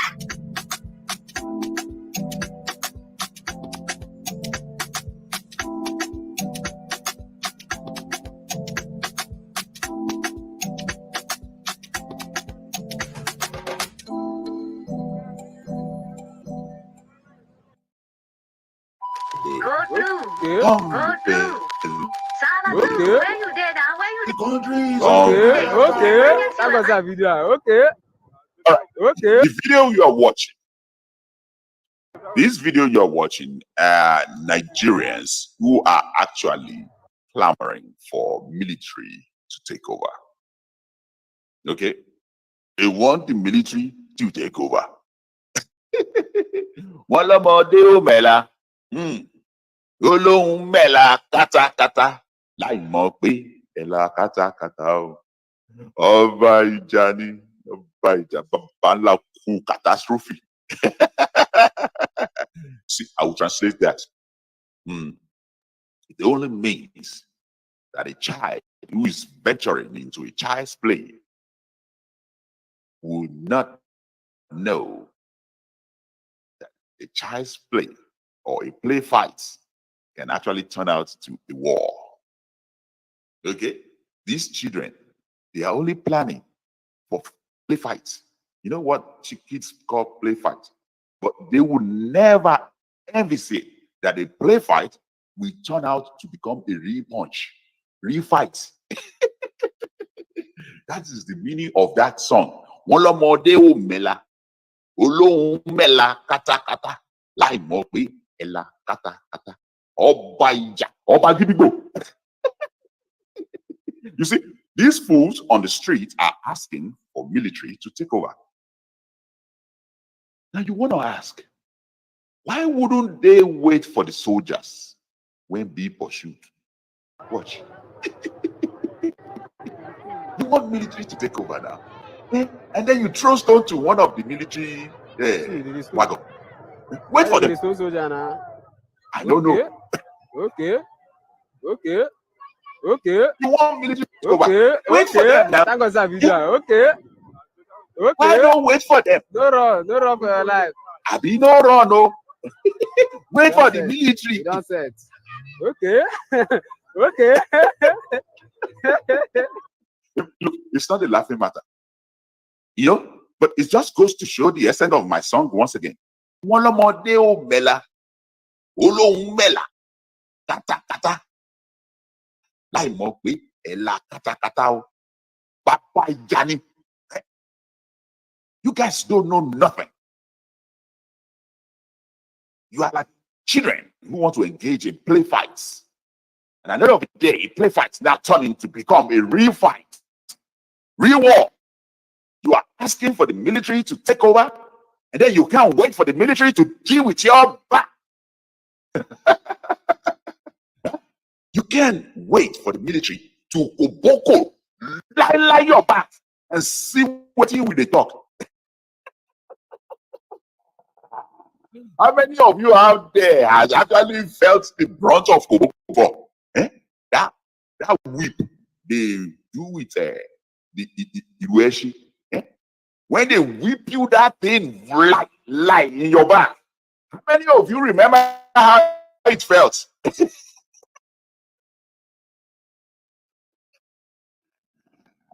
You want the military to take over. Wait for them to bulala you with Koboko now. And then you will know how it feels to be under military reign. Yeah, these kids no sabi nothing. These Gen Z kids, they don't know shit. I'm being serious, okay?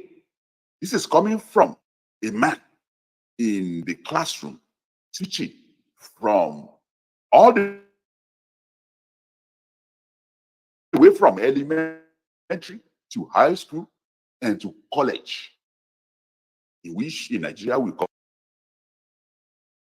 that most of these Gen Z that have actually met one-on-one, smart people, brilliant, but nothing is in their head. Because they like to fill their heads in these days with uncredible things, things that are unreliable, things that are unfactual. That's what they fill their heads with these days. When you tell them the obvious, they give you middle finger.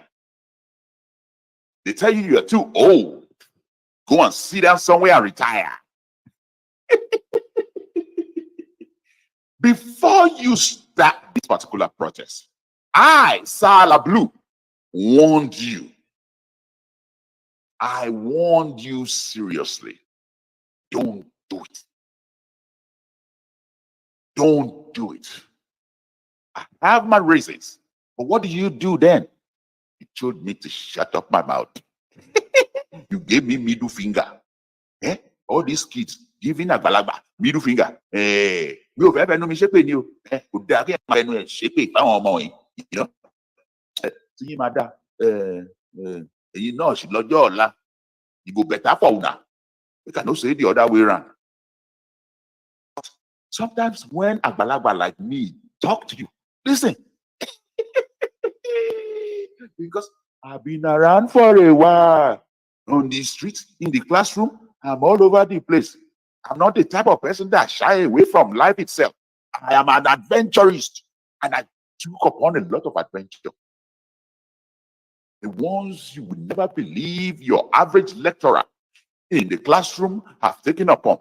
I, Lablu, have been there.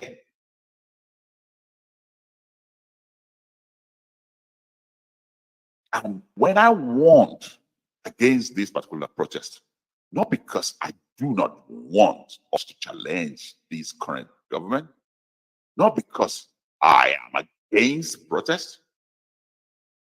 Unlike some of these guys on the popular face of Arise News, like Rufai Oseni, who are charging you to go ahead and protest peacefully, I knew there's nothing peaceful that will be about this protest. It's easy for me to stand with you guys because that's what you want to hear. It's much easier. You know, if I want to gain fans today, it's the easiest thing to do to start lying to you like every other fools out there do. But I'm not going to do that. My platform will never be about attacking the government alone. It will also be about correcting what we do, how we approach our grievances. And I told you from the outset, the leaders of these protests are nameless, faceless.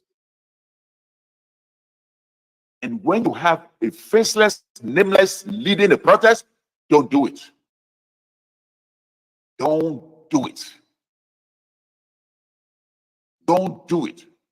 I warned you then that a lot of bad agents are behind these particular protests. You don't listen? Watch this. Who in the world among you guys envisage that we will have Nigerians flooding the street with Russia flags? Who among you saw this coming? See it? Did see this coming? I'll tell you what, because this has happened in several places around where there were protests. Russia is trying to establish itself by all means to become the world recognized power, sole power, trying to take over by all means from the United States. And I told you guys, beware, because agents that you do not understand will take over this process and actually turn it against itself. The mission is supposed to be a peaceful protest for hunger. Explain how this is a protest for hunger in Nigeria, when, as it is, Russia already took over, hijacked the protest from Shore, from Adeyanju, or from any one of those fools who are leading this thing. It's no longer in their hands. Russia have taken over as expected. I believe it. Russia is not about making peace reign in Nigeria. They want to disrupt Nigeria. They want these kids who are ignorant of what they do to go on the street and destroy and damage things. And so they will now swoop in as the angel saving Nigeria.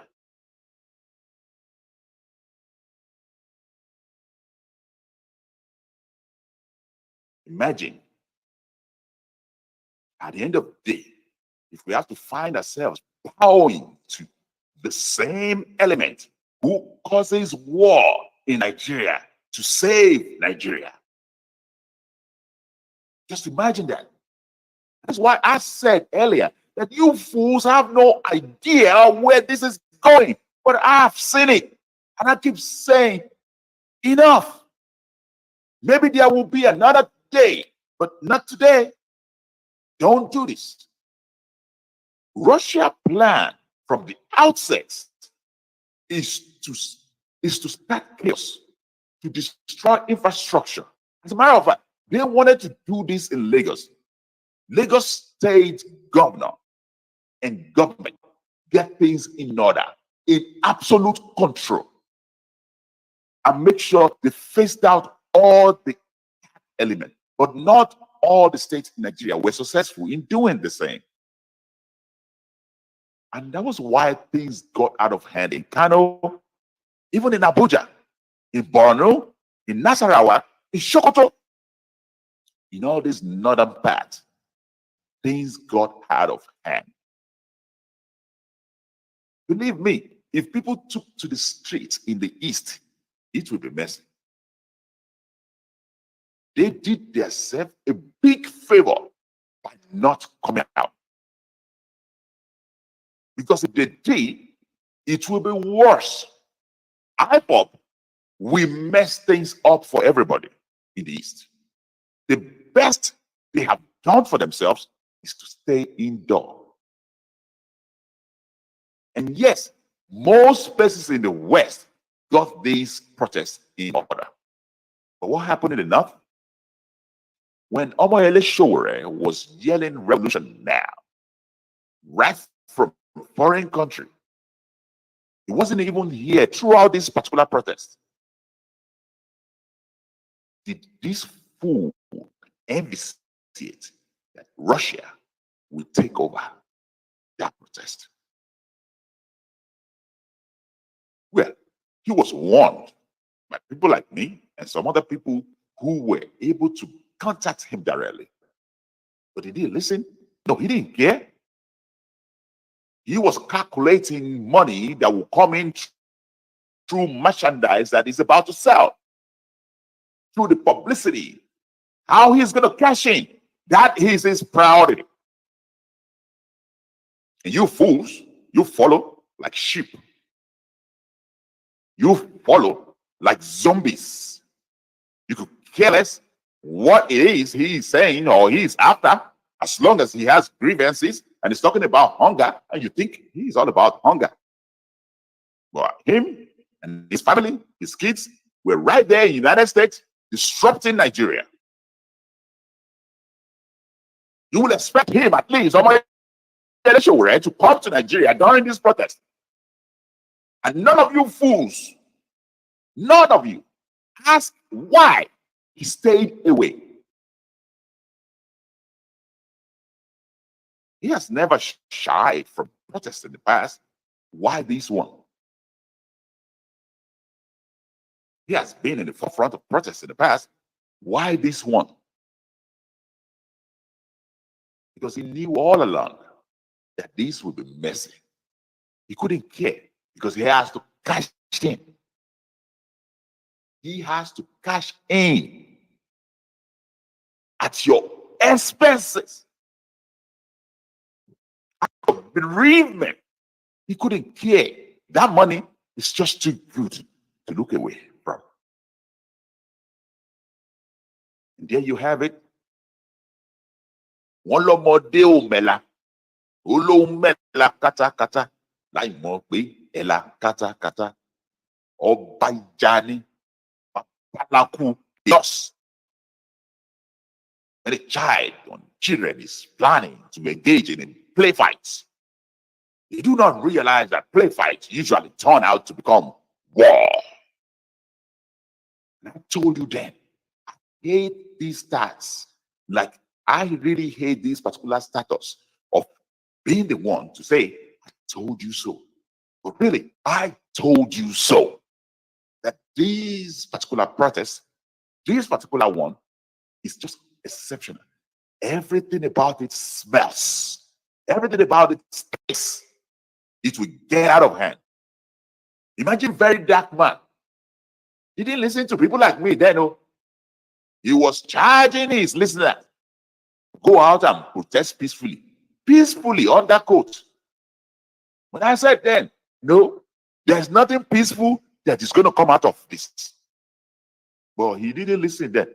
And suddenly, 2 days after the protest, he started screaming at the top of his lungs, please guys, stop, we can't do this, flying Russia flag in Nigeria, we can't do this, stop, they are burning houses, they are looting their stores. Imagine. That is why I said these Gen Zs, this generation of so-called Gen Zs, however how smart they are, how brilliant they are, how woke they are often woke on the wrong side of the bed. When a balaba like me try to reset their head into the right side of their bed so that they woke on the right side of the bed, what do? They give us middle finger. Middle finger for Adurumi. Abalaba.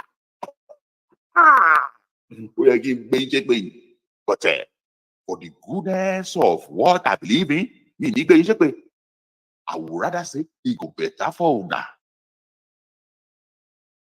It go better for una.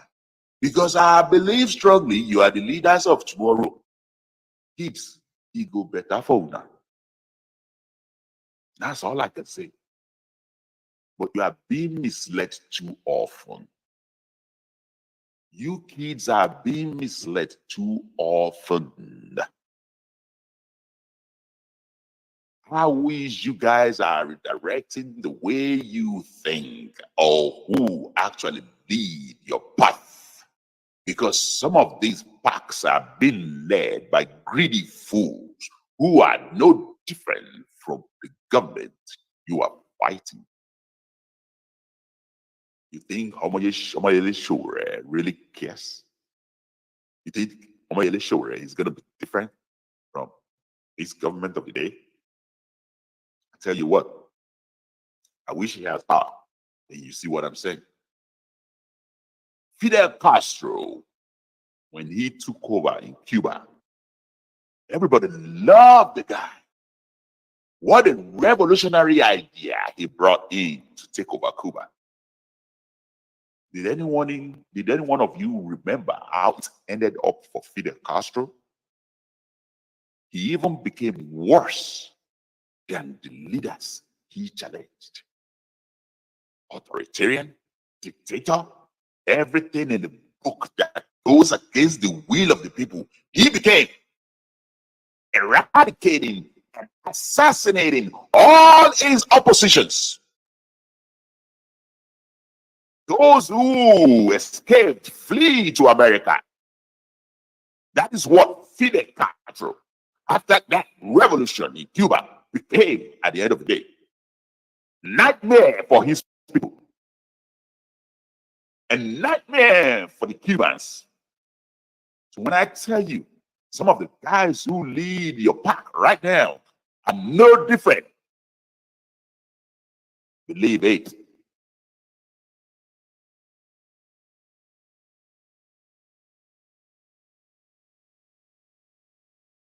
Believe it.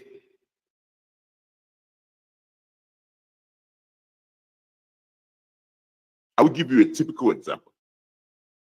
Most of you know Rufai Oseni in Arise News, right? Rufai Oseni on Arise News is usually the voice of some of you because you like the way he antagonizes the government, the way he attacked the government, even though it's by choice. He only antagonizes a certain set of political power, then he celebrates the other set of political power. And if you are a true activist, you can't pick and choose. You have to make sure you see it all, antagonize every one of them all, not celebrate a dancing governor and then chastise the Senate president because he's celebrating a big birthday. You know what I mean? Whenever the Osun State governor do his things, dancing around like a fool, instead of actually taking care of his state, you literally see Arise News celebrating that. When Akpabio lavished Nigerian money, birthday money, they were there chastising him.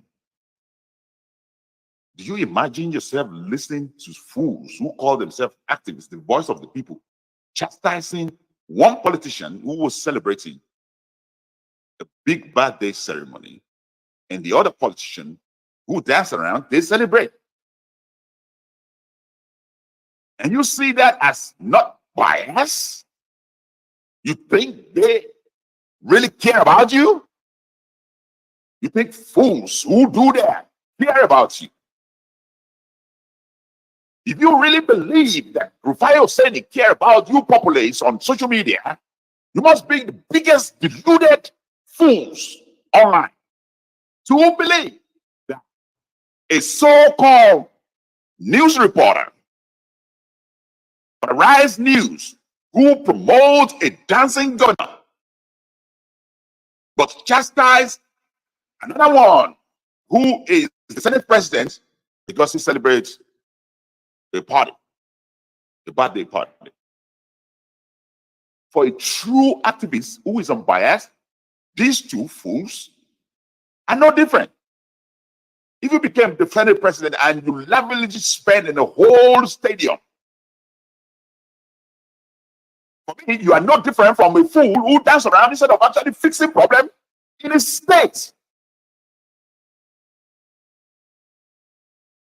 You were supposed to fix the problem of your state. You got billions of money from the federal government to issue out palliative, but the state got nothing. But to see you dance, who freaking care about how much you can make your fat butt? About how much you can move around with your fat butt? Who cares? Nigerians want that fat butt to sit and do something that can benefit regular Nigerians. So this is what I'm saying. If you really believe Rufai Oseni got your back as people, you must be completely deluded. Because a guy like that who chastised Akpabio for celebrating in a big stadium should not be the same person laughing and celebrating a governor because he knows how to dance. For God's sake, when was the last time we started electing anybody to do a show off of his dancing feet? This is moronic. You guys will never face the reality of what you gullibly eat up on social media.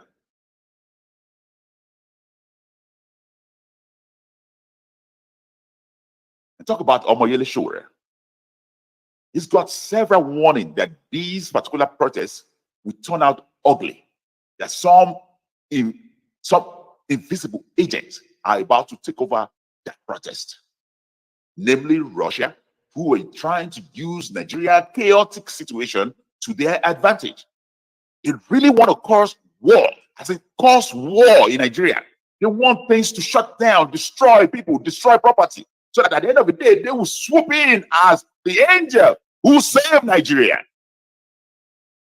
Just imagine how foolish we are to follow this trend and fall into the trap of Russia, who will literally destroy everything we have already, and then swoop in like they are our angels, saving us. You are falling for things you do not understand, guys. This Russia agent mail all the guys on the social media every day to template what they want happen. And most of them get paid. Some of us reject this.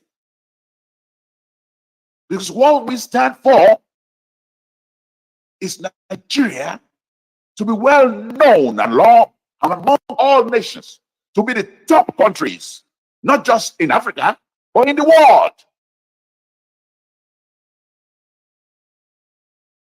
Celebrate Nigeria, marketize Nigeria. That is patriotism. The marketizing Nigeria, that is unpatriotic. I don't care who you believe to be the right president for Nigeria. I don't care who you fight for. Your ultimate goal should not be to fight for a human, but to fight for the country, Nigeria. You lose Nigeria, you lose it all. You lose Nigeria, you lose it all.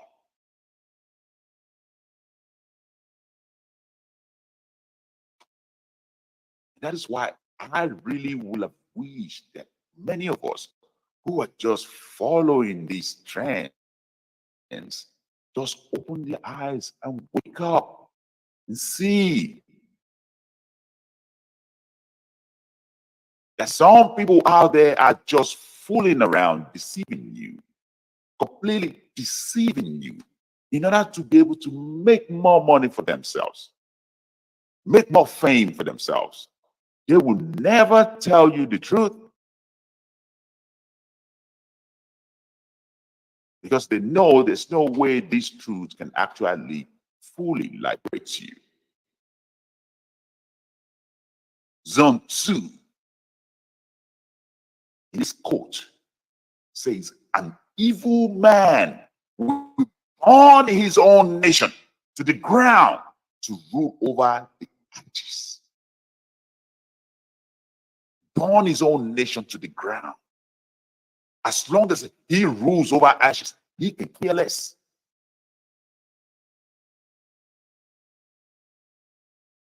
Some of these fools don't really care that Nigeria survived.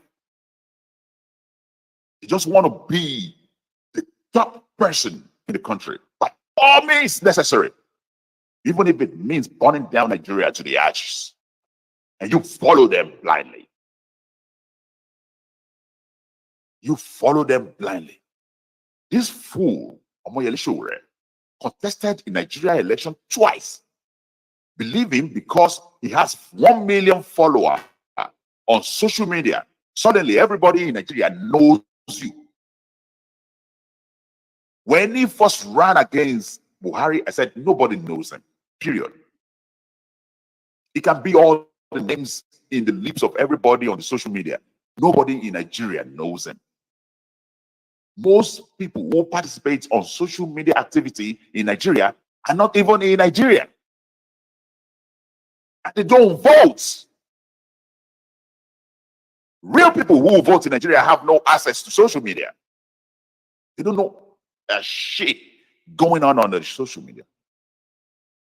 Less than 3% of Nigerians who are in Nigeria are active on social media. When I say active, they come online daily, or at least 4 times on a weekly basis. That is less than 3% of Nigeria.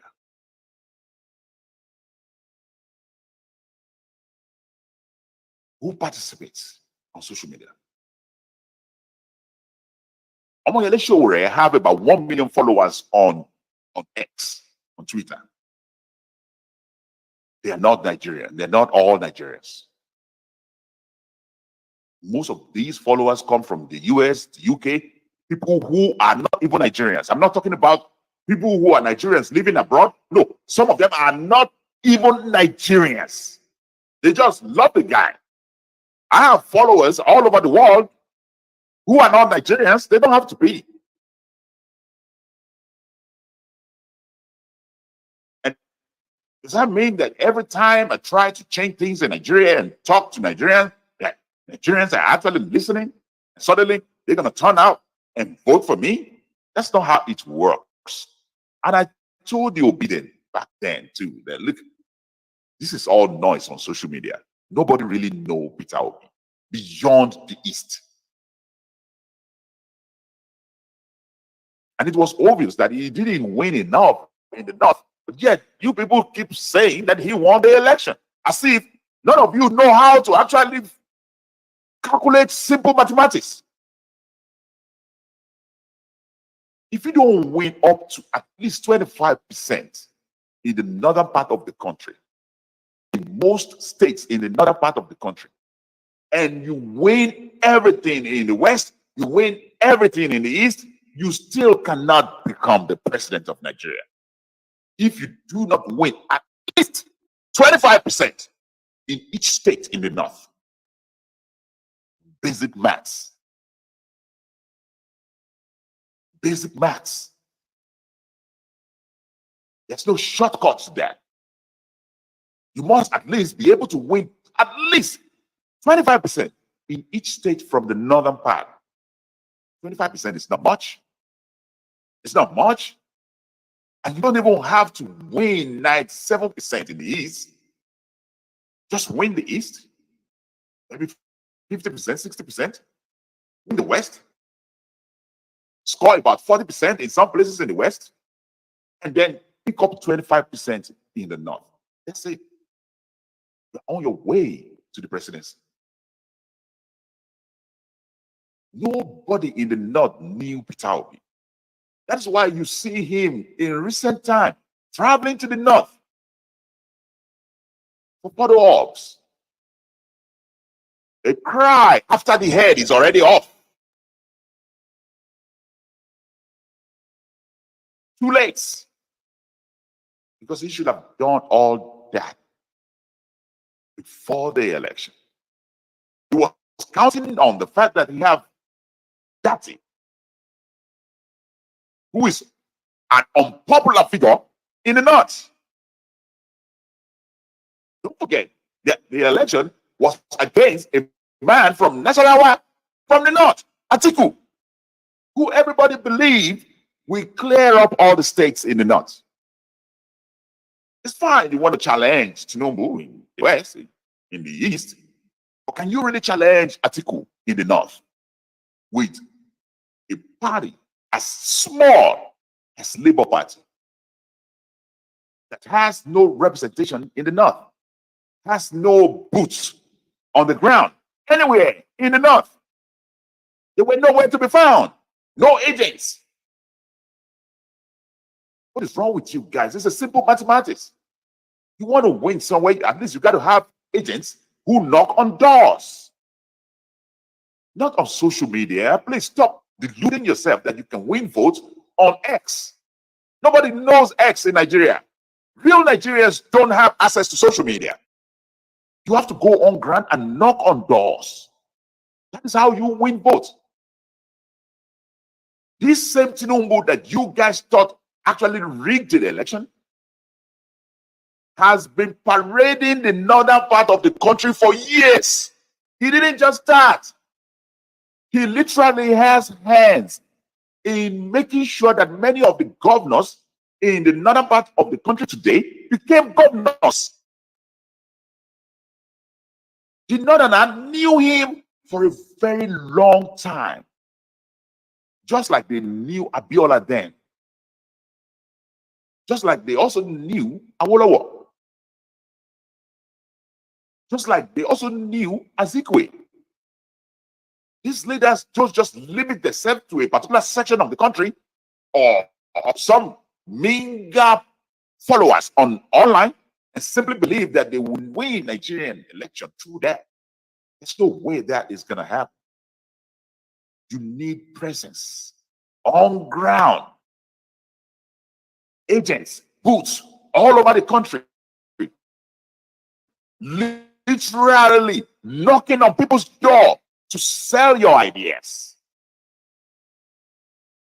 And this Labour Party didn't have. Yes, they make all the noise on social media, make all the noise on the TV in the West, in the East. But they deludedly believe that ignoring the northern part of the country will give you a seat in the presidency. That's foolish. That's just stupid. And at the end of the day, even after not doing enough to win the northern part of the country, these deluded fools still believe that they won the election. And this whole protest is not far from them believing that they can change the government through a hunger protest. And I keep saying, this protest is already messed up from the start. The moment you are asking for a switch in government, you already kill your idea. The idea of the protest is already lost. The moment one of you faceless fools actually added switching Nigerian governments. Because to regular man on the street, they understand perfectly well this is not about switch of government. They are smarter than you believe. People on grounds are smart. In fact, village people in Nigeria are much, much smarter than people in the urban setting in Nigeria. Believe it or not, I have the opportunity to talk to literally regular Nigerians who live in the village. And what comes out of their mouth is much smarter than what these fools spew online, thinking that they are smart. Ordinary Nigerians who live in the village have access to real information than you guys are. And that is why you always see that when you speak in one certain volume, it's completely different from what the country is actually saying. Most Nigerians who really want to go to the street and protest, sincerely want to protest hunger. Most Nigerians sincerely want to protest hunger. Believe it.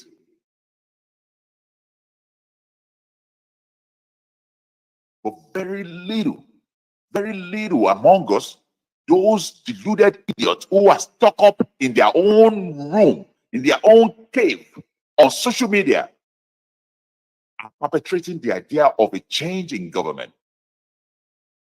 Some losers in the last election who are pushing these ideas, Atiku included, Peter Obi included, Omoyole Sowore especially. And I know from the outset, the moment you start injecting this foolishness of a change in government, the whole premises of the protest, which is to protest against hunger, is completely lost. And I warned them, maybe tomorrow, but not today. And I remind every one of you, If I will be, call on Forunke, has been the face of protest in Nigeria several times. Even Oshiomhole, even Bola Ahmed Tinubu, the guy you are against today, has been face of protest in the past. But every time these guys organize protest, you wonder why it is usually peaceful. Even during the military regime, why are they able to successfully protest peacefully? I told you then, it is simply because you need a recognizable face to lead a protest in Nigeria, to speak directly to the people so that they listen. I even go as far as lending hand to some of you to call on Peter Obi to take up the mantle and be the face of this particular protest. Even though I know that coward is not man enough to lead any protest.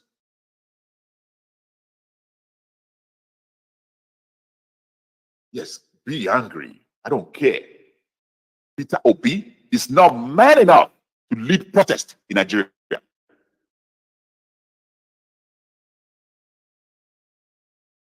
The onus is upon him to prove me wrong. He is not man enough to lead protest in Nigeria. If he can do it, please challenge me, because your people need your voice in front of a protest.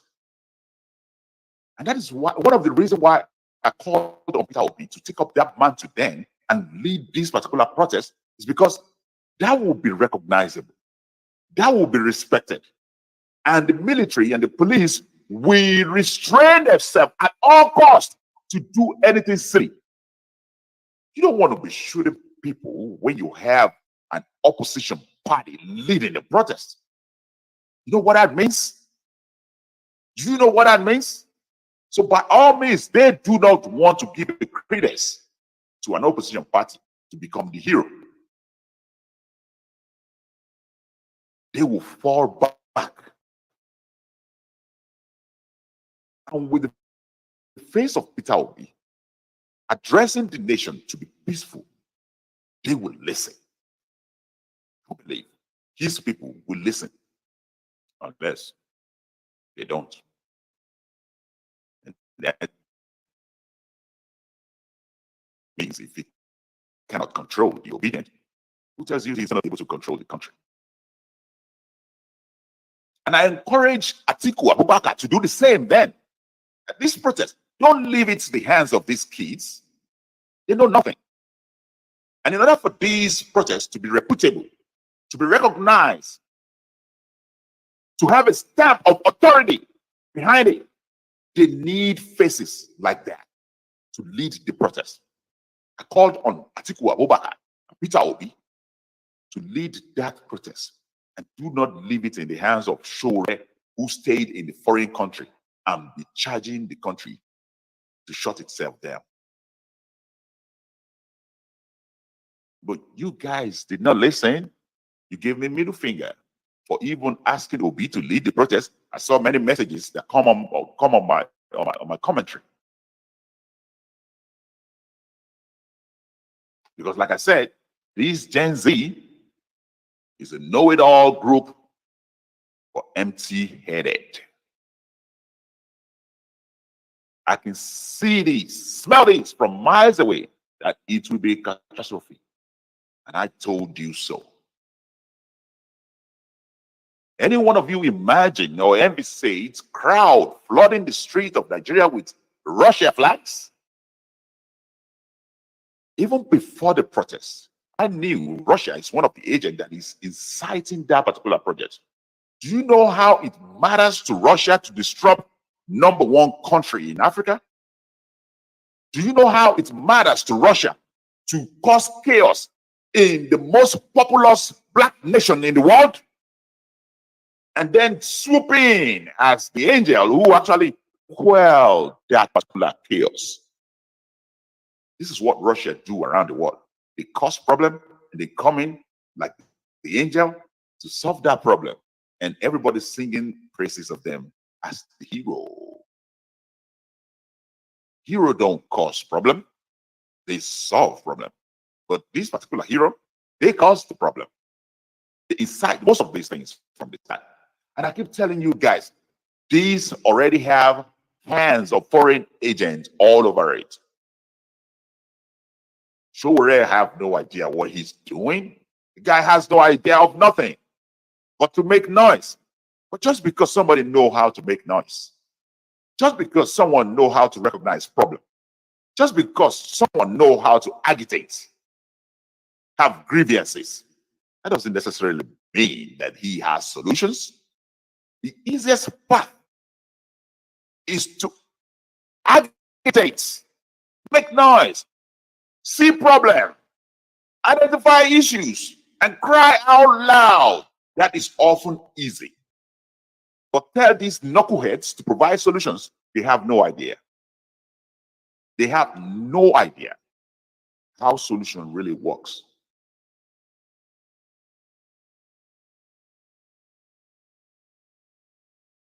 You know, I have a video that I intend to dissect today. Shomole appeared on the Arise News. Okay.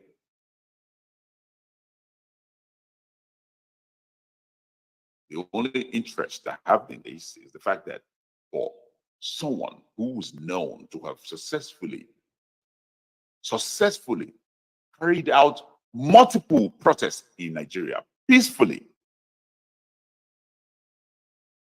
maybe he knows better than I. I've said enough that I can.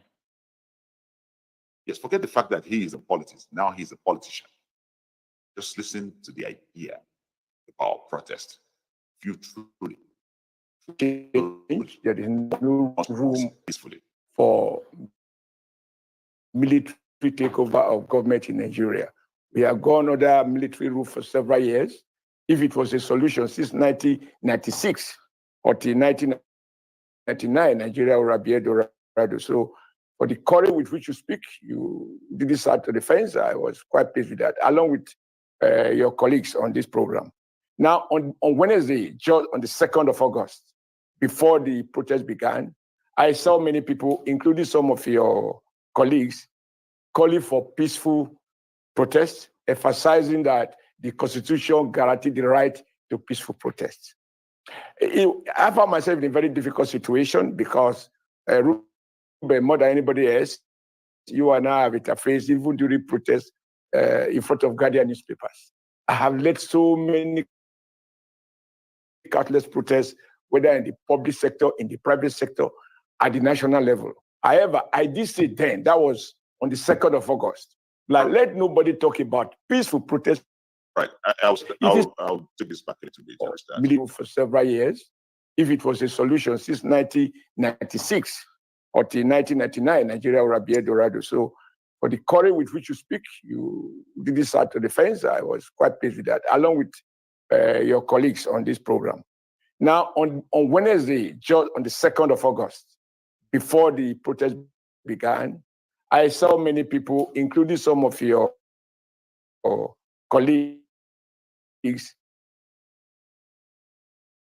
calling for peaceful, the right to peaceful protest.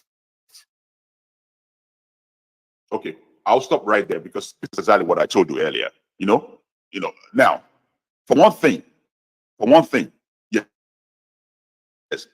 people on the media, can actually encourage a peaceful protest. But they cannot be behind any protest. It's two different things. You can encourage and actually, let people understand that, what their right to exercise is to peacefully protest. But you cannot be behind a particular protest, as in be a voice during the protest. Yes, you can. This is what I mean. It's just like when you say people should go out and vote.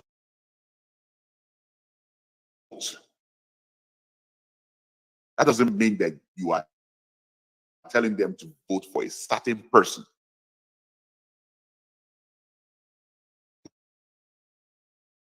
Media actually vote who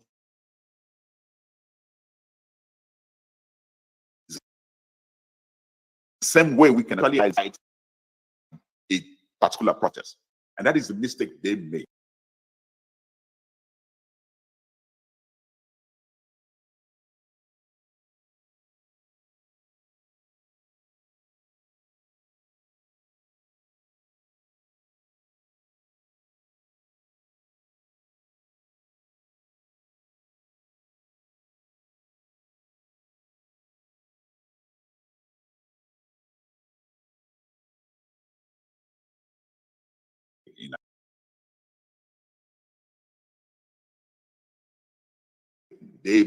I am explaining these things to you from a journalistic angle. They can express that you have right to peacefully protest, but they do not have within the ethics of their job to sponsor or promote a particular protest.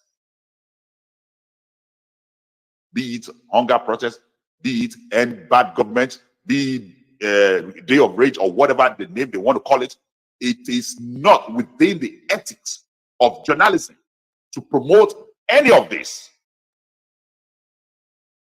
Just like we can actually promote voting rights, and you have the right to go out and vote.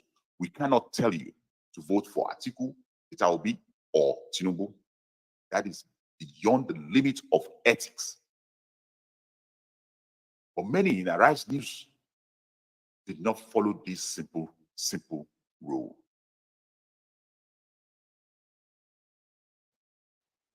I found myself in a very difficult situation because, Ruben, more than anybody else, you and I have interfaced even during protests in front of Guardian newspapers.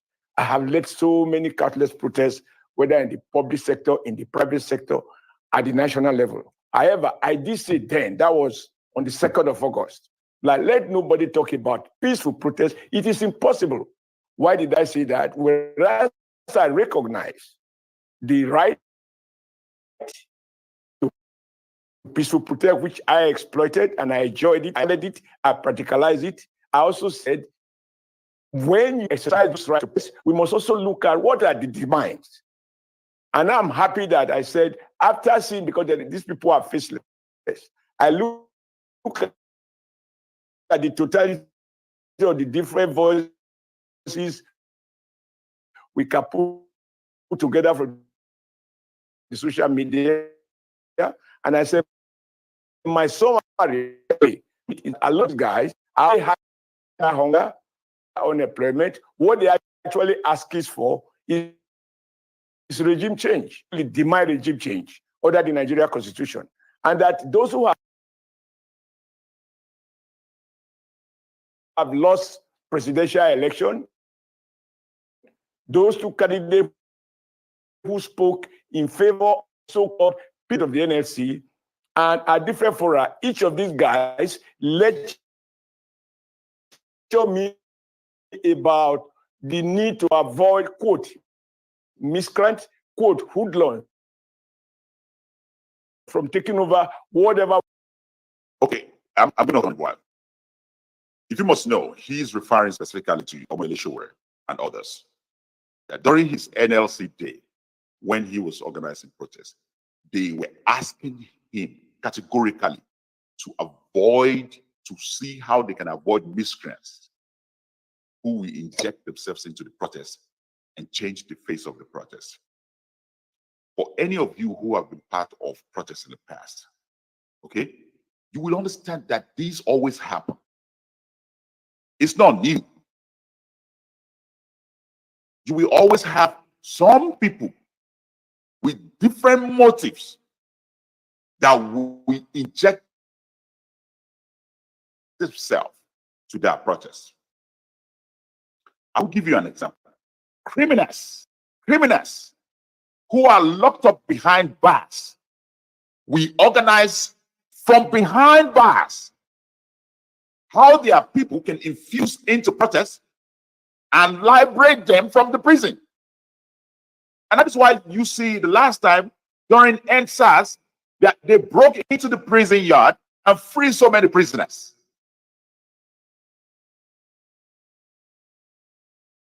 A leading party in a protest should understand these basics.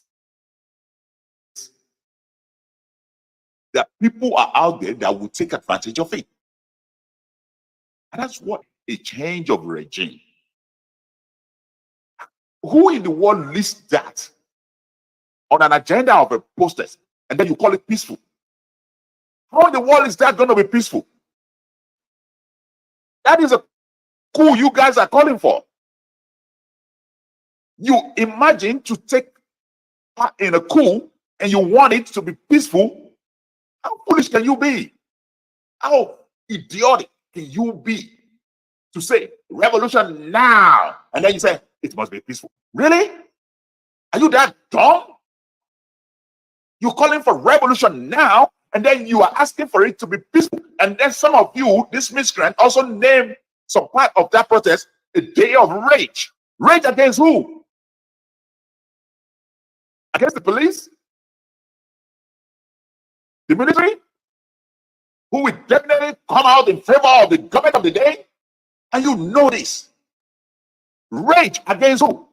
And then suddenly, some of you really want everybody to believe it's going to be peaceful. And now that it turned out to become a looting adventure, that it turned out to become a destructive adventure, the same fools who let this nonsense, like Showore, start saying that it is the government who are causing the mayhem. Now listen to Oshomale, the same Showore in the past, asking to make sure that miscreants don't mix up with the protest. If he is not aware that protests usually turn out ugly, why will he be asking that kind of question? Every one of us that have led one protest or the other, even during the school days with the student union, we knew there will always be miscreants once you took into the street who will be injecting themselves into the protest for their own agenda. Criminals will use it for their own agenda to invade the police station so that they can steal gun and use it to rob people. If you don't know these as protest leaders, you must be a complete delusional idiot.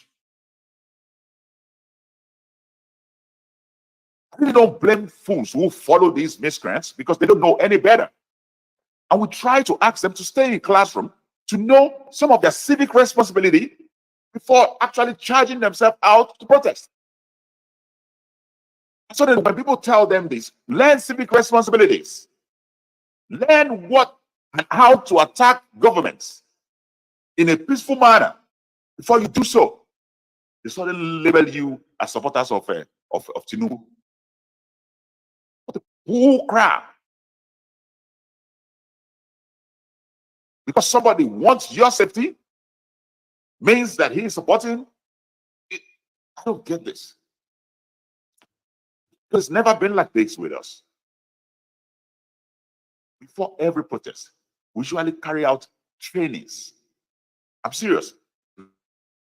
Real training of how to make sure you turn the crowd towards a particular mission. We literally have foot soldiers that will tame the crowd. And when you are going along the streets, you literally have hands clawed together. Our hands literally has to be clawed together in a long line to block the street so that nobody behind the crowd will move ahead of the crowd. So that the leaders of the protest will always be at the forefront. Tell me, any of these protests that you see that have that kind of organized movement, There will be detailed soldiers. I mean, I'm talking about civilians who are part of the organizers of the protest, literally in front, in the middle, and at the back of the protest to make sure that people are literally being tamed.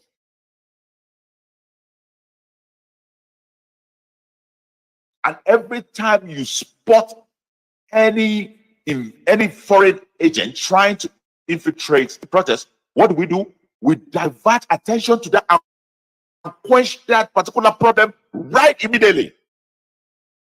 This particular protest has no strategic plan, none whatsoever. That is why I warned from the earlier and from the outset, no, I want to be part of the process, not this one. This is crazy. This is foolish from the start.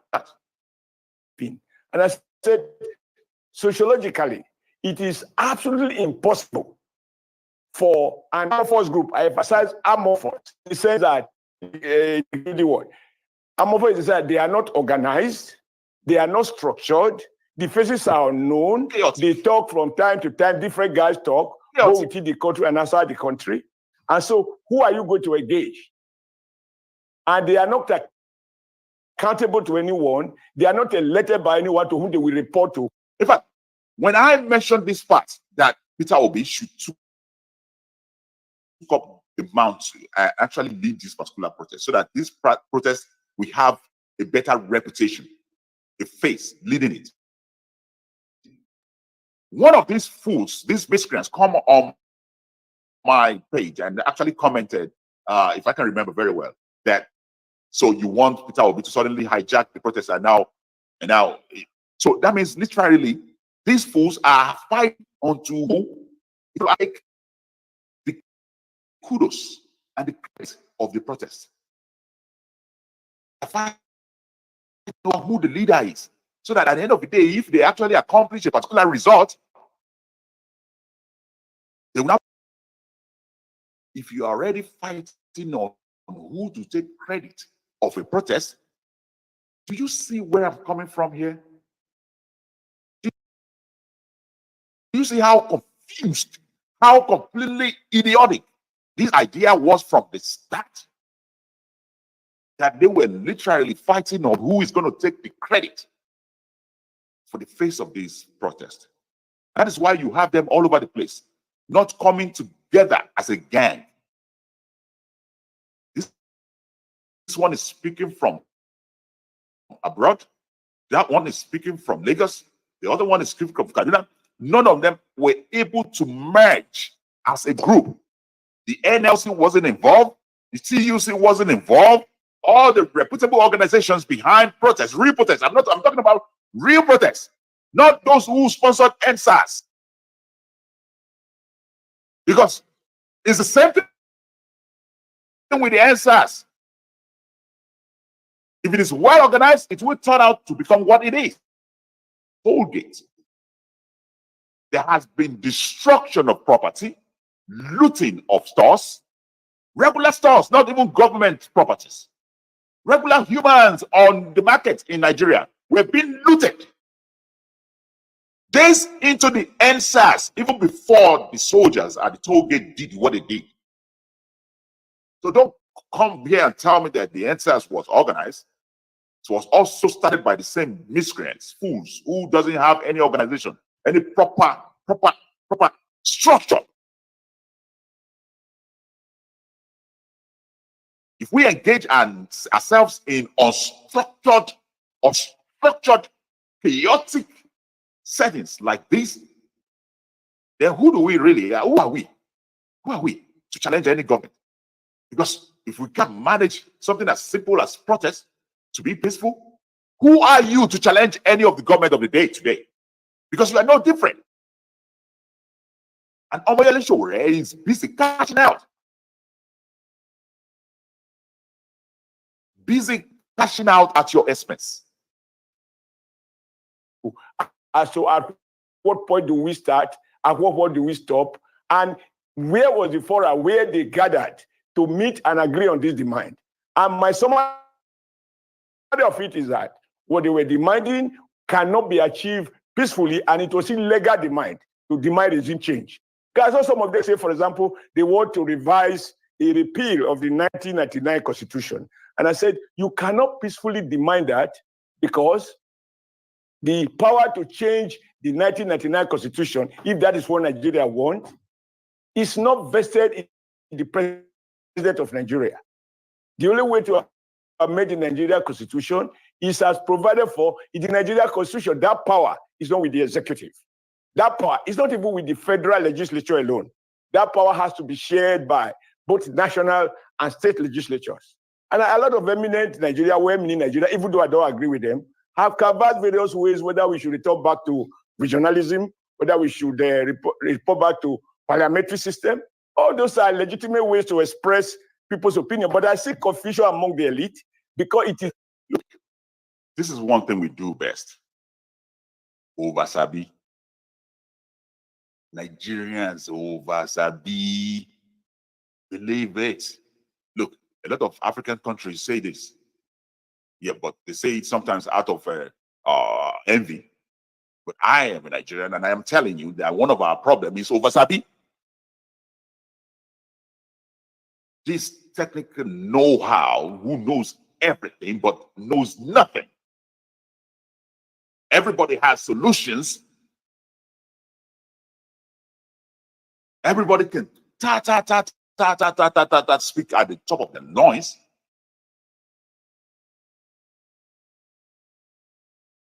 But trust me, none of those solutions you've heard out there is a terrible solution. But none of it really works in the Nigerian system. The problem is just about governing. Is who we are. Basically, who we are. When I said a while ago that every home, every human in Nigerian is basically embedded in corruption, some of you were fighting. I see you. What is it talking about? Is in our culture to strive for the head. When you become the head, it is also embedded in our mentality and in our culture to oppress. Period. And when you have those things embedded in us to strive for power, and when you gain power, you use it to oppress. That's who we are. And that's what we need to change. Unless we change that, even those who are clamoring for change today in Nigeria, if they gain power, they won't do anything different. You see an average Nigerian citizen on the street fighting, exchanging words, you quickly hear them saying, "Do you know who I am?" Why would any Nigerian citizen on a Nigerian soil be asking the other one who he is? Who the heck care who you are? Who the heck should care who you are? Whoever you be for yourself. Nobody cares. But that's us. Quickly, we ask, do you know who I am? You know who I be? Why do you think we do that? Because it is innate, drilled into our sentiment to actually impose ourselves on each other. As Africans, as Nigerians, to reach for power, gain the power, and use it against the other. Why do you think you make your first quid, your first millions, billions, and the next idea that comes to your mind is to buy a Porsche, a flashy car? You didn't think about investing that money. First idea in your mind is to buy a flashy car. Why do you think that? Because you want to oppress your other Nigerian. Why do you think your first billion that you made, money enough to buy a whole estate, to accommodate other Nigerians to be able to help them to pay lower rentage. You didn't do that. You went straight. Money enough to buy a whole estate. You use that money to buy 2-bedroom apartments in Aja. Why is that? Because you would rather stick it up to the faces of your neighbors that you have arrived than actually doing something that will help your community. Helping the community is not the first instinct of Nigerians. Oppressing the community is our first instinct. Is our very first instinct. Innate in everybody. We need to reorientate ourselves. De-escalate from this mentality in order for our society to be cleansed, in order for us to have good governance. If we don't do that as a society, to de-escalate from the mentality of oppression, mentality of a rat race, the moment a particular rat survives, they oppress the others, not the other. We don't think about helping that community. Our first instinct is to oppress that community. Buy a flash car, buy a big house, so that they can say, "Babao, yo," and bow to you. That is our first instinct as Africans. It's not totally our fault. It was embedded in our tradition right from the outset. That is why we have kings. That is why we celebrate Obas, Emas, and Obis in the East. We have the ideology of worshiping the big ones among us, the rich ones among us. That's why in the north, there's so many Alumanjaris. Because Alumanjaris do not have the mentality of reaching out for education and be woke and challenge their leaders. No. What they teach them is to go out on the street on a daily basis and beg for food. And in Yoruba land, in the West, the mentality is often to celebrate the Obas, the chief.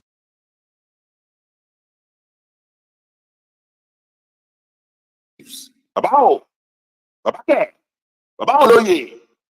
That's the mentality.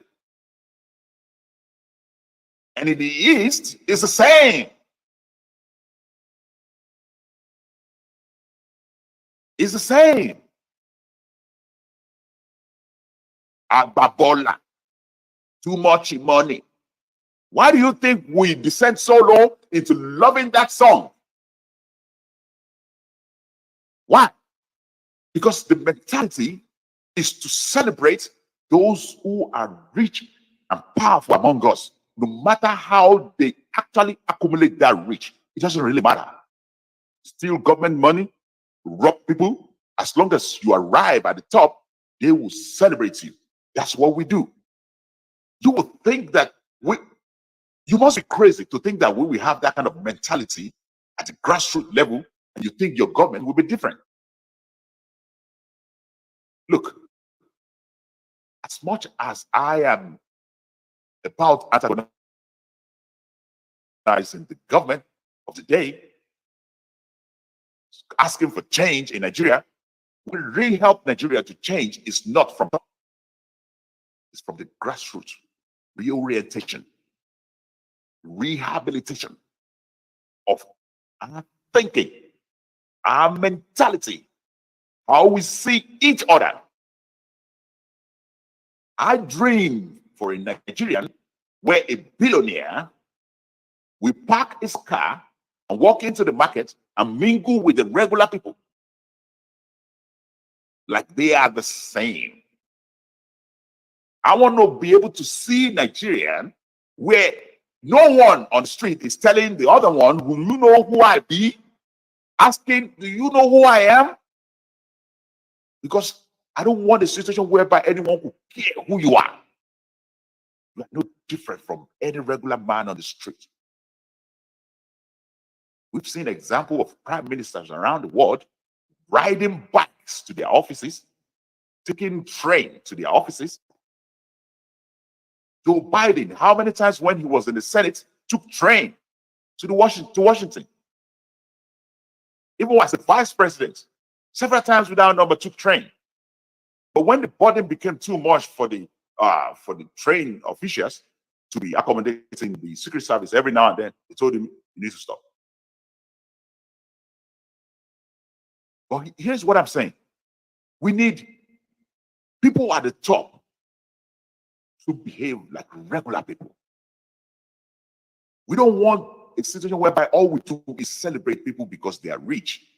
It doesn't matter where they get the money from, we celebrate them. Even in our churches, they encourage these things. They don't care where you get your money from, as long as you bring a tent.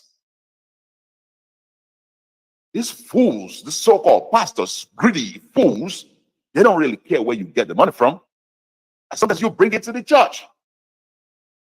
We celebrate rich ones among us, even if they get money in a dirty means, through a bloody means. We don't care. Unless we change that mentality, we're going nowhere. Even if Showore become the president of Nigeria today, he will not be different from what we are experiencing.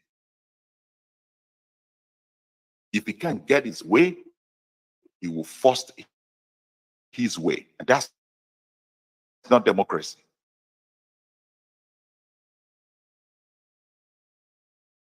If Peter Obi become the president today, most of the things he promised you is impossible on the state.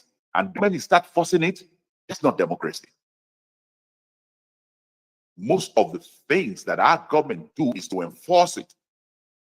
They are not willingly setting things so that people will actually abide into it. Exactly how democracy should work. They enforce it. And they have to, because that's who we are. Nigerians can't be begged into doing things. We love being forced into doing it. Imagine how many times people have been warned not to throw trash on the streets in Nigeria. Do they really care? But if a soldier carry koboko, whip them on their back, bro, they won't throw trash on the streets. That's who we are. Animalistic. You don't have to like the truth. I don't care as well. But that's who we are. Unless we change these rudimentary, these basics, these backgrounds, we're going nowhere. We're going nowhere. Those today who are agitating, give them the same mantle of power. They will do exactly, if not worse, than what the government of the day is doing. Because our problem, our problem is from the roots. A lot of you want yourselves to believe that the fish is rotten from the head. But unfortunately, the Nigerian problem is from the roots, from the basics of our mentality, things we believe in, things we celebrate among us.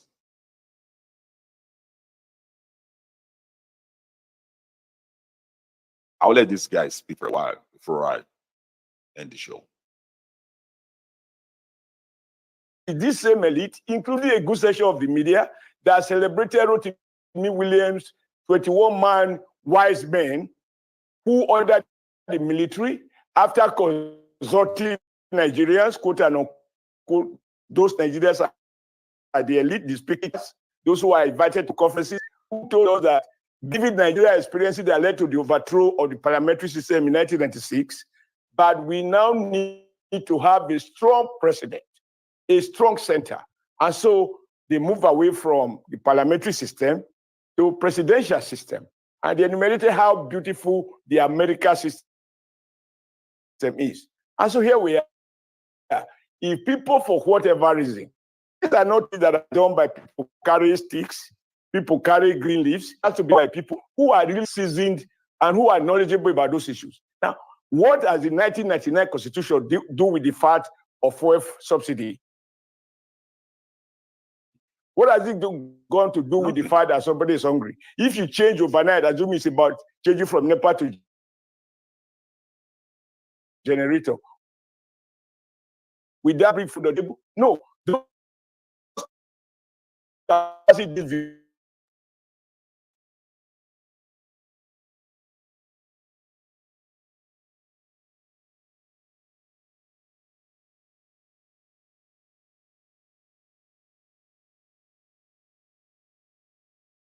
Man in Plateau, and I was excited that young man, we shouldn't be alive. And it looked like a graduate, by the way, listening to his language. He said, we have spoken. We don't want this to get out of hand after the first day. I believe the president has listened. Now, the second question is about the president's speech. I commend wholeheartedly from the bottom of the patience of President Bola Ahmed Tinubu and the way in which he addressed those issues. Now, let me quickly address some of those people who are condemning the president's speech. Did you expect anything different? I said earlier, these people are not about solving a problem. It doesn't matter what they say. Yeah, because that will not give them the self-advertisement that they are craving for. If this resolve Nigerian problem, that doesn't solve their problem, because their problem has never been your problem. Their problem has never been Nigeria's problem. Their problem has always been selfish and personal. And I always tell you guys this. It doesn't matter what Tinubu say or do. It does not matter at all. Those who lead this protest from the start were selfish. It's all about them. It's all about their fame. It's all selling merchandise. No organizations have made a match since any of this. Exactly has in house. He made so much money with the excess. He started this revolution now. 5 years ago, he's singing this revolution now thing. The money will go. I think, you know what? This can become a life adventure. You guys don't know. Some of you fools just feel like zombies. You don't know. They shout on you at your expense that it does not matter what this president say. It does not matter what this president do. They won't stop, because the idea has never been about you guys.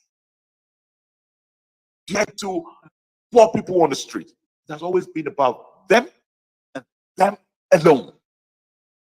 Explain why. All right. He tried to first. He acknowledged. He acknowledged that there is hardship in the country. He didn't dismiss it. It's important that a leader acknowledge the legitimacy of what people are saying. However, he said, "I have listened. I have heard you." A leader, a father who is talking to children who are crying. My children, I have heard you. I have listened. Stop crying. I will do something. There is no, if today I am the president, if today you are faced overnight with those numbers, I say, We are hungry today. What do you do today? In any case, the immediate thing the president has to do, which some of us don't even agree to. All right. We now have to seek governors, president commissioning distribution of rice. I would like to see commissioning of industrial, of factories that will provide job, commissioning return to agriculture. But the government of President Tinubu had to resort to what they now call palliatives, which has become a huge source of scandal in many states. Yes, Senator, thank you so much for your Thank you. I think a number of things that hearing from your response to the first question is that there might be a mix of those who have this, because for those people, it wasn't a regime change in particular they were looking at. And with regards to their demands, that was the number one. Hunger that the president to tackle. In fact, in some cases. Okay. You see what I'm saying? Do you see what I'm saying now? How foolish and deluded these people really are. Okay?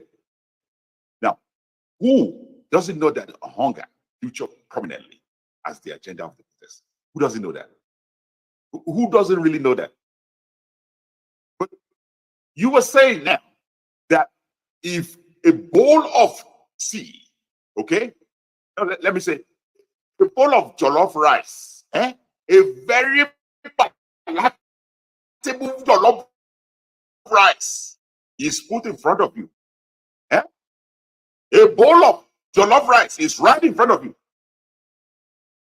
And a drop of poison, just a drop, is right on the rice. That makes rice edible. That makes it something you will eat. That will already mess up the whole bowl of jollof rice. Simply because the prominent face of this protest is hunger. Why? That everybody should go on the street at this particular time. The moment you already spot some dark agent sponsoring these protests, the idea is to fall back and replan and regroup. That is a reasonable idea, of course. But these fools will continue the same narratives. This was called the hunger protest. So that didn't have a conversation around regime change. Cost of living crisis, insecurity were issues that were raised with regards to why people were going out to protest. So that it was just particularly about ending a regime is not. What's the name of the protest, please? Tell me. Are you as smart as you are? You know, I hate attacking women on the platform. You know, because quickly in these days, that would make me a misogynist. But Ayo, tell me, what is the name of this protest?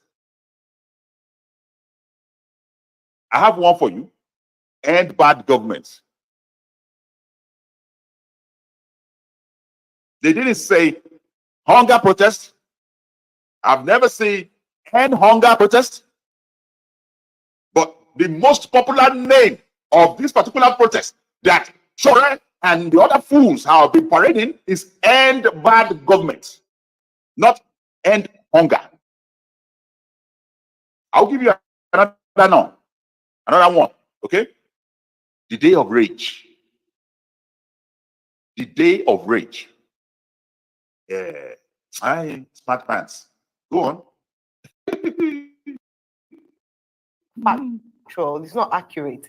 Then with regards to who are those who were the leaders, if you look at Occupy Nigeria, who were the leaders of Occupy Nigeria? Who are Occupy Nigeria? Who? Unbelievable. Who are these Occupy Nigeria? Go ask people in the villages who Occupy Nigeria are. And this is what gets me every time. How delusional we are. Thinking that once a particular name is popular on social media, suddenly every Nigerian is buying into it. Who Occupy Nigeria? To an average man and women in the villages who doesn't have access to social media. Who the heck is Occupy Nigeria. You see how foolish you are? Because you have social Nigeria presence on social media, suddenly in Nigeria should have known by now who is Occupy Nigeria. To an average men and women in villages in Nigeria, average market women who doesn't have access to smartphones. Because believe me, you need smartphone to be able to go on social media. There are similarities here because there were many figures whose faces were, in front of that protest. But not many people who came out to say that they're the ones who were in charge of fronting or consulting with the people to come out with demands. The people had a shared challenge and shared purpose, and they came out to protest, which was the same thing that happened. Name the faces and so coming leading the back to protest. what you said, as a comrade yourself who exploited. Name the faces leading this protest that has as much popularity as Oshomole. Talking about Oshomole because anybody watching the NLA. Name one person in this particular protest that has the caliber of movement that Oshomole will pull. Name one person.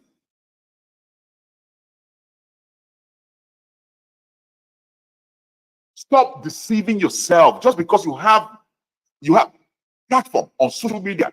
That means nothing to average Nigerians. The opportunity and the constitutional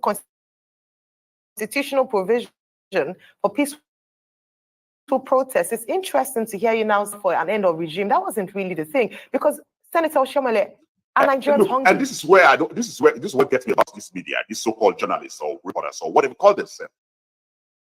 They never know how to be able to tread that line between bias and journalism.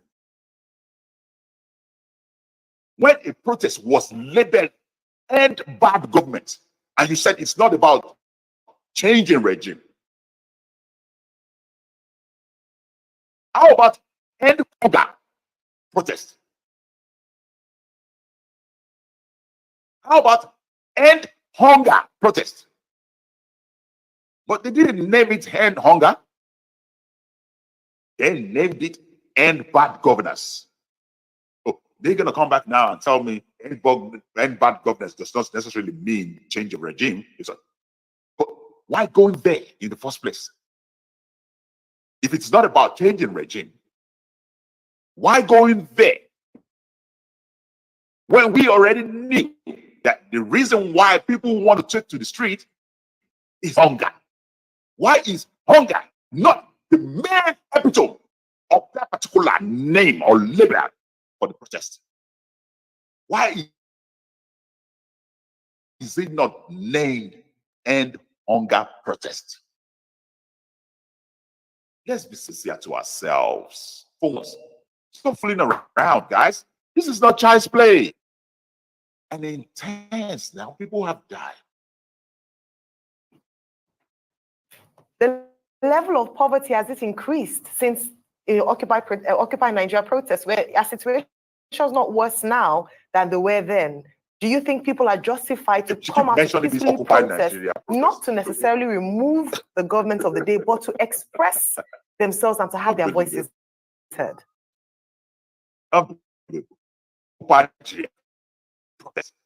You keep mentioning that name as if that name is irrelevant. It's completely significant anyway.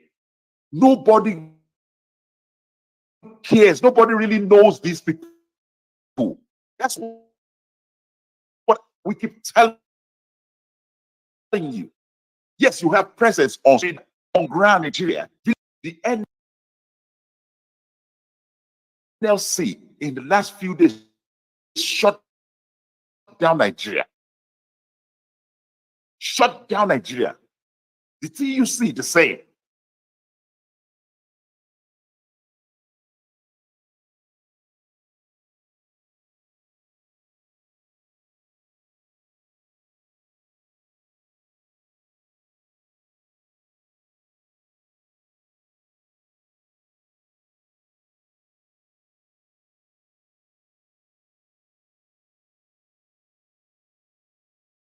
that you can successfully carry out a protest in Nigeria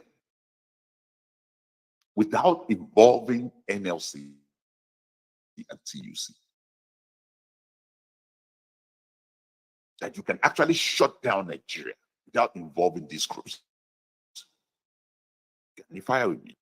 What is Shoyinka, even Tinubu himself, in the past, always involved NLC and TUC whenever they really seriously want to do something in Nigeria.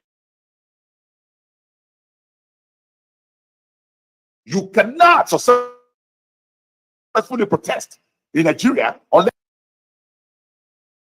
you do not want to protest in the street alone. You want to make sure that people do not engage in their stop and also come to the street and drink. How do you do the TUC and other reputable organizations measure Occupy Nigeria? Who the heck is Occupy Nigeria?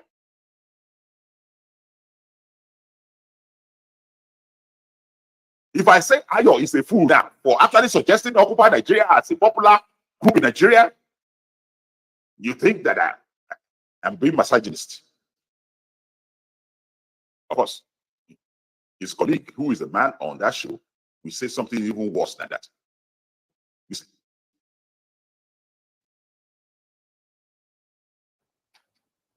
Ayo, thank you very much. I watch you every day, and I have the opportunity to engage with you today. You've been doing a fantastic. I don't always with your views. That's what made them see rich, robust, and defend it. The right differ. You are sure with due respect, profound respect. People that when you see some birds dancing on the highway, the drummers are not far from the bush. We acknowledge it. Who are you and I to deny it? That is not the issue. The issue is the people use what they see as what everybody can feel. And why do you think that President Tinubu resorted to giving state government 570 billion naira to? Okay, hold on there. Okay, because I said severally on this show that these guys should make sure they are more organized and details into actually challenging the governors of the state. 500 plus billions has been shared to states in this country to share palliatives. Many of these people do not share this money or buy anything or do anything with it. Some of them are dancing around in their states. Whereas even rice, trailer loads of rice that went to this state, some of these governors still keep some of these rice in storage. In storages around their state. A video was circulating in this particular protest where one of the storage were looted and they were accusing the governor of Edo State of actually hoarding the rice that was supposed to be distributed to people. And that's why I said earlier, if this protest was really sincere, was really sincere, it wouldn't be about end the bad government. It would be about end hunger. And the idea would be to go after the governors, not Tinubu's regime. Tinubu's regime may be problematic, but he has done enough for these governors to have relieved their states. But some of them, especially some of them that are in the opposition party like PDP, they didn't want to do anything because that would give credence to Tinubu's government. Even after Tinubu's government took the state governors to the court with their issue with the local government, and the Supreme Court actually addressed that issue and allowed the local government to have autonomous power. Yet, Makinde of Oyo State who is a PDP person, rally around his own local governments and make sure that they pull out of the local government organization in Nigeria, so that he will be able to totally control as he usually does. And the power won't go to the local government. Now, let me quickly explain this autonomous power to you. Some of you who expect that the president should be able to do everything, this is where you are wrong. Every state governors have autonomous power in their state. That means once their federal allocation is due, the president has no choice but to pay. He has to pay. And even if the president pays, the president of the country has no right whatsoever embedded in any constitution to control how they spend the money. That means the governors have the autonomous power to spend as they like. And no president can challenge that. And many of your governors have been receiving federal allocations from the federal government, pocketing it, not doing anything with it. None of you have balls to challenge them. It's easier for you to scream the names of Tinubu than actually challenging any of these fools who call themselves governors. The same autonomous power now bestowed upon the local government recently, that means in that local government, the governor of the state cannot tell the local governor or the local chairman what to do or what not to do. They cannot control the local governments. The local chairman can give any state governors a middle finger. If he thinks that, look, what you are trying to do in my local government is not benefiting my local government, I have to do it my way. That is how it works. That is federalism.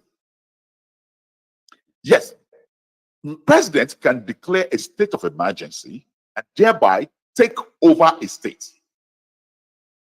The governor as well can declare a state of emergency in the local government and thereby take over a local government. But you cannot declare a state of emergency unless there are true criteria for state of emergency.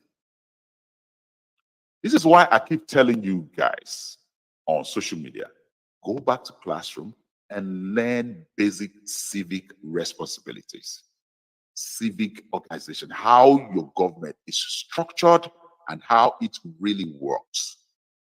You cannot challenge the government unless you know these basics. You cannot agitate unless you know these basics. 500 billion plus distributed to these state governors. What have they done with this? To do quick win palliatives. Why has it become suddenly? In my days, I don't know how many times President Obasanjo, when I was NSC president, went to buy rights to distribute to Nigerians. He said, well, I should go and farm, which is the legitimate thing to do. But this government, realizing the pain, has had to resort to these measures in the short run. In the long run, it has to be that we produce what we eat and we eat what we produce. But this cannot be decreed by 10 days protesters. The president has spoken. Why I said it is not legit, and I have no question about that. At no time in my protest history did I bad. If I see that we are not here to change the policymaker, we are here to attest. Excuse me, you want to harass me. Yes, I just want the problem. Because they are faceless. They are faceless, and I said, understand me, no of it. And I want to repeat it again. Please go ahead. When you have an amorphous group, unknown faces, now you know a pastor who Pastor Bakare. The spirit pastor in Lagos. I can't remember. Pastor Bakare is no name. Bakare. Nameless. Yes. And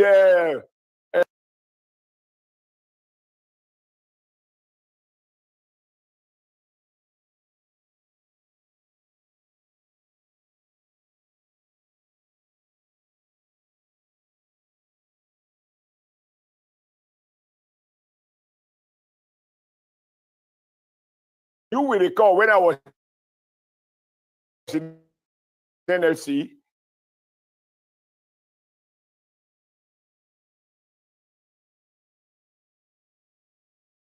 not at least by face known, we share platform with Professor Wole Soyinka now at 90. I'm happy he's aging gracefully and God will continue to bless him and give him good health. I share platform with Femi Falana. I share platform with Beko Rasomkuti or something like that. One of the Bekos who was very active, a medical doctor. Yes. And I remember on one occasion on the front of Alausa, Ganifa Emi collapsed. Nigeria came out For sir, human rights. Sir, Wait, he spoke for I just want to just challenge that point. in this occasion. Yes, Excuse sir. me. I just Even want the to- name, excuse me. Yes. You can challenge anything, but you must listen to my point. I've No. listened. This is meant to be an engagement. You know, a question, excuse me, a question cannot be as long as the answer. The answer must be longer than the question. Check yours when you were a student. When they actually want to show you use pages to answer. So give me the time because Nigeria, I need to understand why a man who lived my background refused to acknowledge that a peaceful protest can be used for regime change. I emphasize regime change because I understand the logic. I led from the front. These people you are making, I don't know them. If I don't know them, You don't know EIE in Nigeria? I don't know their faces. And I'm happy that, listen, excuse me? You don't know EIE Nigeria? Take it back Who's to the Nigeria. head are they?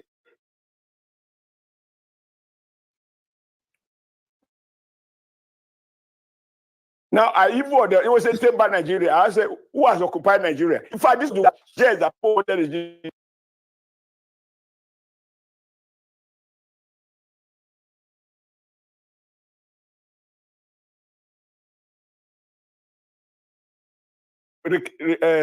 we want to reclaim Nigeria. I said, it's Nigeria.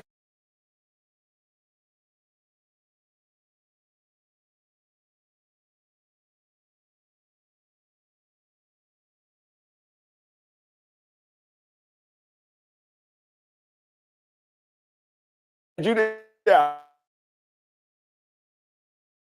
And you are trying to reclaim Nigeria.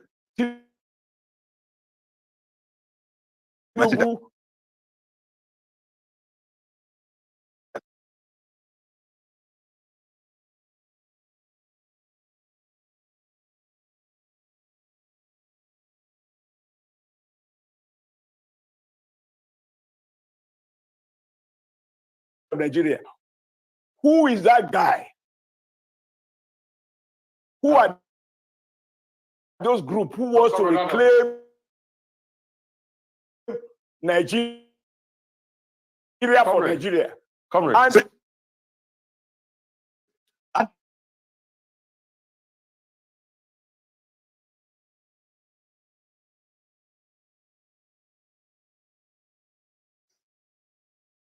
who are you to defend?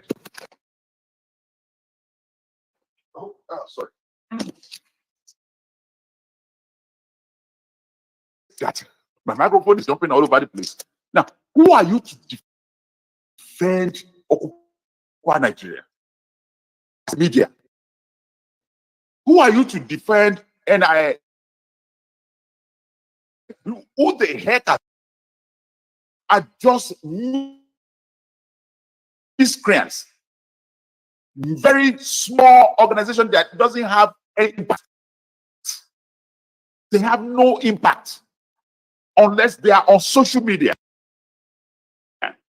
Yeah, they can move some very little group from social media here and there, but they don't have impact as far as Nigeria is concerned. And really, they can actually have impact if they want to, but they didn't want to go that route.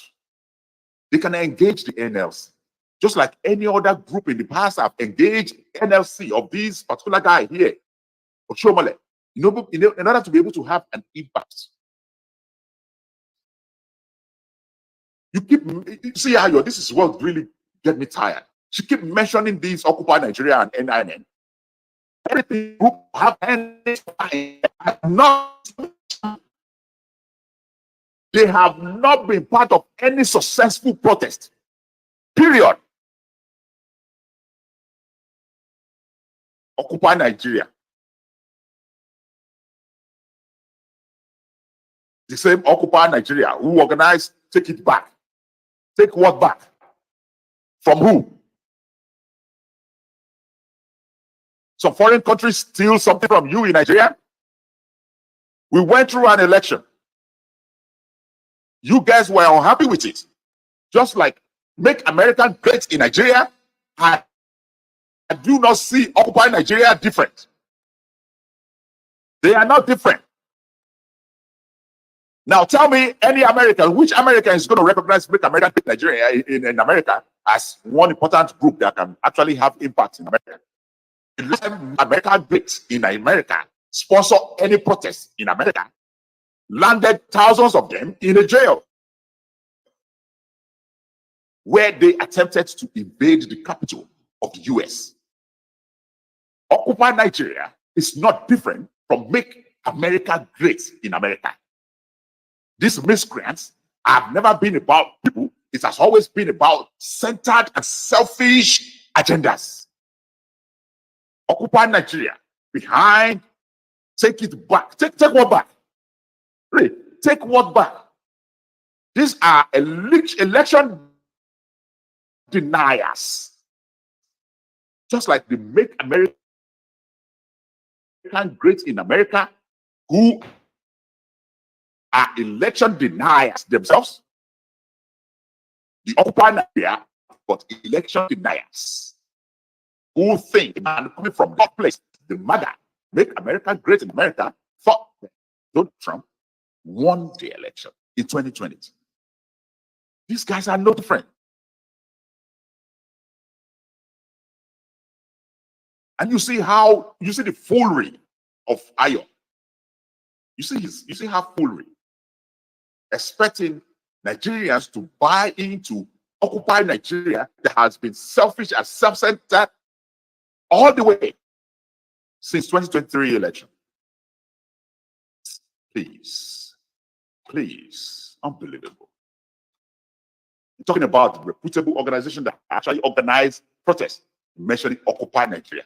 Really? Really? Unbelievable. I'm even saying these people can actually make and have impact. But that is if they bring in the right group to be with them. They didn't inform NLC about this protest. They didn't contact TUC about this protest. Excuse me, all the names you mentioned here, I listen attentively. I don't even know if I don't know some of these faces. At no time did they sat on a common platform to say, this is who we are. Excuse me, the business of governance is not a Tea Party. Okay. I want to ask. So, Arise News has to start looking to some maturity on its sets. Trust me. Because these are just kids on the block who has no clue. Trust me, as much as they like to agitate on behalf of the people, they have no clue how anything works. No reputable human being in his right sense will be advocating for Occupy Nigeria. Period. These are insignificant group. Yes. Presence on the social media, but nobody, as far as Nigeria itself is concerned, when they're talking about real people, nobody in their right mature sense will be advocating for Occupy Nigeria on the TV channel like Arise News. And yet you said you want to compete with Channels News. Really? You want to compete with Channels? Was President Tinubu's response appropriate? I say yes. What was from my life? Okay, comrade, I am open to dialogue. Even that one, I saw people saying, set up a panel to negotiate. To negotiate why watching people may know them. I don't know them. Comrade. Yes. This is Rufai. This is Rufai speaking. Before I let Rufai speak, and this is what I keep saying.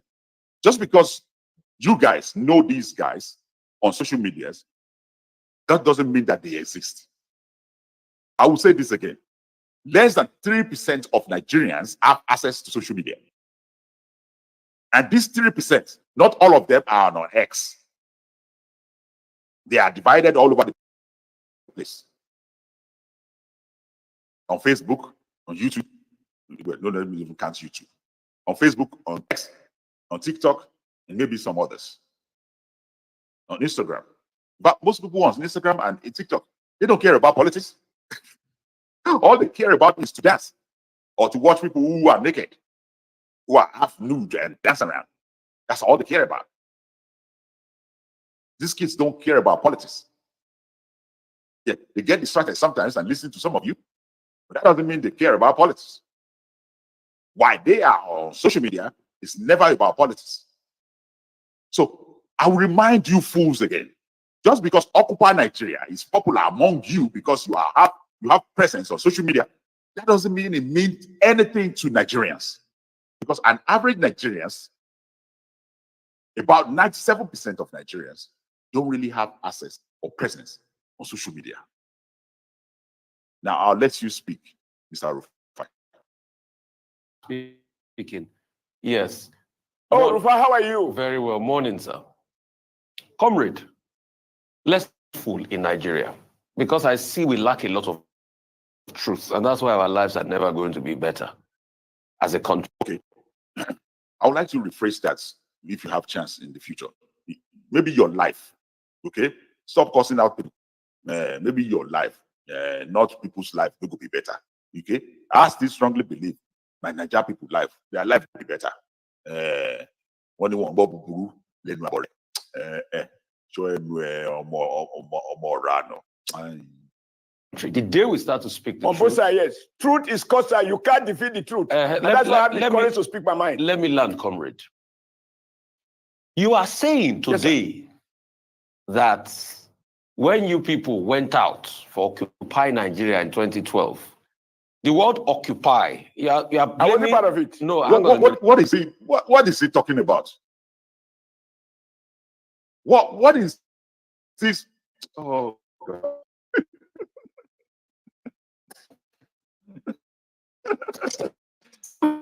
Shomole went up.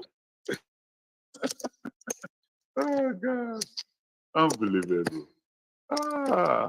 Carry on, Rufai. I know you now. I'm saying when all these well-meaning Nigerians, including the current president and political party, went out then protesting against subsidy, you are saying that the word occupy Nigeria doesn't mean... How is that occupy Nigeria?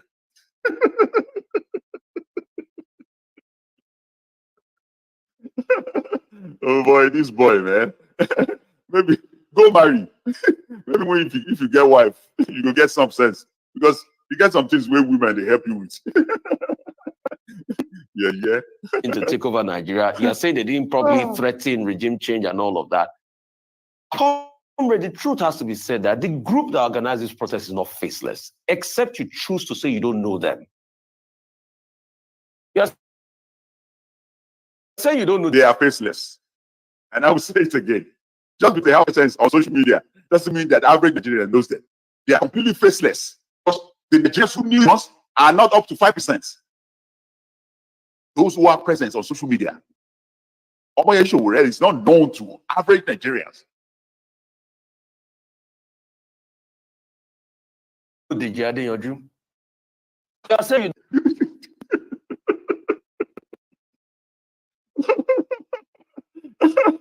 Really? Did he just mention Deji Adeyanju? Before he finishes his speech, I will find you one of Deji Adeyanju's video. I should be able to find that video. Unbelievable. Did he just mention Deji Adeyanju? The same Deji Adeyanju who just said recently that Dangote is a useless guy. That Dangote, the same Dangote who invested his money on Nigerians, is a useless guy. And therefore, all the politicians who have been stealing your money away to abroad, they are the good guys, right? You see, when they said who are the faces, he's mentioning Deji Adeyanju. Really? Deji Adeyanju. When I was clamoring here before the protest that Peter Obi should take up the mantle to be the face of the protest, that Atiku Abubakar should try and be the face of the protest. Just imagine if these two were in the forefront of this protest. You want to compare that to how many of these kids on the streets actually protesting that knows the Adeyanju? When we take out to the streets to protest and we see people like Ganifa Eremi, they call on for okay. Guess what? Imagine the confidence we feel right from the bottom of our belly when we see faces like Wole Soyinka in front of us.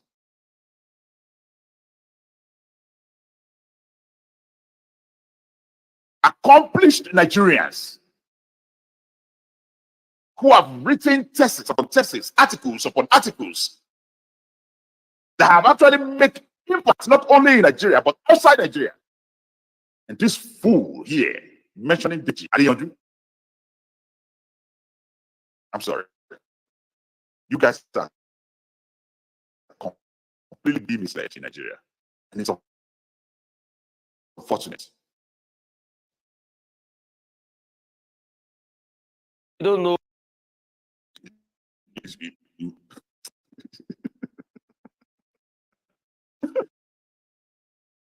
Okay, ring me up, guys. If you know what names that is mentioned. There are people that have been frontline, civil society activists in this country.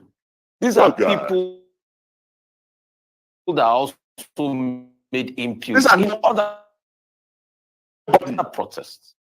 They're a valid group. So let's set that side apart first. When he gave his speech, it was a good speech. A lot of Nigerians say no. If you read that speech, apart from the conciliatory part of, yes, I'm sorry about the fact that people died, which a lot of people blame the president, because if he had come out to speak on time, that protest might not have been held in the first place. Let me even bust your bubble. Mayegu, some of you who know Mayegu, the guy from the UK, Mayegu even is more popular than the Adeyanju.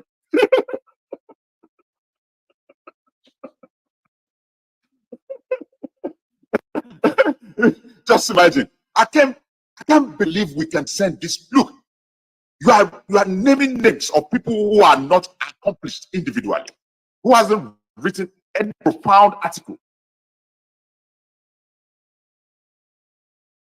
Quack lawyers. Those are the people you are comparing to, Ganifa Eremi of this world, Femi Falana of this world, and Wole Soyinka for that matter, a Nobel Laureate winner. Deji Adeyanju. Really? I'm not the kind of guy that usually pride myself in actually downgrading anybody. But look, this is how Nigeria is set up. For some movement to have credence to it, to have a stamp of authority to it, they need names more than just Deji Adeyanju to it. More than just Omoyele Sowore to it. Yes, Omoyele Sowore would have been a profound name because he has run for Nigerian presidency twice. But all this while this guy is right there in America. It's not even in Nigeria. But he left it until after people died to come and speak, which was an abdication of responsibility. He now went ahead to rehash promises that we already know. Let me give you empirical facts this morning. As at 2022, Timi Praye Silva's target was to get over 5 million CNG cars on the road. President Tinubu promised 1 million CNGs. That's even a backward walk from Timi Praye Silva's promise. He said he's going to do 10 million hectares. He said he's going to cultivate 500,000 hectares last year. We have not seen the food. Food inflation is still over 40%. He's selling. I'll stop right there to explain some of the promises that Tinubu made. He's emphasizing. What this fool is doing is that it is not possible for Tinubu alone to be able to carry this out. Let the governors of the states are on board. You just heard on this same show that the government of the states give 500 billion plus in nothing for their people. So Tinubu is going to inculcate all these promises. You need the governors of the state to be on board. And many of the governors who are on the opposition party are working against him because they don't want him to be successful. This is Nigeria.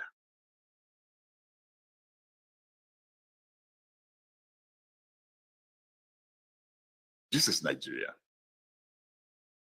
But working for the PDP. This has been clear to many people with sense all this while. Only fools and gullible idiots think that Rufai is speaking on behalf of Nigerians. The fact that, okay, we have 9.1 trillion now in revenue earnings, that we earn more compared to last year. But don't forget also the fact that you politicians come out to tell us how broke government is. In fact, the deficit is also increasing. He said he's going to do, he's giving over 570 billion to the states. Some of the states came out to say that they've got nothing really. You see what I'm saying? Do you see what I'm saying? They give the state billions of naira. Some of the states came out and said they didn't get it. As a news reporter, a so-called journalist, he's not a journalist. It's his job to go after these states and inquire, not just listen to the governors who lies every now and then. But go ahead. We said we are sharing palliative. People can't feel the impact. So a lot of people say it was just another campaign rhetoric, empty on promises and less on impact. And you said that speech was okay. Where's the question? So my two questions are. Can I reply, sir? Yes, go ahead, sir. You have the floor. Your two questions, because you spoke at less, so reduce that to two questions. Yes. The first question is, what are your two questions, sir? The people know, you people know the organizers of the protest. Do not say it was faceless because it's been hijacked by people. Questions. And ample intelligence was provided that it was going to be hijacked. What did the government do about it? You people know the organizer. It was not a faceless protest. That's the first question. Challenging your initial narrative. And I'm saying the president's speech was flawed. And I've given you empirical facts. One question. Where is the second one? Excuse me, my dear friend Rufai, I hope to see you in the very near future so we can have tea without after this session. And we dance again. You are entitled to your evaluation. Excuse me. I will dance again. And I have improved even at either age. Just so you know, what you have to agree is that one man's sense of objectivity is another man's idea of objectivity. When people say, I am being factual, as you have claimed, I am being objective.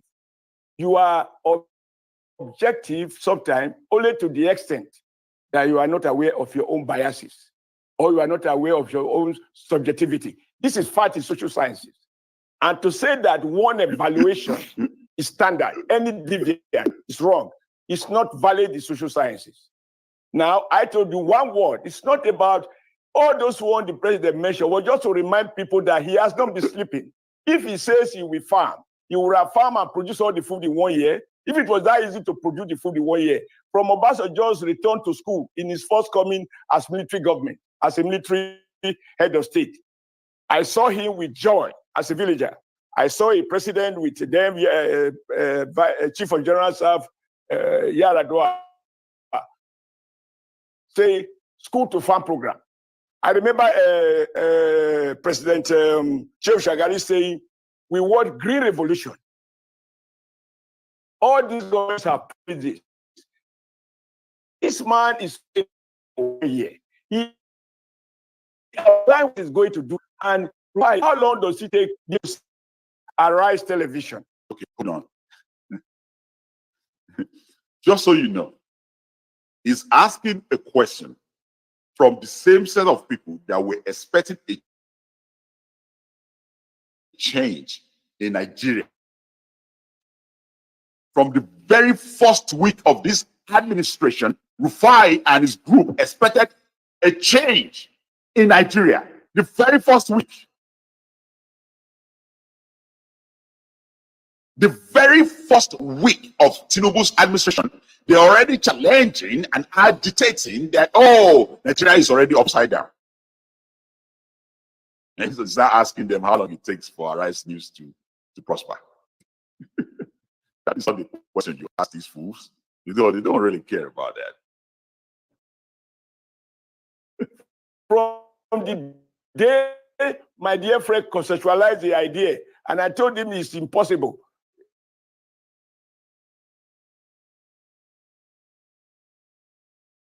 I can reveal to you, I and KK discussed. I said, this man is always into a network.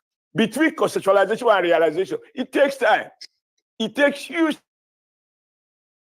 time. Now, why I say these people are faceless? And I listen to all these names you made. Ask them. Who doesn't know Femi Falana? You see, the issue of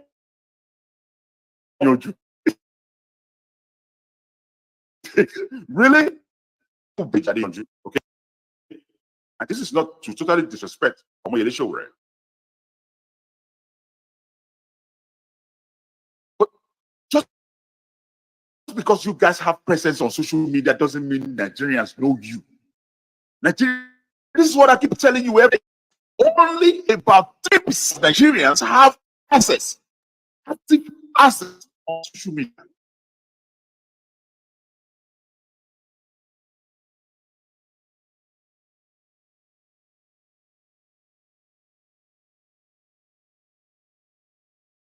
As much as you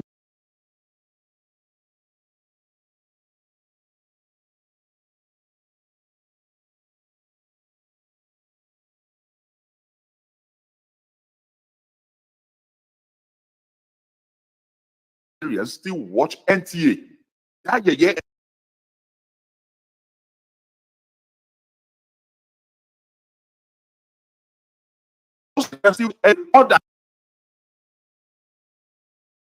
They actually participate on social media. You know why?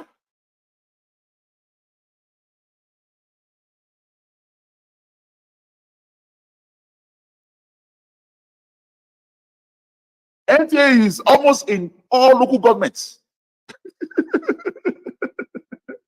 All cities around the country, transmitting government propaganda to people.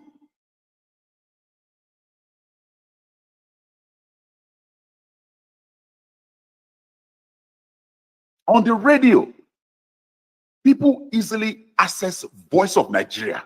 You know what Voice of Nigeria is? You see the contrast between social media and reality? Many of you on social media have no idea what Voice of Nigeria is. This is government owns radio, where they actually promote government propaganda that reaches regular Nigerians in the villages, in the outskirts, those who actually participate in voting, in electorates in Nigeria. Occupy Nigeria, NIN, who sabi all those names? Not to disrespect these names, nobody knows them. Voice of Nigeria is a radio that everybody with transistor radio in villages in Nigeria who can put battery in it will listen to before they know any of this. In fact, some of them don't even know Arise News or channels, but they know NTA. They know Voice of Nigeria. Why? Because, yes, these guys are popular in the urban settings, but NTA and Voice of Nigeria knew methods and ways to reach people in the outskirts that Arise News or Channels News cannot get to. In most cases, you need electricity to be able to connect and watch Arise News or channels. You need smart videos, smartphones to be able to connect and watch Arise News and channels. To know Rufai on the social media, to know the Jiadeyoju, to know Showore, and sometimes to know Lablu. It takes people who come on social media. But you see, real Nigerians who actually participate in votes in different aspects in Nigeria, in different villages, in nooks and crannies of Nigeria, these people have no access to these luxuries. But you know what they have access to? Transistors radio. That small radio that they can easily put AA battery into it and listen to Voice of Nigeria and other radios in the locality that do nothing but government propaganda. So basically, because Rufai is obviously delusional for him to even think that he's that popular. Seriously. How many of you know Rufai until you get to the social media? How many? Please tell me. How many of you know Rufai Oseni until you get to the social media? Oh man, come on. We know some. And what I'm telling you now is that most Nigerians, about 95% of Nigerians, are still in the dark. And all they hear is NTA and these mega, propagandas of the governments.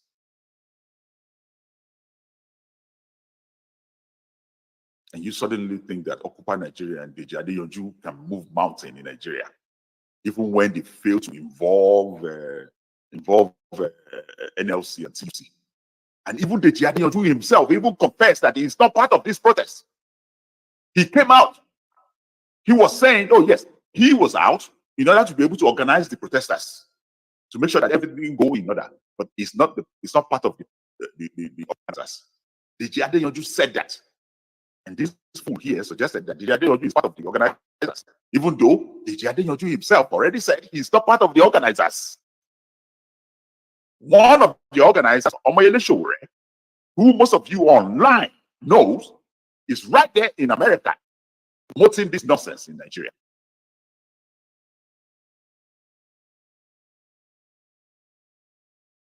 And when we tell you that it's a faceless, nameless protest, you keep agitating that, yes, it is because I'm supporting Tinubu. Individuals. How much trust do those individuals command in the bar of the average Nigerian? Those people carry you know Showore? Those people who I know Showore as a defeated presidential candidate. Seriously, Rufai is deluded, completely delusional guy. Are you kidding me?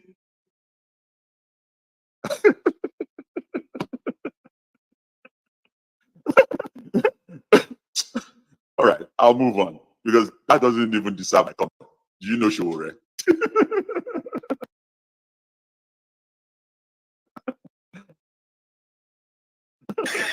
And when you are due time, Showore should know.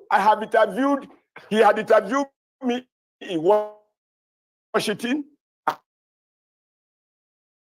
and I met with him. I like what the first online article publisher, Sahara Reporters. What you get from Sahara Reporters, I often wonder, how does he get this information?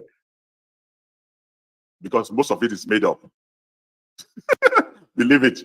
Because most of it is made up. Look, it's easy. When you have a big platform to black people, they will fall for it. Most of it is made up articles and news articles. In my view, he was at his best. But once he dragged himself into politics and contest election, he has become a politician. And he can choose. So when they cannot be seen as speaking, people see him as still noticing the grievances. Okay, I'm going to stop this interview here. You can watch the rest on the Arise News, But my point is, just because you know these names on social media doesn't mean that they are popular or they are significant in Nigeria. I'll go through the list that Rufai Oseni just provided, even including himself. Rufai Oseni, Adeyanju Deji, Omoyele Sowore, all these names are just nameless as far as Nigerian populace is concerned. Tell me, how many of you have heard these names until you start visiting social media? How many? Now, when I said that this protest is going to go wrong, some of you think that I've been paid. Some of you even say that Tinubu, I wish Tinubu is paying me, but I will eat his money and I will still badmouth him when I needed to badmouth him. I don't care. But this is the fact. When I told you that this protest is going nowhere, it's just another noise, another miss for these fools to raise money. I meant it, and I'm serious, and I'm standing by that. And that's exactly what just happened. They are nameless. Just because you know about these people on social media does not mean that they have presence in Nigeria. I will share those facts with you again. The stats is that less than 5% of Nigerians have active presence on social media. How do you reach the 97%? Oh, some of you will go to your villages and spread the news, whereas none of you know which village you come from. None of you in Lagos there know where you come from, let alone reaching out to them in the villages.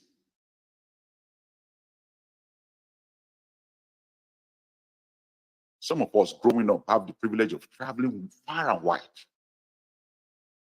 Traveling far and wide. Not just to visit relatives, but just because some of us just love adventure. To the east, to the north, to the south, anywhere. How many in Nigeria does that? How many? Many of you are stuck up in the same place where you were born, you grew up there, you know nothing better. And some of you easily think that your father's farmland is the biggest. But until you go to another person's farmland, you never know how small your father's farmland is. Stop thinking and believing that the noises you make on social media is actually reaching all Nigerians. Stop being delusional in that manner. Nobody knows you guys unless you have presence on social media, period. And if you really want to have a tangible protest, you must engage organizations like TUC and NLC. Look, this is one long show. And the reason why I prolonged it this far is because for the first 30 minutes of this show, I was speaking to myself. My microphone wasn't working.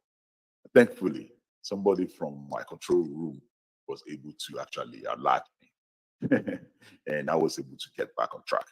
And thank you for listening. For those of you who didn't stay throughout the end of this show, I also thank you too. I really appreciate your presence. I really appreciate your listening pleasure and your attentiveness all the time. Okay? Thank you. And for those of you that actually hate everything that I said, thank you. Enjoy my middle finger. I don't really care. Okay? This is Code Blue in Nigeria. This is Lablu on OGM News. And I will reach out to you again in a jive when something else comes up. Of course, something else always come up in Nigeria. Don't be Nigeria. Nigeria don't dey tire. Yeah. All right. This is Code Blue in Nigeria. This is Lablu on OGM News. Please subscribe, follow, and click the notification bell so that every time I come on, you'll be the first to know that Lablu is now at it again. All right, see you around. Don't forget to subscribe on YouTube and follow on Facebook, TikTok, and Twitter, on Instagram. Is there any social media that OGM is not present? I don't even know. Okay. Anyway, as far as Lablu, I'm only present on the Twitter, on TikTok, and on Facebook, and that's it. So you can follow me. Okay, follow me and subscribe. even on YouTube. But I believe OGM is almost everywhere on all the social media. They even call one Quora. Do you guys know Quora? They are on Quora, on Pinterest, on Blue Sky. Do you even know which one is Blue Sky? OGM News is everywhere on social media. Okay, make sure you visit. It's one only media that have presence on the website and every social media. Period. I've never come across any other on the other social media, but you will find OGM News Nigeria. All right, guys, this is Code Blue in Nigeria. This is Lablu. That we see in a jail. See you around. What are you talking about? Politicians are liars. All of them. Obi is a liar. Tinubu is corrupt. Atiku is very you too. All of them. Okay. Don't argue with me. This is my show. This is my show. I don't allow anybody to defend my show. This is my show. Okay? You can get the heck out of this room. Baba, this is my show. Get the heck out of this room. I don't have to. This is my kitchen. I am saying it categorically. All of them are liars. All of them are thieves.